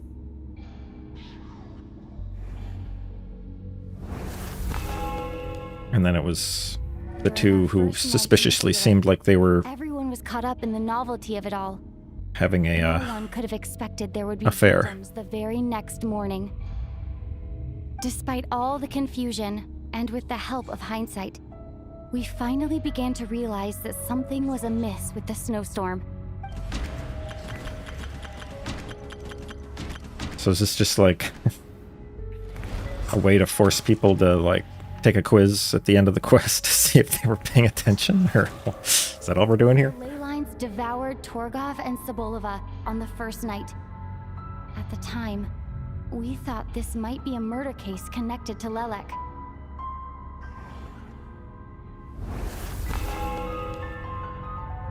Odette and I spoke a lot that night. 3 people were on watch, but in the morning, we discovered that someone had fallen victim all the same. So was like the revelation gonna be, you can't kill me or Mitya right now because you already killed 2 today, which we literally already can say because we just watched her do it. Day 3 was these 2, right? And then that guy. The deaths of Kulish and Ranpana caused everyone to stop suspecting Lelek. Unexplainable phenomena occurred one after another, leading Mitya to suspect that we were caught up in a supernatural event. Day 4. Later, we discovered that there seemed to be an extra person among us, and subsequently discovered the existence of the deceased. Okay, yeah, I guess it was 2 then, because it counts this guy, and it counts... Mr. Schramm realized he was the deceased, and walked into the snowstorm to return to the ley lines of his own accord. It turns out, there really was a dead person among us. And then that night it was him. We thought it was all over, but Mr. Valeri's death was a rude awakening for everyone. Once again, the ley lines consumed him during the night. A lot happened today. Mr. Valeri's death led us to discover the connection between the number of deceased and the number of victims during the night.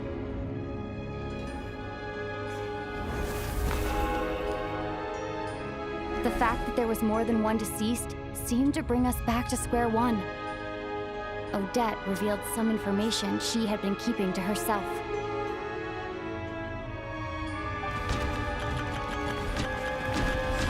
Okay, so then... Well, the last 2 was these 2. So does it count Mitya? He didn't return to the ley lines, though, so... That was that night. And then they decided it was Mitya. Does it want me to pick him? Because technically he wandered off, and then that night is when... she died. And then the next day it was... just her? Or is there a conflict that we're detecting here?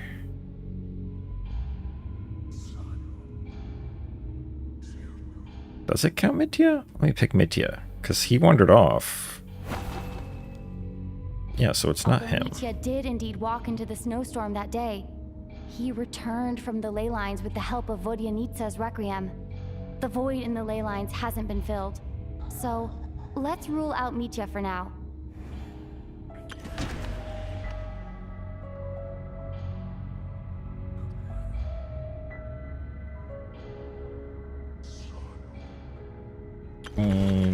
Wait, but that means 2 people didn't die that day. Because this was that night, and then this was the next day. Vojonica was swallowed by the ley lines in her sleep. But the requiem she sang before falling asleep was quite a game changer.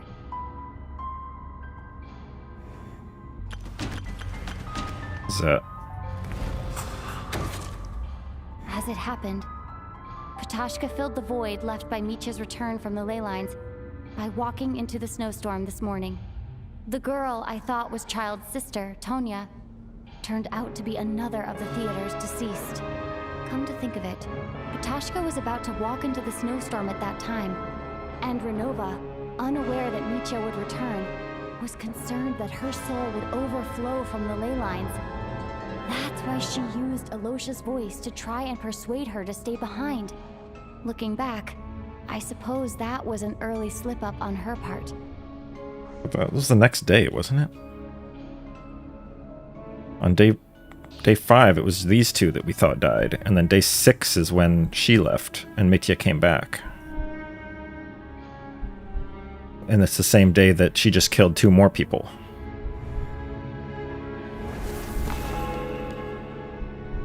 No one could have expected anyone who walked into the snowstorm to return. But just after nightfall, Micha returned, bringing crucial information with him. Various truths began to surface, including that all of us were already dead, and that the ruler of death was here among us. She said it again. Then, after revealing her true form, Ronova callously claimed 2 souls. It just happened. Do you remember?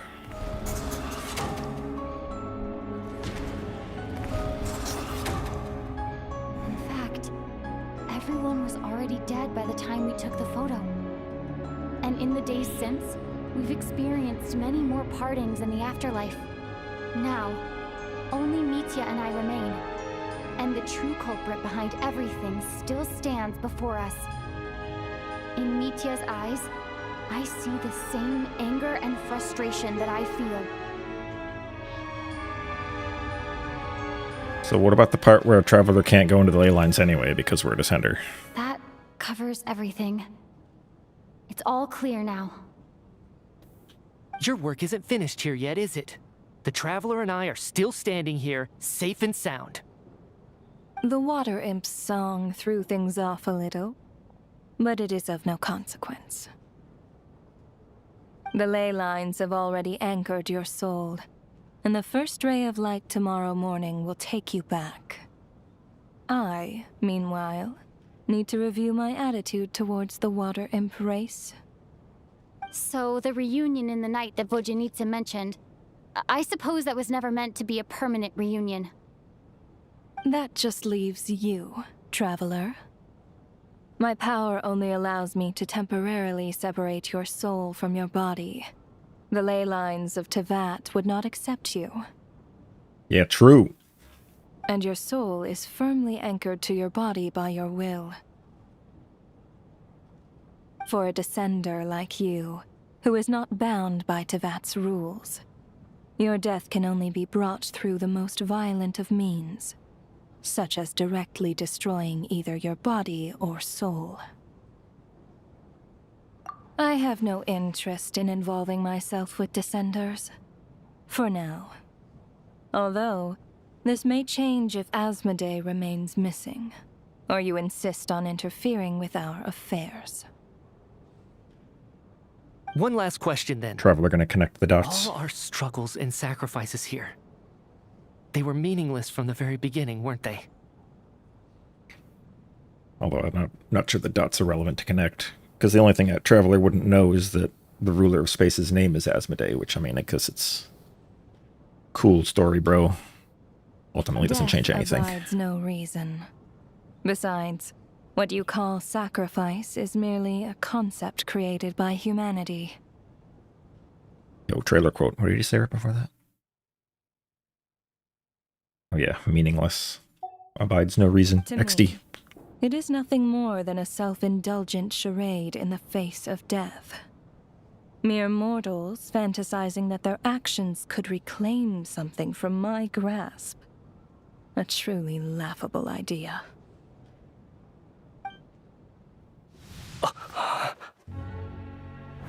Grim Reaper, you really know how to get on my nerves. I'm not here to ingratiate myself with you. I kill merely because your deaths are necessary. Oh, you've made that quite clear. But humans don't take well to being scorned. Not even by the gods. Oh, check out my sword.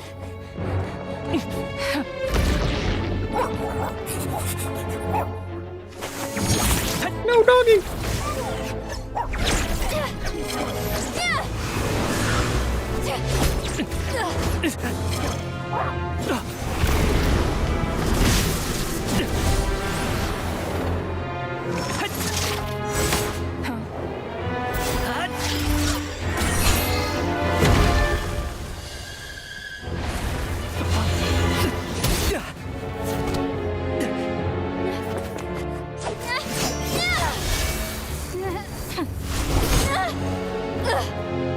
This is futile.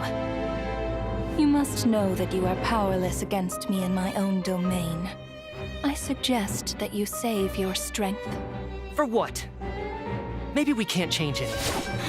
But if nothing else, we can at least teach you to have some respect for the dead. Audacious.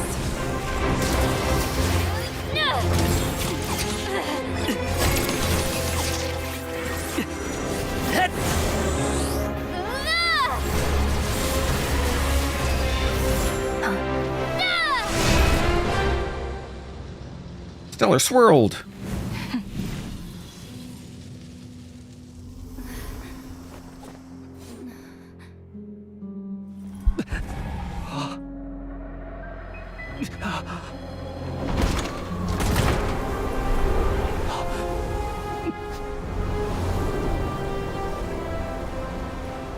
Yo, we back?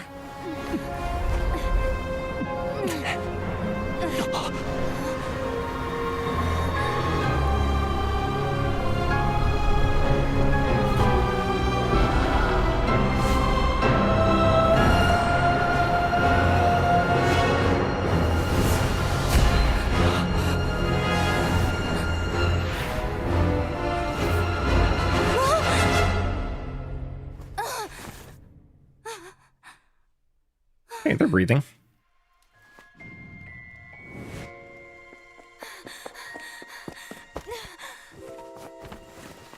Yeah. Screw everyone else. We only care about Odette.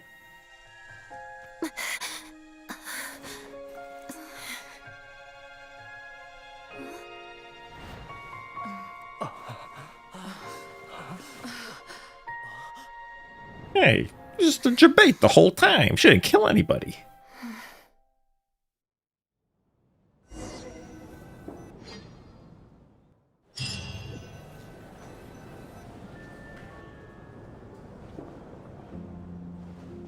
Hey. How are you holding up, Odette? What happened to me? Man, who even knows at this point? How much do you remember? What do you mean? Is the performance over? I can't seem to recall what happened. Has Odette already forgotten?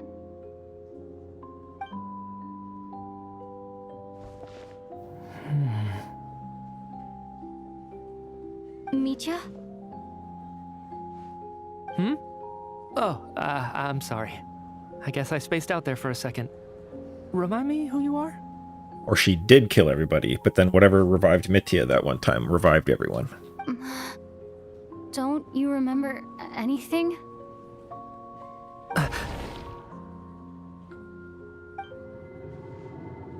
Yeah, I remember now, comrade. Looks like we guessed right. Comrade? What the? Just like me when Odette found me at the Armory Palace. For some reason, everyone killed by the Ruler of Death eventually came back to life. Just with one catch. They forgot what happened while they were dead. But now you remember. Odette and the others have already forgotten everything. Why were you able to remember this time? Because we hit her. Could this be the reason? you said this is the ruler of death's symbol, right? I don't see anything there. You don't? Huh. Okay, I guess that makes sense. I carved this into my hand in the afterlife, so it's not visible in the physical world. Does that mean I carved this symbol into my soul? What an unsettling thought. Still, at least I get to remember what happened. I suppose it's a blessing in disguise. What about you, though? The ruler of death mentioned that you're a descender? Is that why you can remember? Yeah, probably. A full explanation would get complicated very quickly, but that's essentially it. Well then, now that it's all over, let's figure out what we've learned. Go through another quiz. The first thing I notice is that everything here is precisely as we left it, right before our deaths. This confirms that time passes differently in the afterlife than in the real world. They say that right before death, time slows down and your whole life flashes before your eyes. That must be how you know you have one foot in the afterlife by that point. Anyway, clearly the few days we spend in the afterlife probably only amounted to a few short minutes in the real world. This also aligns with previous reports of widespread temporary memory loss among the Armory Palace personnel. Now it seems likely that those were all brief deaths caused by the Grim Reaper's so-called curse of death. To those unaware of the truth, dying and coming back to life must feel similar to a short bout of catatonia. This leaves me with a couple big questions. What are the conditions that trigger this so-called curse of death? And why are we resurrected after we die? If Good nothing else, I questions. think it shows that killing us wasn't her ultimate goal. We still don't know her true reasons for subjecting us to death. Right. This time only got complicated because of the situation with the theater's ley lines. That's why she had to approach it differently. If the previous incidents of amnesia among the researchers are anything to go by, killing us is usually a pretty routine matter.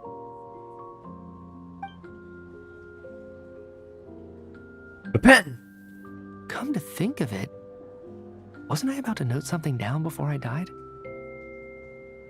I can't remember what it was, but I think it was something related to my research project. Sorry, Traveler. I'll catch up with you again later. Right now, I have to make a trip back to the Armory Palace. Hey, yo, Valeria will be pleased. If I may, no one of your description has ever shown up in my investigations into Mr. Mitia's friends.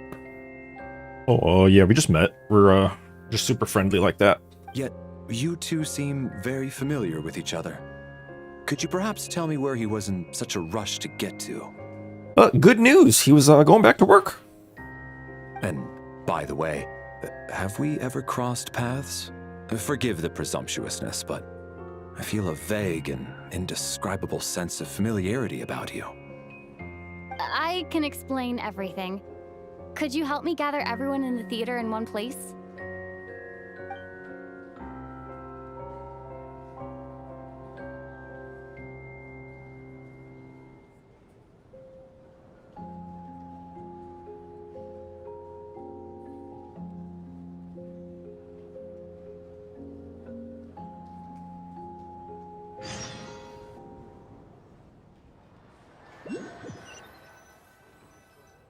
Okay. So Chuganov really is going to shut down the factory. I guess this theater incident actually did us some good after all. So, you said I promised to take you to the Armory Palace while we were in the afterlife, yes? I believe you. I think I even have a vague memory of it. Agreed. Let's check in on her first. The whole reason for our trip to the Armory Palace anyway is to figure out what's going on with her health.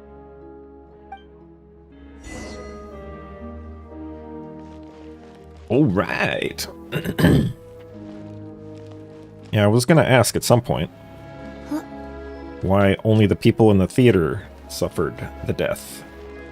And I wondered if, like, she just killed every single person in Snezhnaya, or taking it as the opportunity with the Tsaritsa gone to put a stop to everything. But that's clearly not the case. Yo, am I really walking? Let's teleport. Speaking of dead things.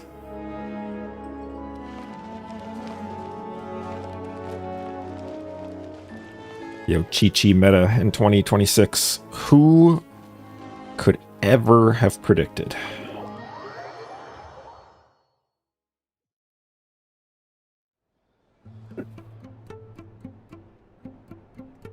I'm finally back. Even though a long time has passed from my perspective, as far as Paimon's concerned, I probably just went out to watch a very short show. I should keep my emotions in check when I see Paimon again, or it'll seem weird. Wait. I don't think Paimon will care. The atmosphere here feels off. Everyone's dead. Shh. Stay quiet. Let's go inside and take a look. Have we still not been able to notify Child yet? We need new orders. What if that person comes back again? That person? I'm so sorry. Under the circumstances, there was really nothing we could do. Tell me, what happened to Paimon? Well, she turned into some ridiculous godlike being and just kind of like left. It was the Jester. He came here in person and escorted Miss Paimon away. Oh. Yeah, that's probably fine. He seems like he likes her. He's the director of the Fatui. His authority supersedes all others and cannot be questioned. There was nothing we could do. How long ago did he leave? And what was Paimon's status? It was about an hour ago. Miss Paimon was fast asleep at the time. The Jester simply walked off with her as if it was only natural. I assure you, he absolutely did not use any force. Do you know where they went? The Armory Palace, most likely. Lord Piero, the Jester, has been overseeing the experiments there lately, keeping a close eye on their progress. Everyone in the Fatui has heard about it by now. I'm surprised he came in person. Whatever his reason for taking Paimon, he'll most likely return to the Armory Palace first, which is exactly where we were headed anyway. Then lead the way, Odette. Okay, let's go. Leaving. Does that mean Dottoro's recording this? Like in the, It's just up ahead. Quick, let's get inside. theory everybody had about Nodcry. No, I'll go alone. You know I'm planning to force my way in. You're with the Fatui, so you should stay outside. Yo, getting into the fighting with the Fatui. Classic. I was hardly planning on taking you through the official channels anyway. I'm here to force my way in, just like you. Hey, that means... I guess everybody forgot that she's, Lelek now. I may be a Fatus, but I'm also Lelek, enemy of Project Stuzha. I mean, unless she just retold everyone.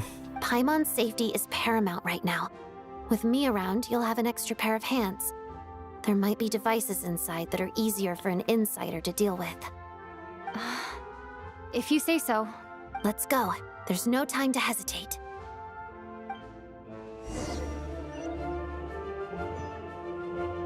Okay. Yo, 5-member team?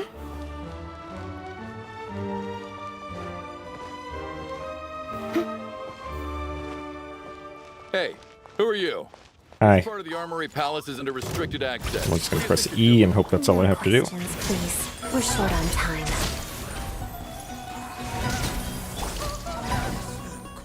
Oh, they're already dead. I only got through 3 characters. Alright, Chi-Chi's E is still going. Let's get him. Oh, her E's not still going. Right here. Emerge.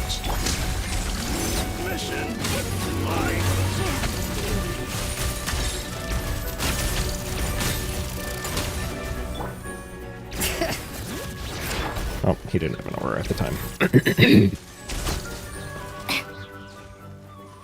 Oh yeah, Sandrone is helping us break in too. Just nobody think about that. Don't wake up the machines. Yo, what's up, girls? Right here. Emerge. Wow, one of the most fun enemies to fight. Just puts his stupid little spinny things on. How tiresome. Having a 5-member team messes me up. Bring it.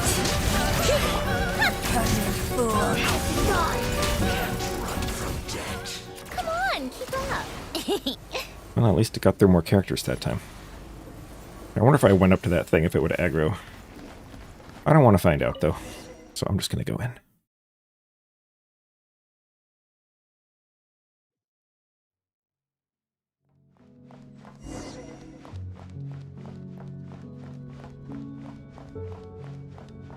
Oh, hey.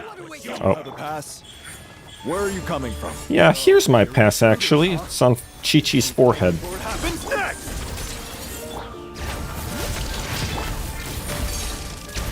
Did it take too long?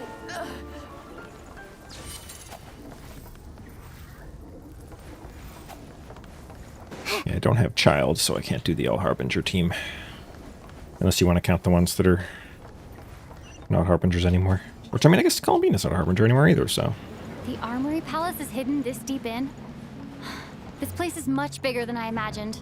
They're conducting top-secret research, after all. The deeper it's hidden, the better, is standard Fatui logic.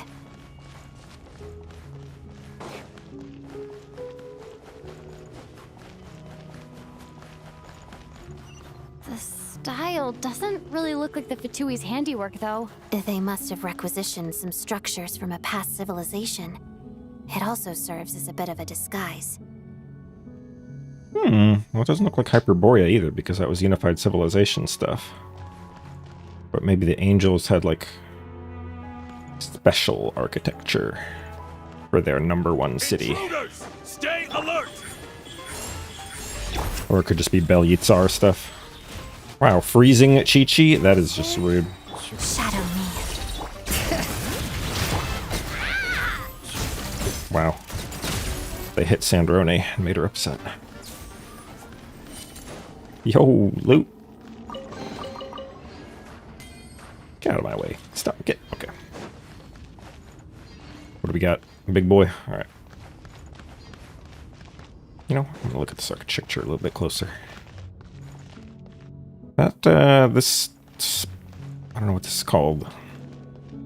Knotted... braid. I guess it looks like a braid. Braid symbol? I think I've seen that before. Can't remember where, though. The decorative braid kind of thing. Intruders? Don't come any closer! And this little design here does look like Hyperborean architecture. It's just normally on the big walls. It's not on a railing. Just what are you guys trying to do here? So it's like Unified Civilization themed, but at the same time slightly different. Oh, rude. Go. They're all dead already. Orders received.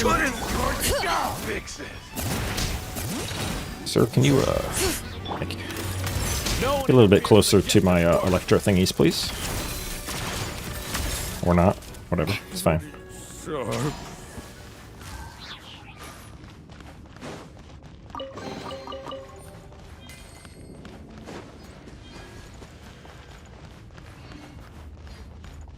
Something about this reminds me of Remuria.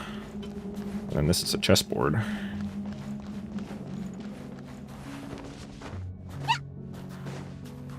I fell, and then I couldn't climb. Unbelievable.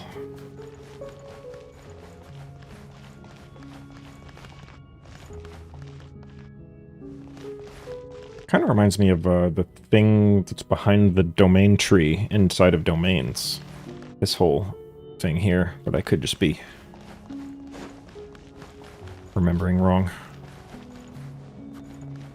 What is this?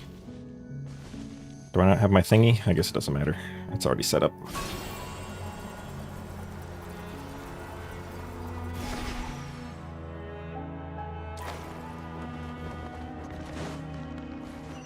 Yeah.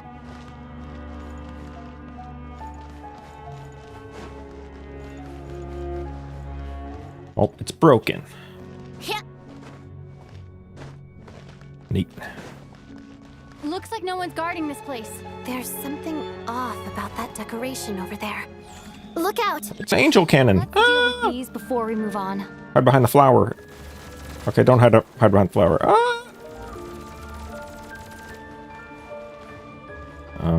Do I just leave, or can I, like, fight it? Come on, keep up. I guess I fight it. Okay. Easier than one might think. Don't shoot. I'm on your team. Dodged. Oh, hey, they don't even follow you. Wow.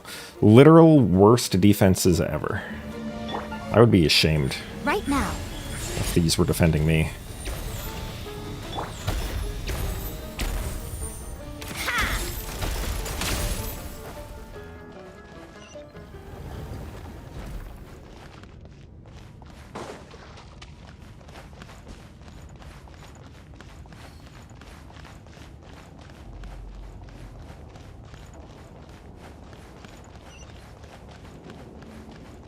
Ooh, money!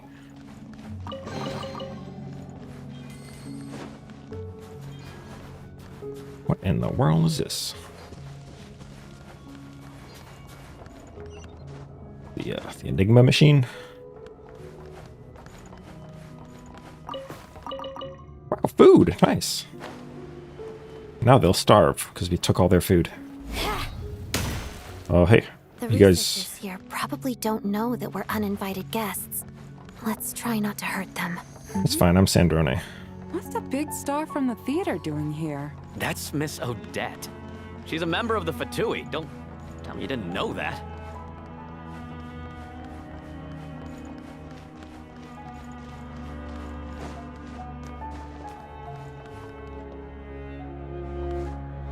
Non-combatants.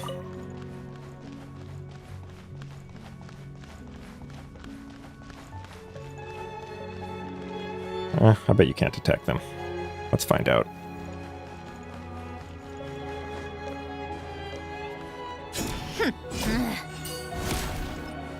Annihilated.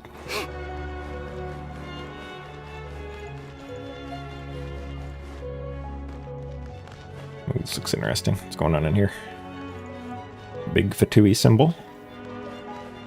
Was the whole reason for Project Stuja to support the research here at the Armory Palace? Just what are the Fatui and the Tsaritsa planning?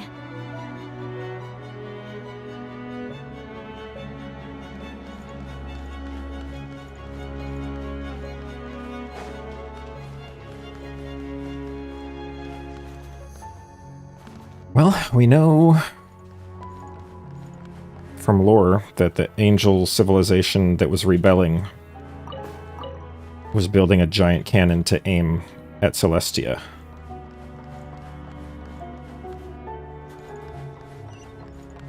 One could be forgiven for assuming that it was just the arrow of Tepernicus or whatever that was in Nodcry that be used in that one world quest, but it might not be. I kind of think it was stated to be that, though, but memory isn't 100% sure on that. I want to go up there and look at these people. Oh, okay. Oh, this guy's studying Stellar. Whoa! Who are you? Never seen you around here before. Oh, that's a you problem.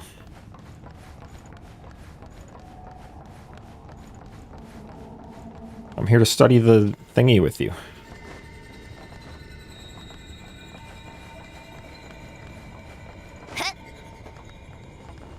Oh, I fell.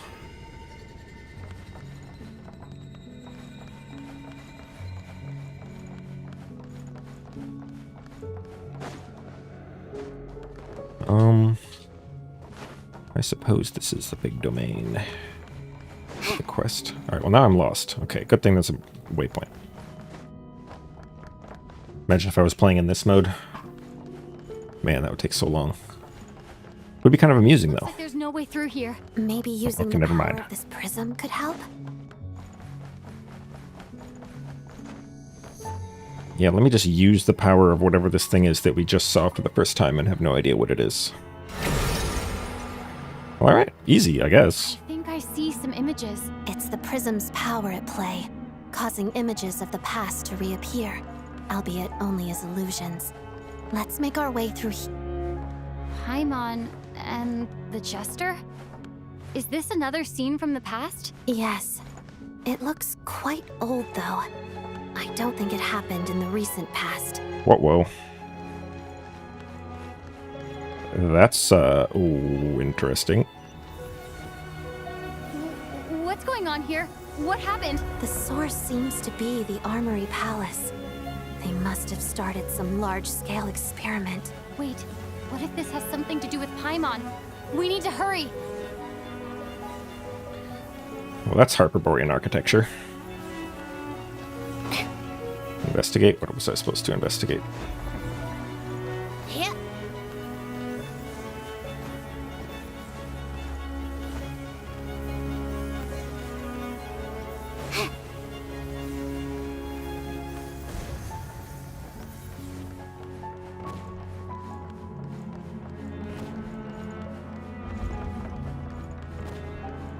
Why is everything blowing up?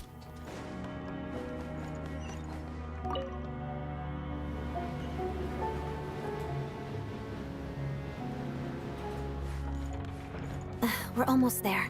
The Armory Palace is just up ahead. Paimon, please be okay. I remember these things. Life goes on. Right here, right now. Ah! Okay, I'm alive. Take a break.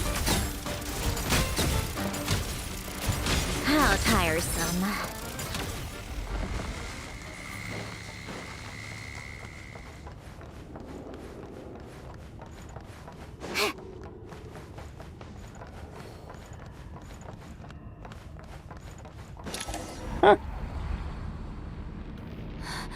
What's going on? Wait, I remember this feeling. Do we? It's the curse of death. No, not now. Why is the curse of death striking again already? Yeah, because Ronova's probably here. Odette?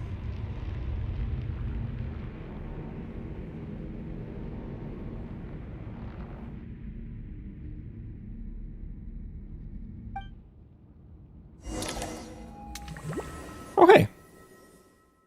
Yo, where the Black Mist at? Is this the afterlife again? I need to find a way back to reality. Is that Odette's core Ignis? Could that be what just woke me up? Well,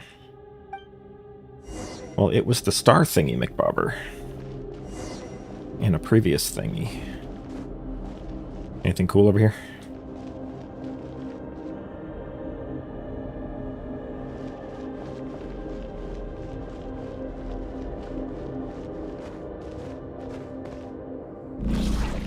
Ronova, chill.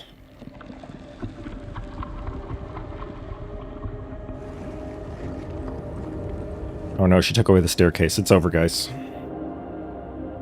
Time to go back to our spaceship and leave Teyvat.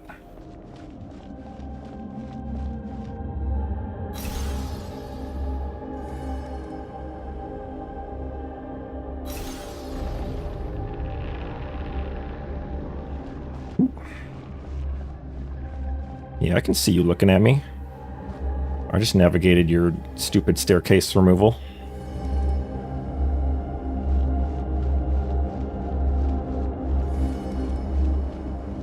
There we go.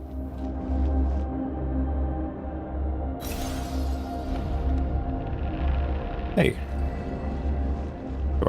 Do I jump? I feel like I jump. Yeah, okay.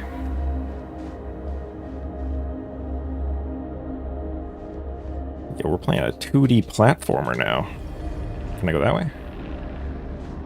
That way. Yeah. Ah, why can't I move? Okay, we're good.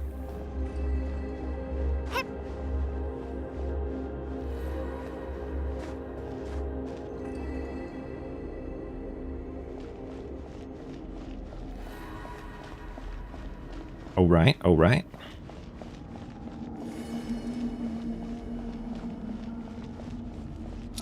don't know about Temple of Space. Maybe Temple of Death.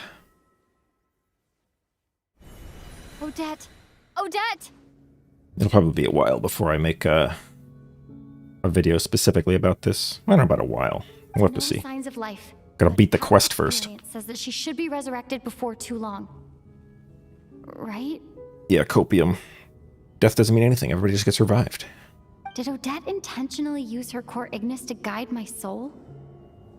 I feel like something similar happened in a dream I had before.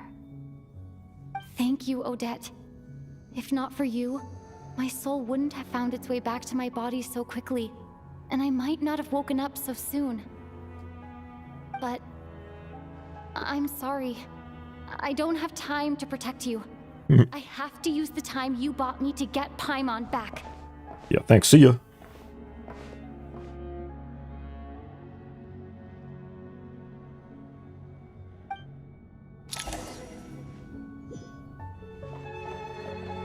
Alright. Coming towards the conclusion. Oh, Misteltine. Okay. Just before we go into what I assume is probably the ending sequence. One more bathroom break. For myself. And anyone else who needs it.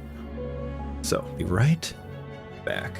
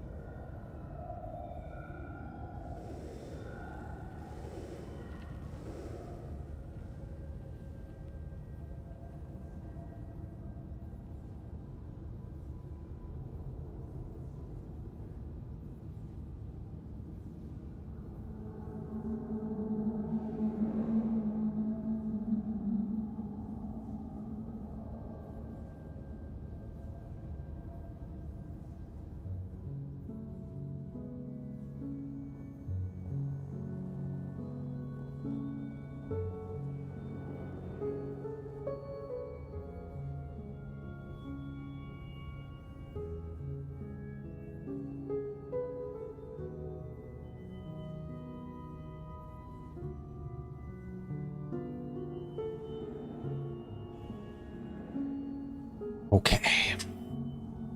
Give it another 60 seconds for the Twitch ads to finish.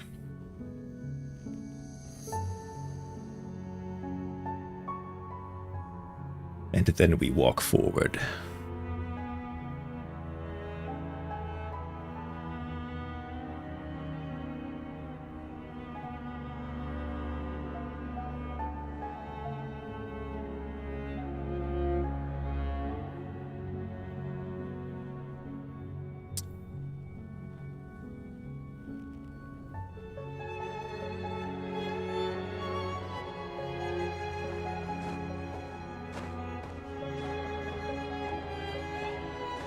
Oh, that no. Oh, can't even go back. What's that up there? I guess it's dead Fatui soldiers. All right, Twitch ads are completed. Let's go to this familiar room from the trailer. Sure enough, everyone here has been affected by the curse of death.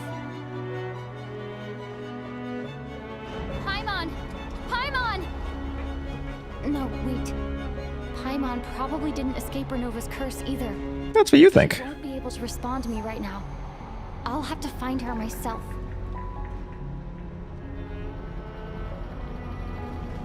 Is that Mitya or just a NPC?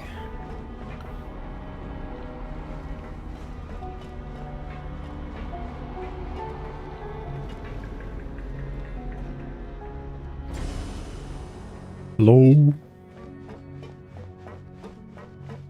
Mitya! It is Mitya. Is this the laboratory he works in? What happened here to trigger the curse of death again so soon? I'll have to ask him when he wakes up. Finding Paimon has to take priority now. Well, they're clearly doing something they're not supposed to be down here. I mean, there's like 15 Resident Evil games. I've played like 2 of them. 5 and 6. Maybe more, I don't remember.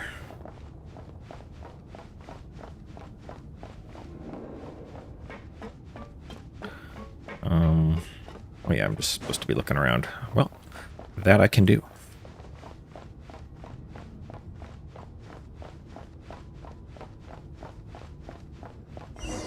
I found her! Paimon really is here! Paimon!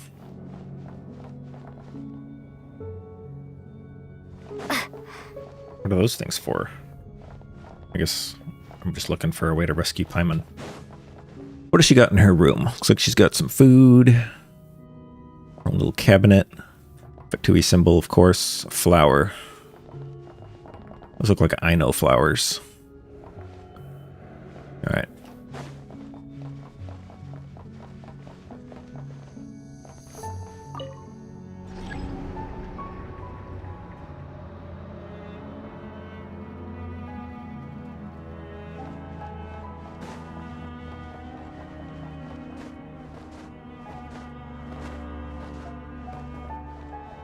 No, I haven't played RE9. Ooh, I found the right one. Ma'am, trying to rescue Paimon here.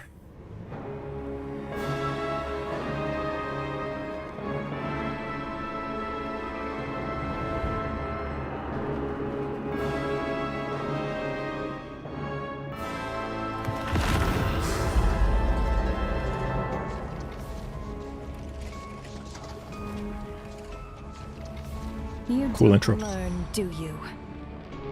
Nah, I don't. You've already been involved in one mass death, and now you show up at the scene of another. Well, then stop mass deathing people. This might have passed for a coincidence the first time, but a second time? Am I to assume you are intentionally interfering in Snezhnaya's affairs? Oh, actual, accurately placed trailer quote. Unbelievable. In any case, no, I don't care about Snezhnaya. Where Paimon at? Judging by your expression, it seems that you understand little of what is going on here. In that case, a word to the wise. Do not interfere in Snezhnaya's affairs. Okay. A civilization that fails to learn its lesson constantly depletes its own worth. It will one day lose any reason for its existence. And as a descender, you are perfectly suited to be the lifeline to which a dying civilization might desperately cling. Nice wrist. Consider your position carefully. No advice needed. I'll make my own judgments. Suit yourself. When the day of reckoning arrives, not even a descender can hope to escape unscathed. The time for resurrection fast approaches. The mortals here are not yet worthy to behold my form. So that will be all for today. But I am. Understood?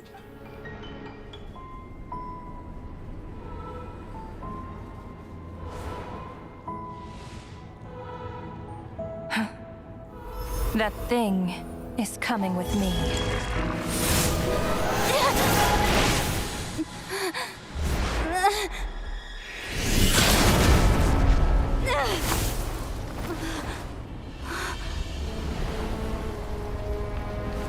the goat. You awoke sooner than I thought. The curse of immortality is stubborn, unable to enter the ley lines, yet not content to remain a spirit. Ruler of death, what do you want? You perplex me. Both you and you. That thing may be a creation of Celestia, but it possesses Obvious. none of Celestia's power, let alone authority. Your obsession with it baffles me. No matter, the resurrection will soon begin. It's worthless anyway. I'll reclaim it next time.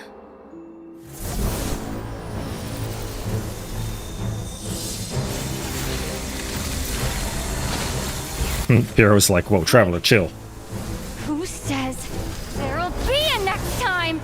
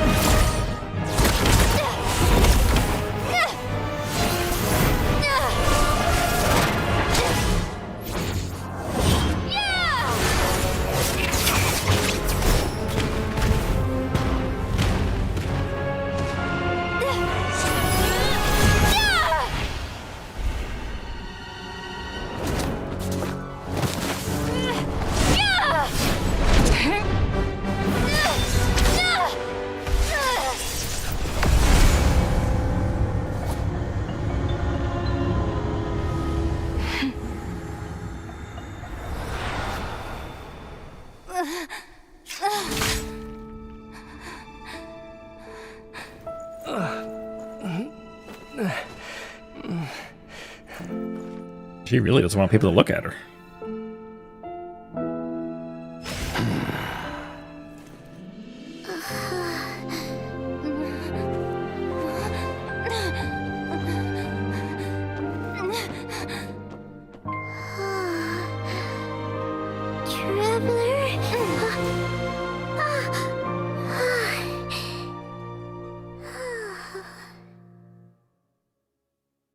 So clueless people might have learned something, but I missed you, Paimon. everyone who pays attention already knows she's a creation of Celestia. Because, like, literally obvious just looking at her. So they didn't actually tell us anything. So let's continue. See if they tell us more. What are you talking about? We haven't even been apart for that long, have we? It was different this time. You seem to be in pretty good shape. Yeah, Paimon's back in tip-top condition. It's the weirdest thing. Paimon fell asleep earlier, and when she woke up, she found herself here. The Jester and that guy talking to him used some kind of energy on Paimon, and she could kind of feel it canceling out that other thing that was making her feel unwell. So, Nitya helped too? Apologies for leaving in such a hurry at the theater earlier. I was in a rush to verify some theories. I mean, the confirmation helps, I guess.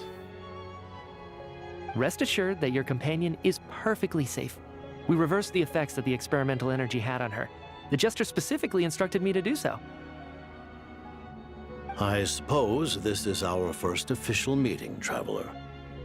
I could not let Paimon suffer in her condition for a moment longer, and so I simply took her without explanation. I hope you do not mind.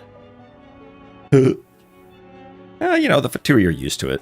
But why would a big shot like you care about what happens to Paimon? As I said when you first arrived in Snezhnaya, we once spent some time together in the distant past. Well, so this isn't even the first time Renova's encountered Paimon. We were in Natlan together.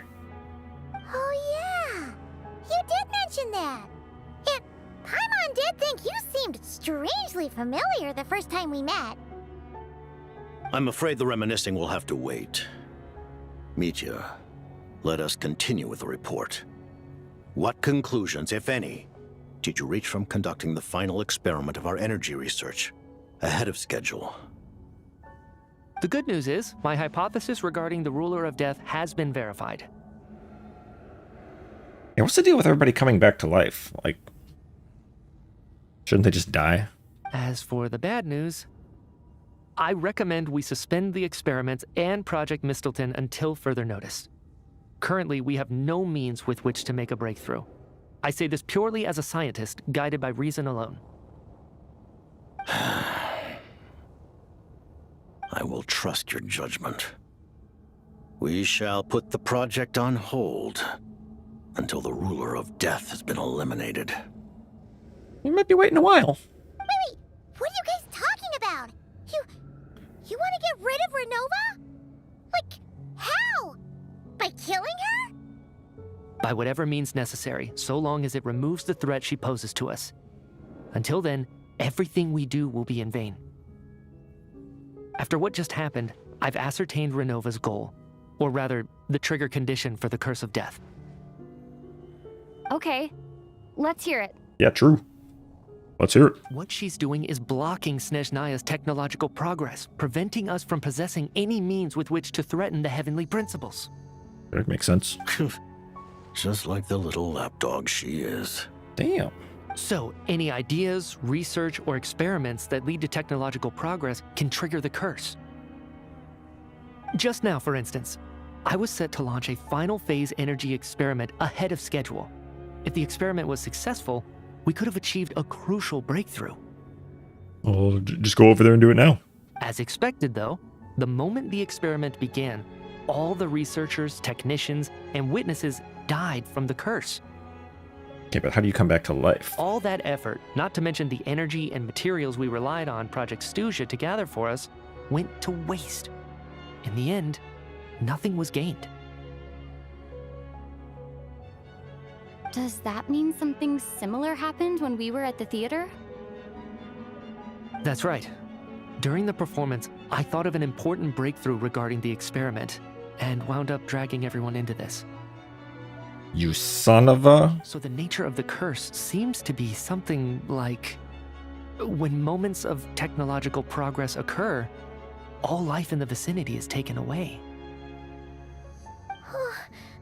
And then comes back? Method.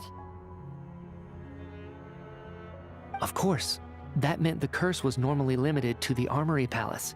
Since outsiders are forbidden from entering, this mass death phenomenon went unnoticed.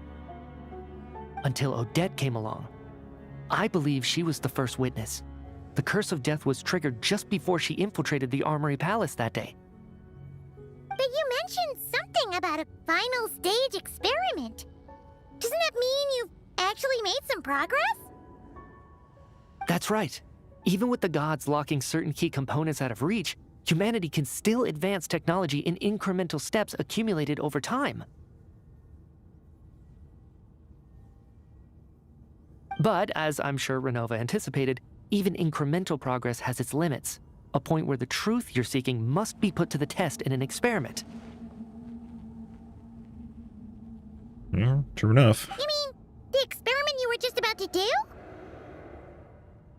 Yes, we were at a critical juncture, a moment where the quantitative was about to translate into fundamental qualitative change. With this single experiment, we could have brought everything we've worked for to fruition. But now, after already being forced to fumble around in the dark all this time, it feels like we've truly hit an impenetrable wall.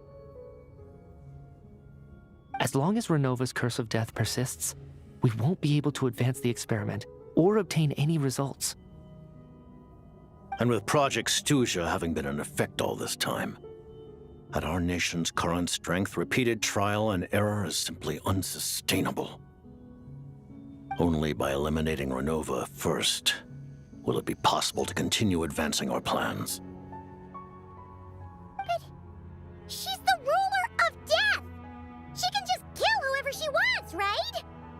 That's gotta be the scariest power ever! Is it even possible to beat her? I mean, one possibility I can think of is that the ruler of life is working against her, but you'd figure they would, that would be a bigger deal. We'll see. But one thing's for sure. She definitely can't just do whatever she wants. The best proof of that is me, standing here, very much alive. Because we did see that Tsaritsa talking to Rheindotter. So I don't know. You're saying... Wouldn't it be easier to just kill all of us researchers for good? Why resurrect us over and over again? Why let us advance our technology to this point? So, you're saying even the ruler of death has limitations we don't know about? Exactly. And I think that's where the key to our breakthrough lies. Regardless, the ruler of death has always been an obstacle we must overcome. Indeed, we must face life, death, time, and space. After all... Well, one of those is your buddy Rheindotter. Another one seems to just betrayed all the others and is hanging out with the twin now. So yeah. Seems like Ronova's the only real problem. Istaroth, maybe. She's kinda just does whatever she wants. Our goal is the heavenly principles. The Fatui want to challenge the heavenly principles? Wow. Well, good luck with that, you know. Beings more powerful than you can imagine have tried and failed miserably, so, Yep. For a long time, I've had a vague suspicion the Fatui and the Tsaritsa were targeting the heavenly principles. What do you mean a vague suspicion? Has that not been, like, confirmed definitively a long time ago? But hearing the Jester admit it is still a shock. No wonder that Tsaritsa's goal has always been kept a secret from the people. Or was that technically just a fan theory that was really obvious? What kind of road will that lead Snezhnaya down? In that case... Lord Jester, I would like to request some leave. I'd like some time to organize my thoughts and go over the data. Granted. Get some rest, put the experiment out of your mind, and take care that the curse of death doesn't affect any civilians.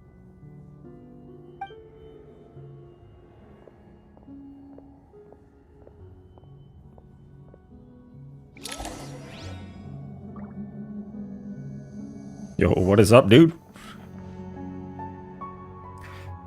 So, a lot of questions. Number one, how did you avoid decaying? While there is yet time, allow me to offer you my hospitality, honored guest of Snezhnaya. Is there anything you wish to know?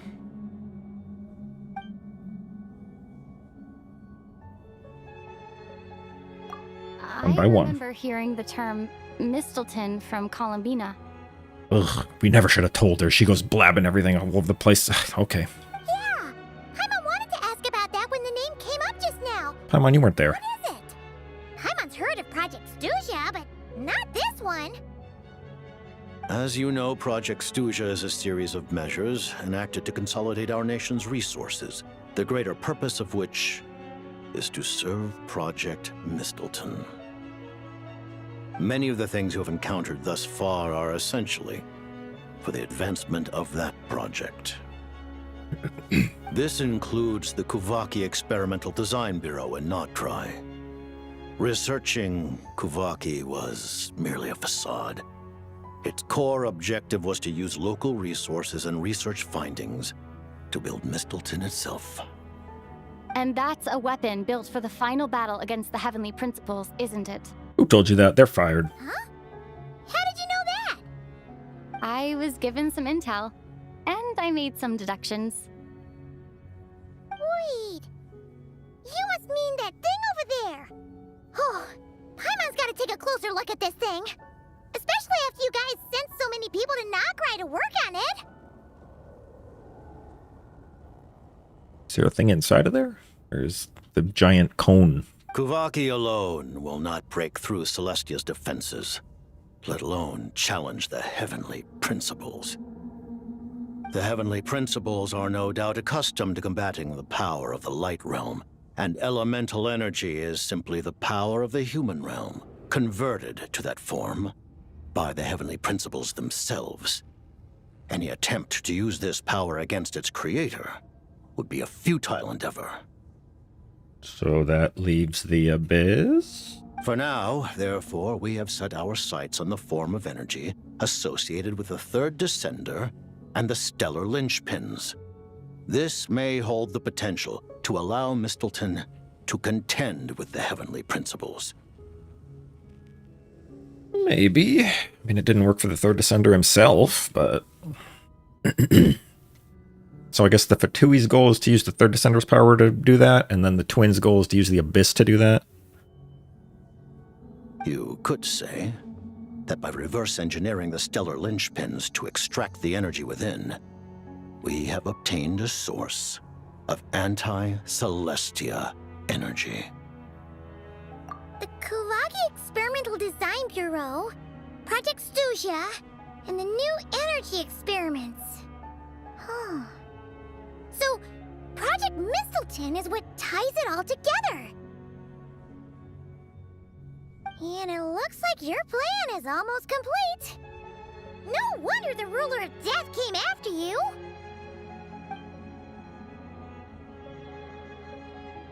Tsaritsa. Her Majesty the Tsaritsa has embarked upon an expedition to vanquish a monster. Were it not for this, I imagine she would have been delighted to grant you an audience. Yeah, what is the deal with this monster that requires her personal attention? Seems like the powers that be in Snezhnaya don't intend to hold my past conflicts with the Fatui against me. The Harbingers have been granted significant autonomy in retrieving the Gnosis. But by the same token, they do not completely represent Snezhnaya's official stance. You read my mind. Speaking of the Gnosis, Paimon's been dying to ask this question since forever. Why exactly does the Tsaritsa want to collect them? Is it something to do with the fight against the heavenly principles? I mean, if you just put two and two together, I mean, they're using the stellar linchpins because they're third descenders, so obviously they want the Gnosis because third descender. The Gnosis will undoubtedly serve as a key bargaining chip when she confronts the heavenly principles. Beyond that, you had best ask the Tsaritsa herself. I am not sure if this information is mine to disclose. What do you mean, not sure? Don't you make the rules? You're the highest-ranking Harbinger! Ugh, never mind. Taking on the heavenly principles is something most people wouldn't even entertain in their wildest fantasies. Why is the Tsaritsa so fixated on this? Into that today, civilization is nothing but an illusion. Something whose very existence can be negated at any moment. Our civilization may very well be destroyed in the struggle, but as things stand, the heavenly principles could choose to negate our existence on a passing whim. And we must not sit back and accept that fate. I don't know about passing whim. I mean, we're all on board with this anti-Celestia propaganda, kind of, but let's be real. The heavenly principles are the only reason that the Abyss hasn't erased Tevat yet, so let's think for a little bit about that one, buddy. Only by changing the state of affairs, only by overthrowing the heavenly principles, can our civilization truly be said to have taken root. Otherwise, the fate of the people of Conria and Hyperborea is a cycle doomed to repeat itself. Accepting potential destruction in return for getting to control your own fate. Furthermore, perhaps this is still somewhat difficult for you to understand. Are you aware that all the rules of this world are made up of curses?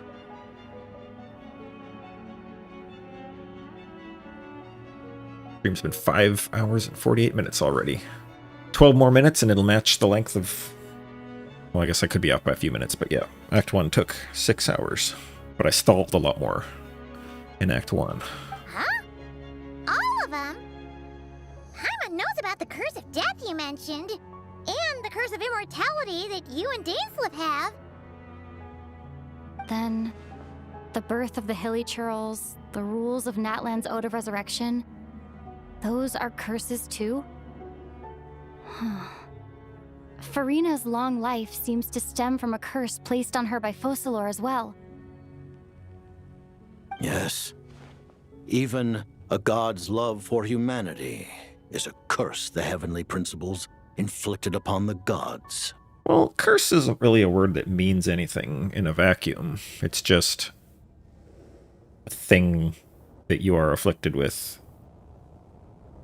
And calling it a curse just tries to put a negative connotation to it, whether it's actually negative or not, so... What? The Tsaritsa has always had ample reason to hate the heavenly principles.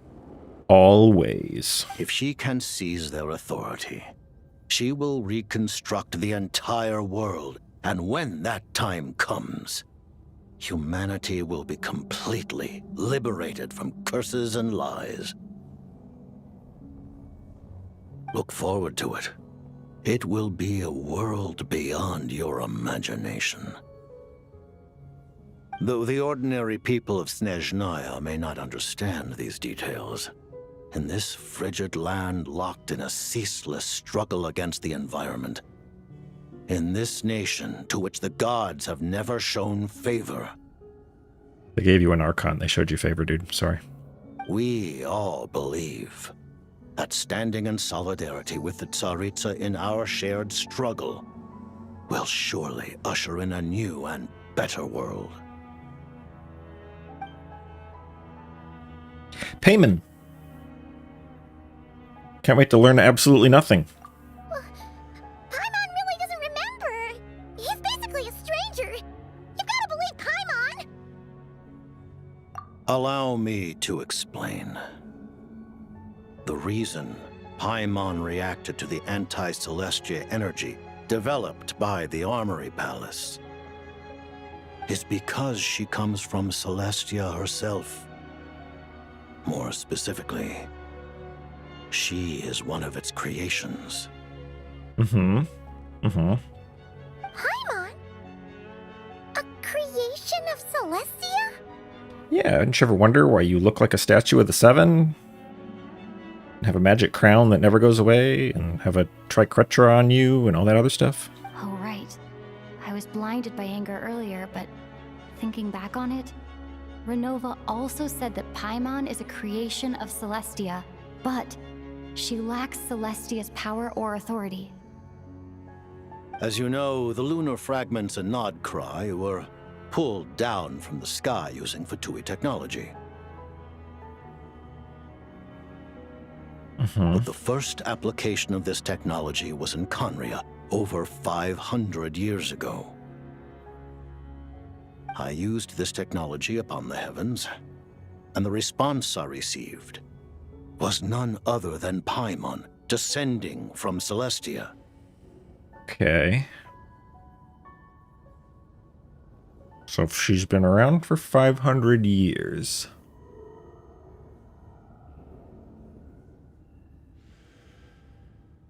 And we were also told that Conria did that exact thing, which resulted in the twin showing up. So... I presented her to the Vinster King, but he took no interest in this gift, nor did it satisfy him. Yeah, screw that guy.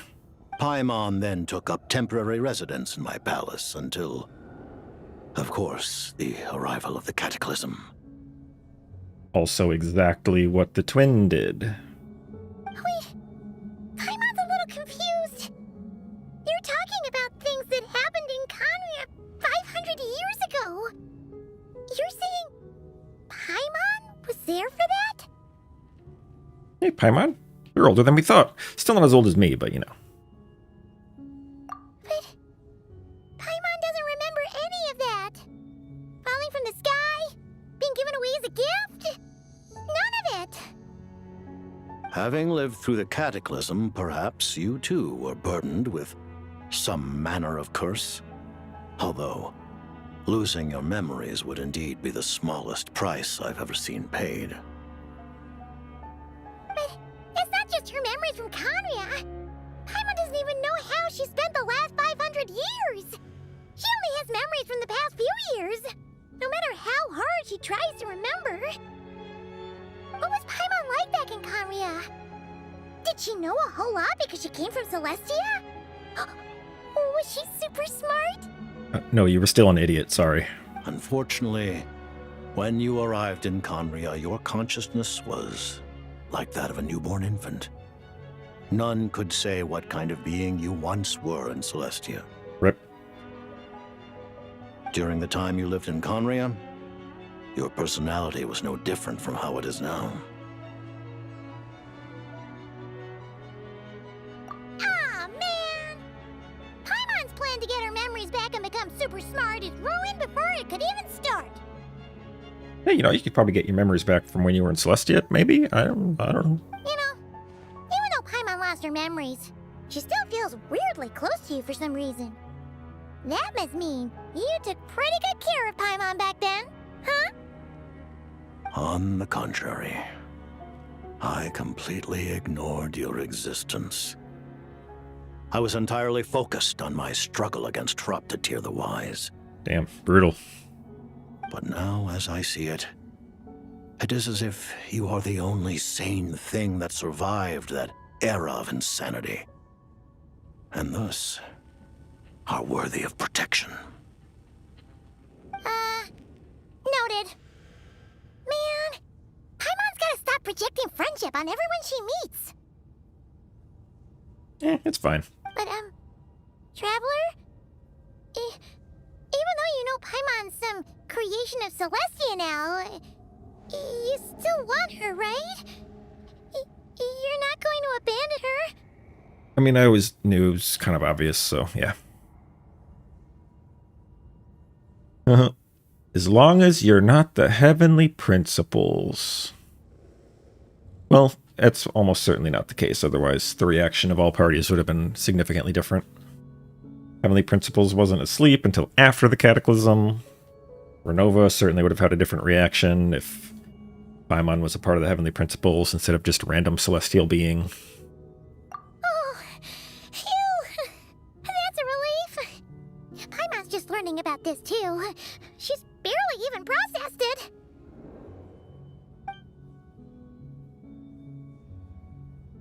Okay. I don't have any more questions. Yeah, I do. Yeah, why aren't you decaying? Yeah, why haven't you recruited the twin? What's the deal between you two? Yo, have you talked to Dainsleif recently? Oh well. Thank you for telling me so much. I'm a bit surprised, honestly. I didn't expect you to be quite so transparent with me. Given the circumstances, the Fatui need not hide anything from our allies. Oh yeah, who's 10th Harbinger? Allies? Oh man, does this mean I can't go around collecting materials, beating the crap out of you in other regions anymore? To advance Project Mistleton, we must first resolve our issue with the Ruler of Death.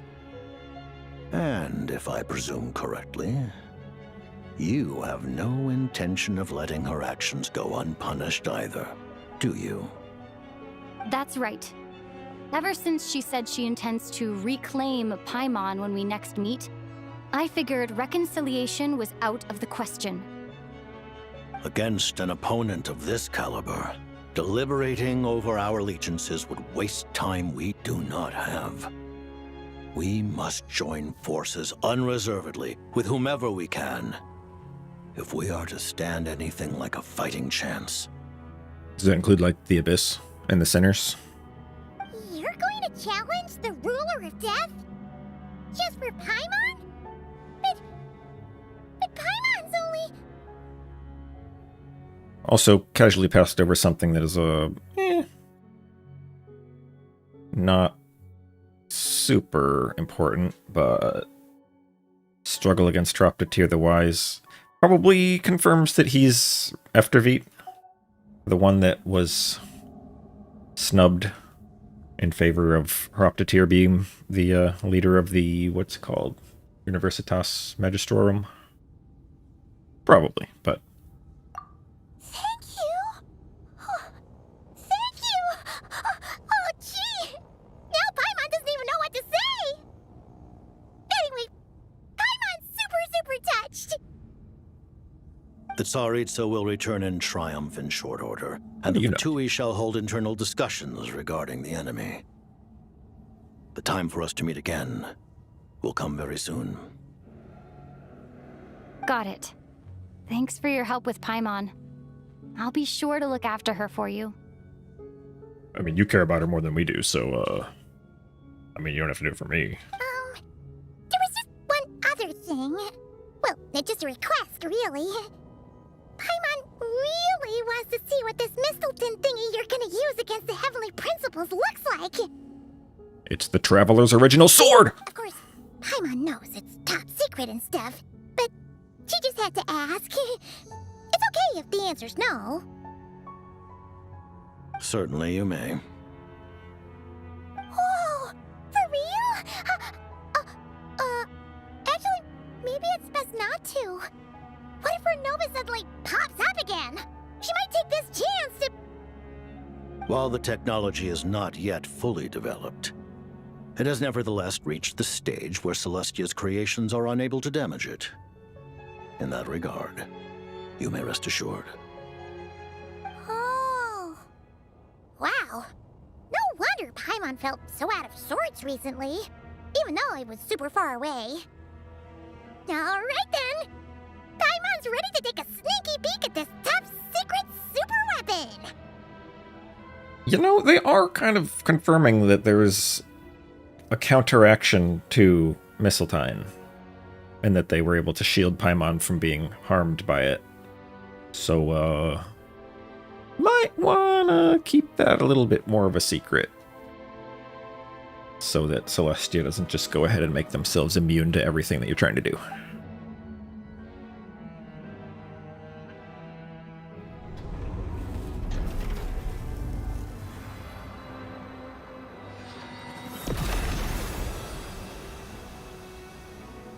There's a big-ass spear. Hey, that's what, Tsaritsa was wielding. I think.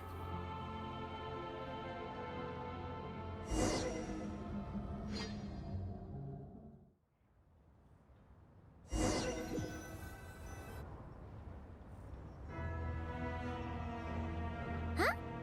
Oh, hey there, Odette! Yeah, nice to see you alive again. After the Archon Quest, I'll probably end stream. Probably won't do too much more, because it's been 6 hours. Paimon? You're okay. Thank goodness. You look well. Have you recovered? Long story short, yep, Paimon's all better. What are you doing here? Were you waiting for us? That's right. Probably. When I woke up, I wanted to go in after you, but the guards had woken up as well. It would have been tough to take them on alone, and there was no easy way to sneak past them. So I returned the way I came and waited for you here. It was thanks to you that my soul found its way back to my body so quickly. Thank you. What did I do? Huh. That actually worked? Nice. I just figured I'd try my luck when that ominous feeling struck me. Really, you should be thanking this thing instead. Thanks, Senora. Ew. Anyway, and now that things here are all taken care of, I have other things I should get back to.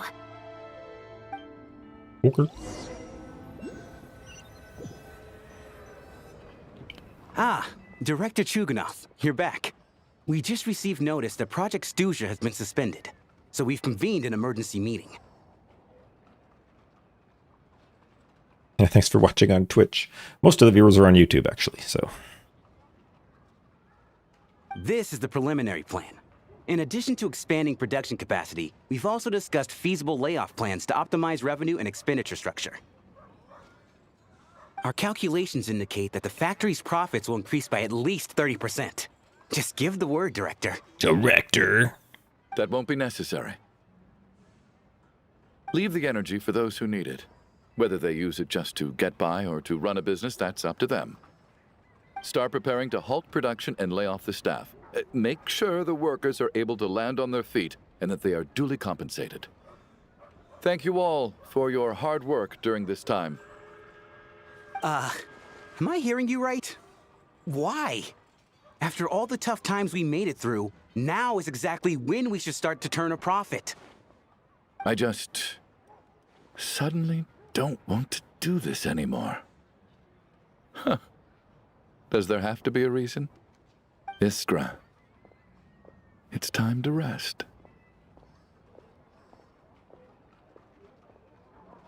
Dear esteemed members of the Rokot, given the effects of Lelek's radical actions upon our organization's reputation and social stability, a decision has been made to permanently withdraw this codename from use. Who's writing this? Lelek did what they did for the benefit of the people. The Rokot has nevertheless negotiated with the authorities, ultimately securing a waiver for all penalties due to them. Okay. Lelek will be suspended for a period of time. Depending on their future performance, they may be allowed to adopt a new codename and continue acting as part of the Rokot. Who's in charge of this The Rokot? purpose of this notice is to remind everyone once again that motives and methods are equally important when one operates in the shadows. Even with Project Stooge's suspension and our interim operational victory, we must guard against complacency and rashness and work to consolidate the progress we have made so far. Ah, so they are pausing Project Stooge. We act only for the greater glory and solidarity of our nation. May the aurora shine ever on, and the tundra always stand firm. We act only for the greater glory and solidarity of our nation. May the aurora shine ever on, and the tundra always stand firm. Looks like it's finally over. You mean for us? Yeah, we're dead. Just thinking out loud. I've never seen the Snezhnaya Vecha so lively before. I never once thought I'd come here. But I understand everything now, Rosaline. Yo, loot pluggers. Thank you, that person.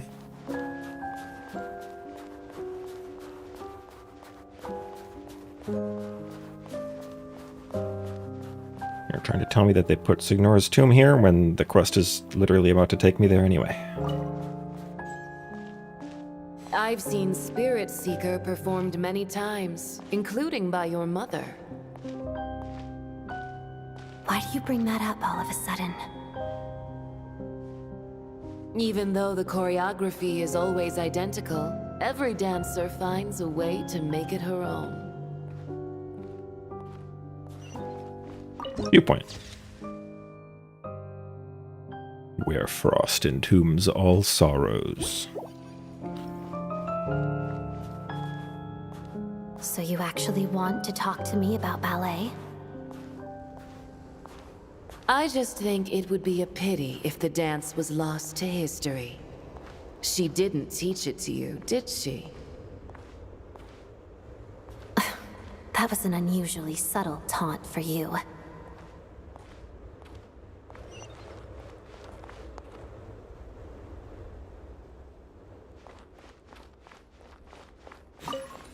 Touch. We embraced one another on the snow-swept plains, melting the ruthlessness of time. Estroth? But when our bodies, in pieces, are cast to the winds, what of our love will remain behind?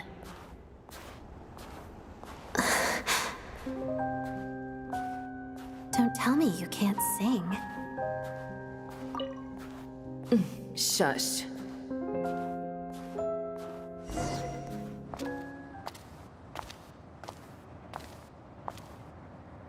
I understand her hatred. The Fatui robbed her of the life she should have had. I never opposed her dancing. Yet still I became an enemy of her ballet. I'll just keep my distance. Many despise me. I'm used to it. You're certainly not one to shy away from confrontation. But children, they need a different approach. I'm hardly the most maternal figure. Yet, she is a child. In my experience, while a father commands authority, he must still yield to love. You should tell her what you think about her dancing.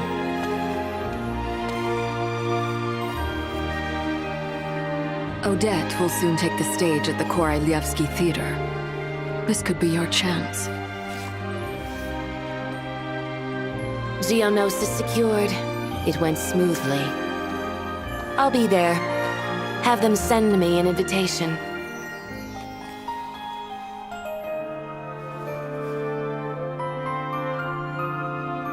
Sadly, things didn't work out. Her final words are inside that block of ice. This? Aren't these for monitoring her subordinates? Not yours. This one isn't her witch's flame, but my two worlds' flames. The two worlds' flames can burn away memories. It was my parting gift to Rosaline.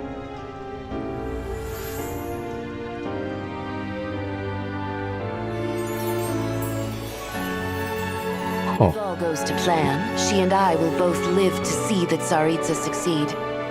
I believe she'll find peace. But if anything happens to me, she needn't follow in my footsteps. The cryo-energy will fade away in time.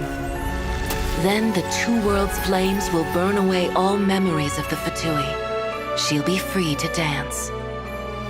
She deserves this. I will handle the aftermath. Huh. The choice is yours, child.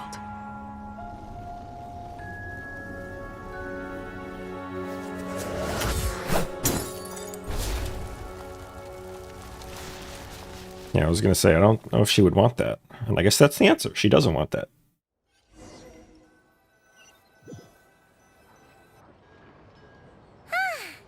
Fresh air at last! Paimon's head isn't spinning anymore, and the fever's all gone. Paimon's finally free to fly again! You know, this recontextualizes a lot of past events in the game. Traveler's twin knows who Paimon is. Dainsleif knows who Paimon is. All the sinners know who Paimon is. So when Rerir was attacking us, he knew what he was attacking. Like, who else? Like, everybody from Conria should know who Paimon is. I guess I just named everybody that we've met from Conria, pretty much, so. That random guy from Skirk's story quest, he should have known who Paimon is. Interesting that nobody has said anything about it until Piero just now. Got some words to exchange with Dainsleif.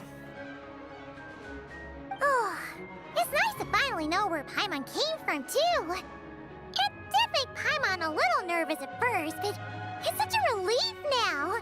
Dirideth? Yeah, I don't feel sorry for you anymore. You could have told me who Paimon was. Probably not, though. She lived on, like, the outskirts. The creation of Celestia. She's probably not anyone that important. Probably just the fairy of food and fun or something.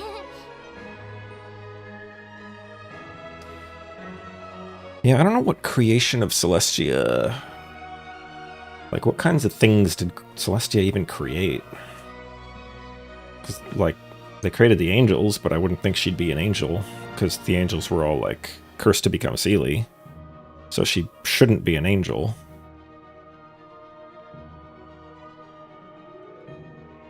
Can't be like a shade, the other creations, because they're all accounted for. So, yeah, I don't know. Just like a random thingy that wandered around in Celestia.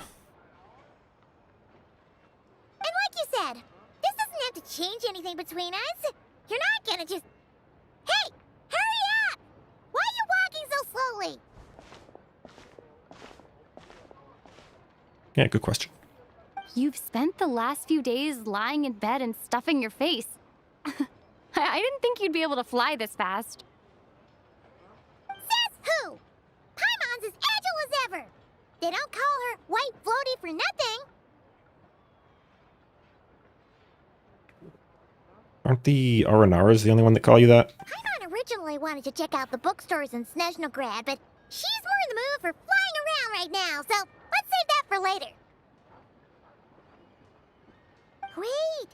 They've got light novels from Yai Publishing House here, too! Huh? And this is Paimon's favorite mystery story from Fontaine! Wow! They got a sequel! And Nicole probably also knows what Paimon is. And, like, not just that she came from Celestia, but literally specifically everything about her. The local Snezhnaya books look pretty Although she did give up a lot of her wisdom, so maybe she forgot. also kind of heavy. Not the easiest things to lug around. I thought you were in the mood for flying around. Paimon can read while she flies. Hey! Look at these two dolls! Which do you like better?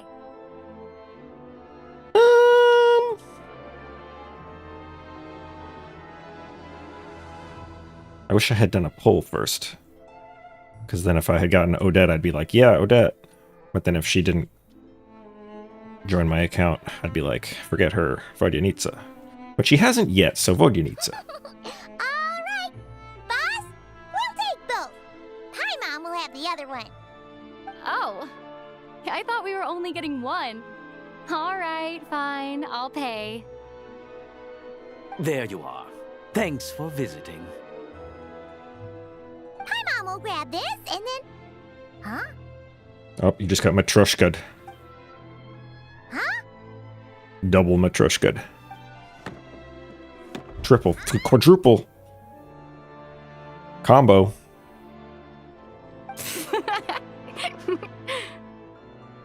How many layers does this thing have? And what are you laughing at? Huh. You knew all along, didn't you? A whole bunch of people are gathered over by the plaza. Hey, look! That looks like Tartaglia! Hey, Tartaglia! Was that real Tonya? Yeah, kind of lucky you didn't go to the theater. I know that voice. Of course. If it isn't Paimon and my old comrade. You're looking well, Paimon. All better? Yeah, see, I told you. I bet Tonya was off getting high with her friends while Child thought she was at the theater. Yeah! Doing the marijuanas. Fix Paimon right up! Thanks for sending someone to keep Paimon safe, too. Oh, yeah. About that. That was kind of embarrassing. Who could have known that our director would go looking for you in person? So sorry for the misunderstanding. Oh, right. Let me introduce you. This is my little sister, Tonya. Oh, is it? Hello, Tonya.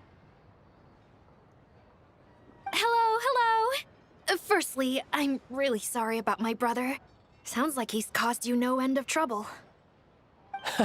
Hey now, why'd you have to start with that? Not that it isn't true, of course. So she's the real Tonya. She said you two didn't manage to meet up at the theater. She waited ages for me, and when I didn't show, she got a little worried and went outside. I wonder if she was outside, like standing off to the side where the player wouldn't notice when we walked up. Because that would be pretty cool. I know, right? He didn't bother to say a word to me. I searched up and down the city for him, and he only told me about it when I finally caught him at the gates of Glupov. I've been rushed off my feet lately, so I didn't get the chance to go home. I just figured the Traveler would fill you in when she got there. Well, the snow was bad, and you're never late. So I was really worried about you. How was I supposed to know that you'd stood me up? I'm sorry, Tonya. I really am.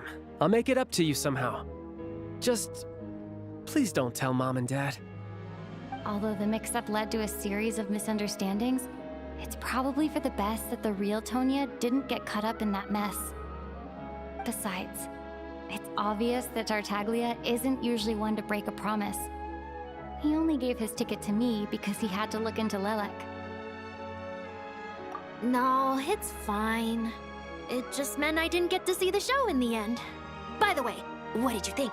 You were one of the first people to see it, you know? That's the same voice actor as Charlotte. I would say the best is yet to come. Huh? What kind of review is that? Hey, look! What are we looking at? I just see people looking at nothing.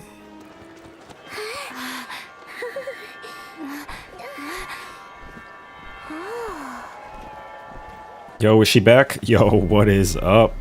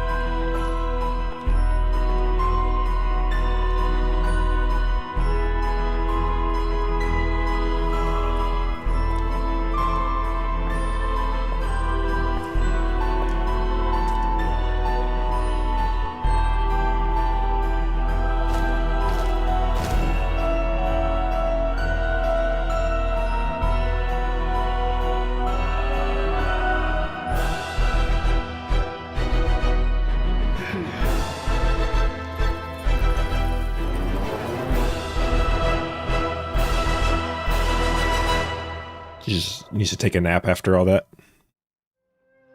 Alright, so something that I've been meaning to say, not like during this stream, but something I wish I had said in my video.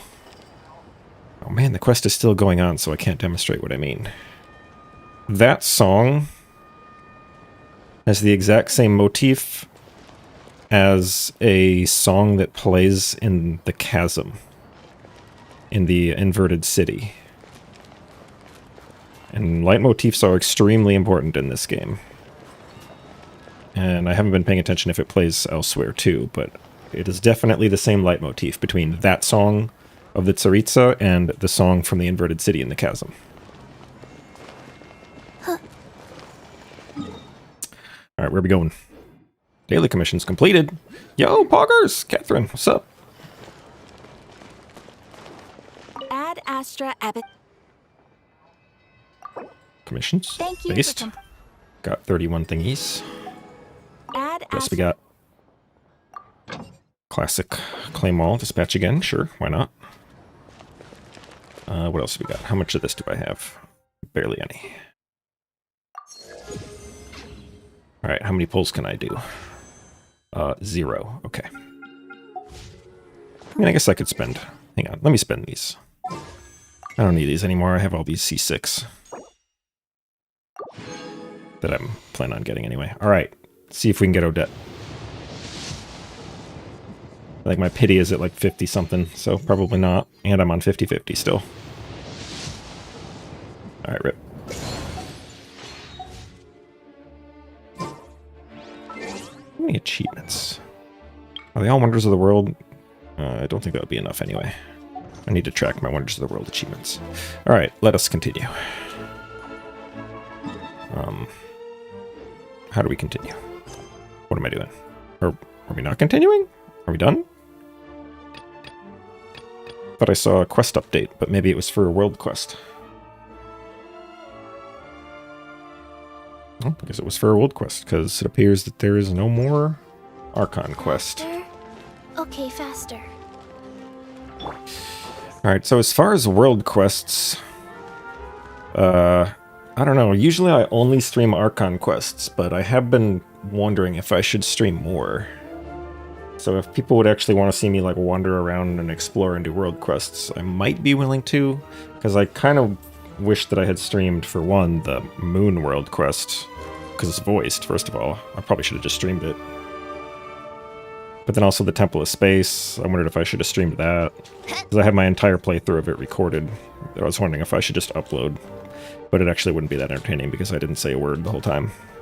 So it would literally just be like a walkthrough. I don't know. No commentary playthrough, whatever. But yeah, I don't know. I haven't really decided if I want to yet. It's not super easy for me to find times that I can stream reliably, which is why I haven't really bothered. But it is a possibility. This place is oh yeah, the wish. I specifically didn't claim it because I was like, oh, I'm not done with the quest yet. And then I said that I was done with the quest, and then I didn't. And the wish. Alright, Odette. Okay. Pretty sure my pity is like 54. I don't know, somewhere around there. I like music. In fact, I've taught myself to play many different instruments. You don't Okay, let's see. What else we got? No primos, no primos. Ronova. Tsaritsa. Labeled Mistletoe. Oh, that gave me more primos. Maybe it's enough for one more wish. I think I already did. Maybe, no, I don't think I did the events yet. Alright, hang on. Let me get my thing where I can track my achievements.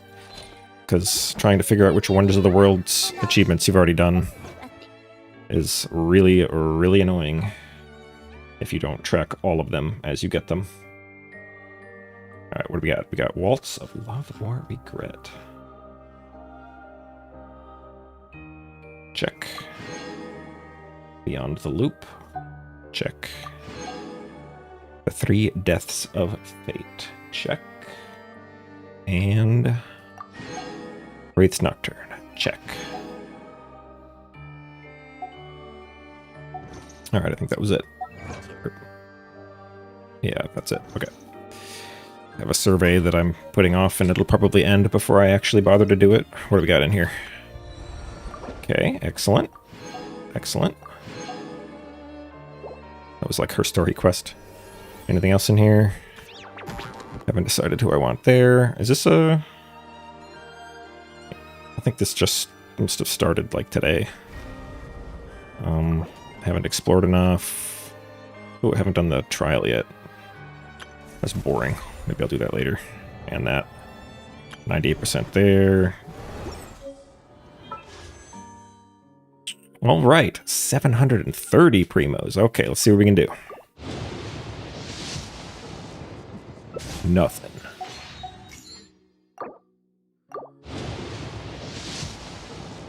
Nothing. Never mind the 4K Genesis crystals that I have.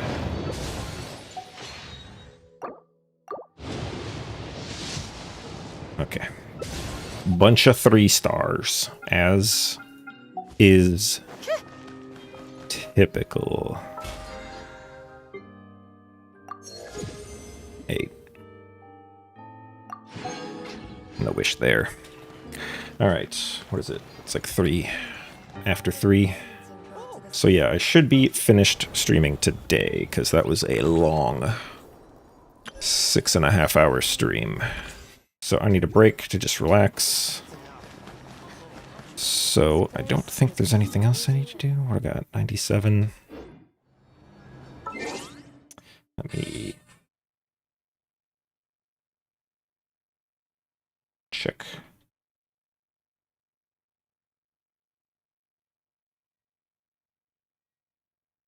Alright, yeah, still got my second account has plenty of time. Alright, so yeah, I think I will just go ahead and call it there, because I can't think of anything else to do. Gotta reflect back on the quest. Or actually, I'll just do the thing that I mentioned.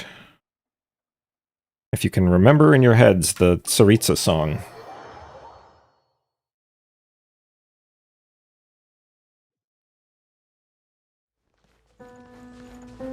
Not this one.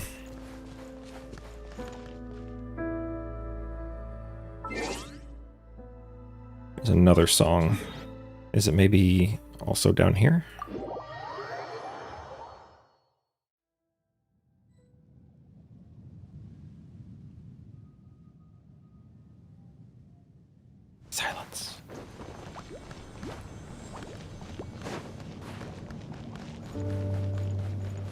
It's this one. But it takes a while to get to that part.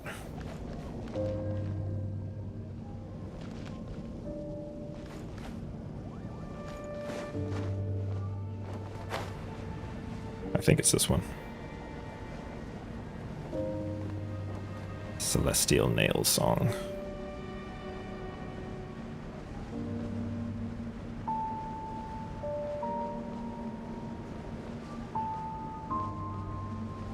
Not this part either.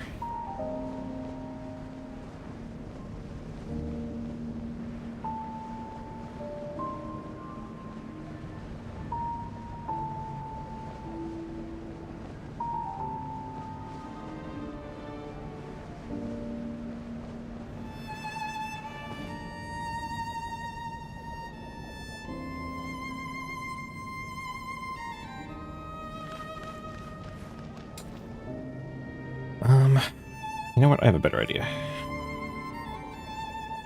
Not that you need me to do this for you. It might actually be about to be the part. Yeah, this part.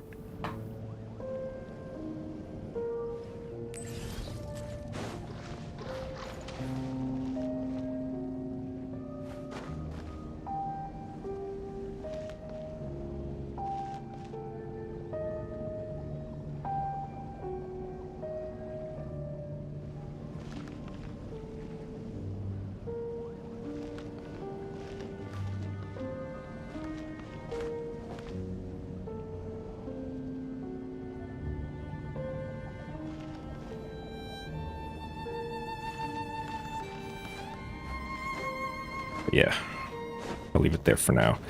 If you want to check the whole song, I actually have it.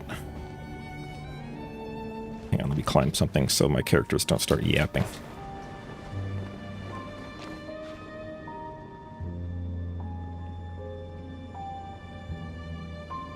If you wanted to check for yourself, the song is called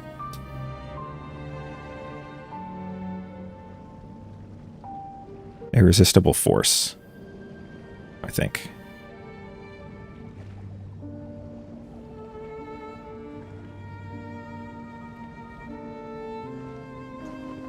Anyway, point made, I think.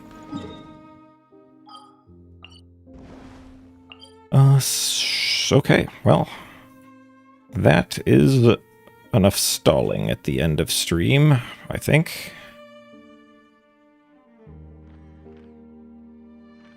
So, oh yeah, still have so much exploration to do.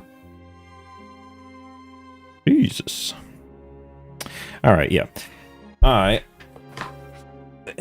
need to go take a little break. So now that we've got all that sorted, thanks you guys for watching. If I do decide to stream a World Quest, I don't know. I guess I'll just randomly go live one day. Good luck. Okay. Oh, hey, Arnold's doing the quest. I'm gonna go watch him.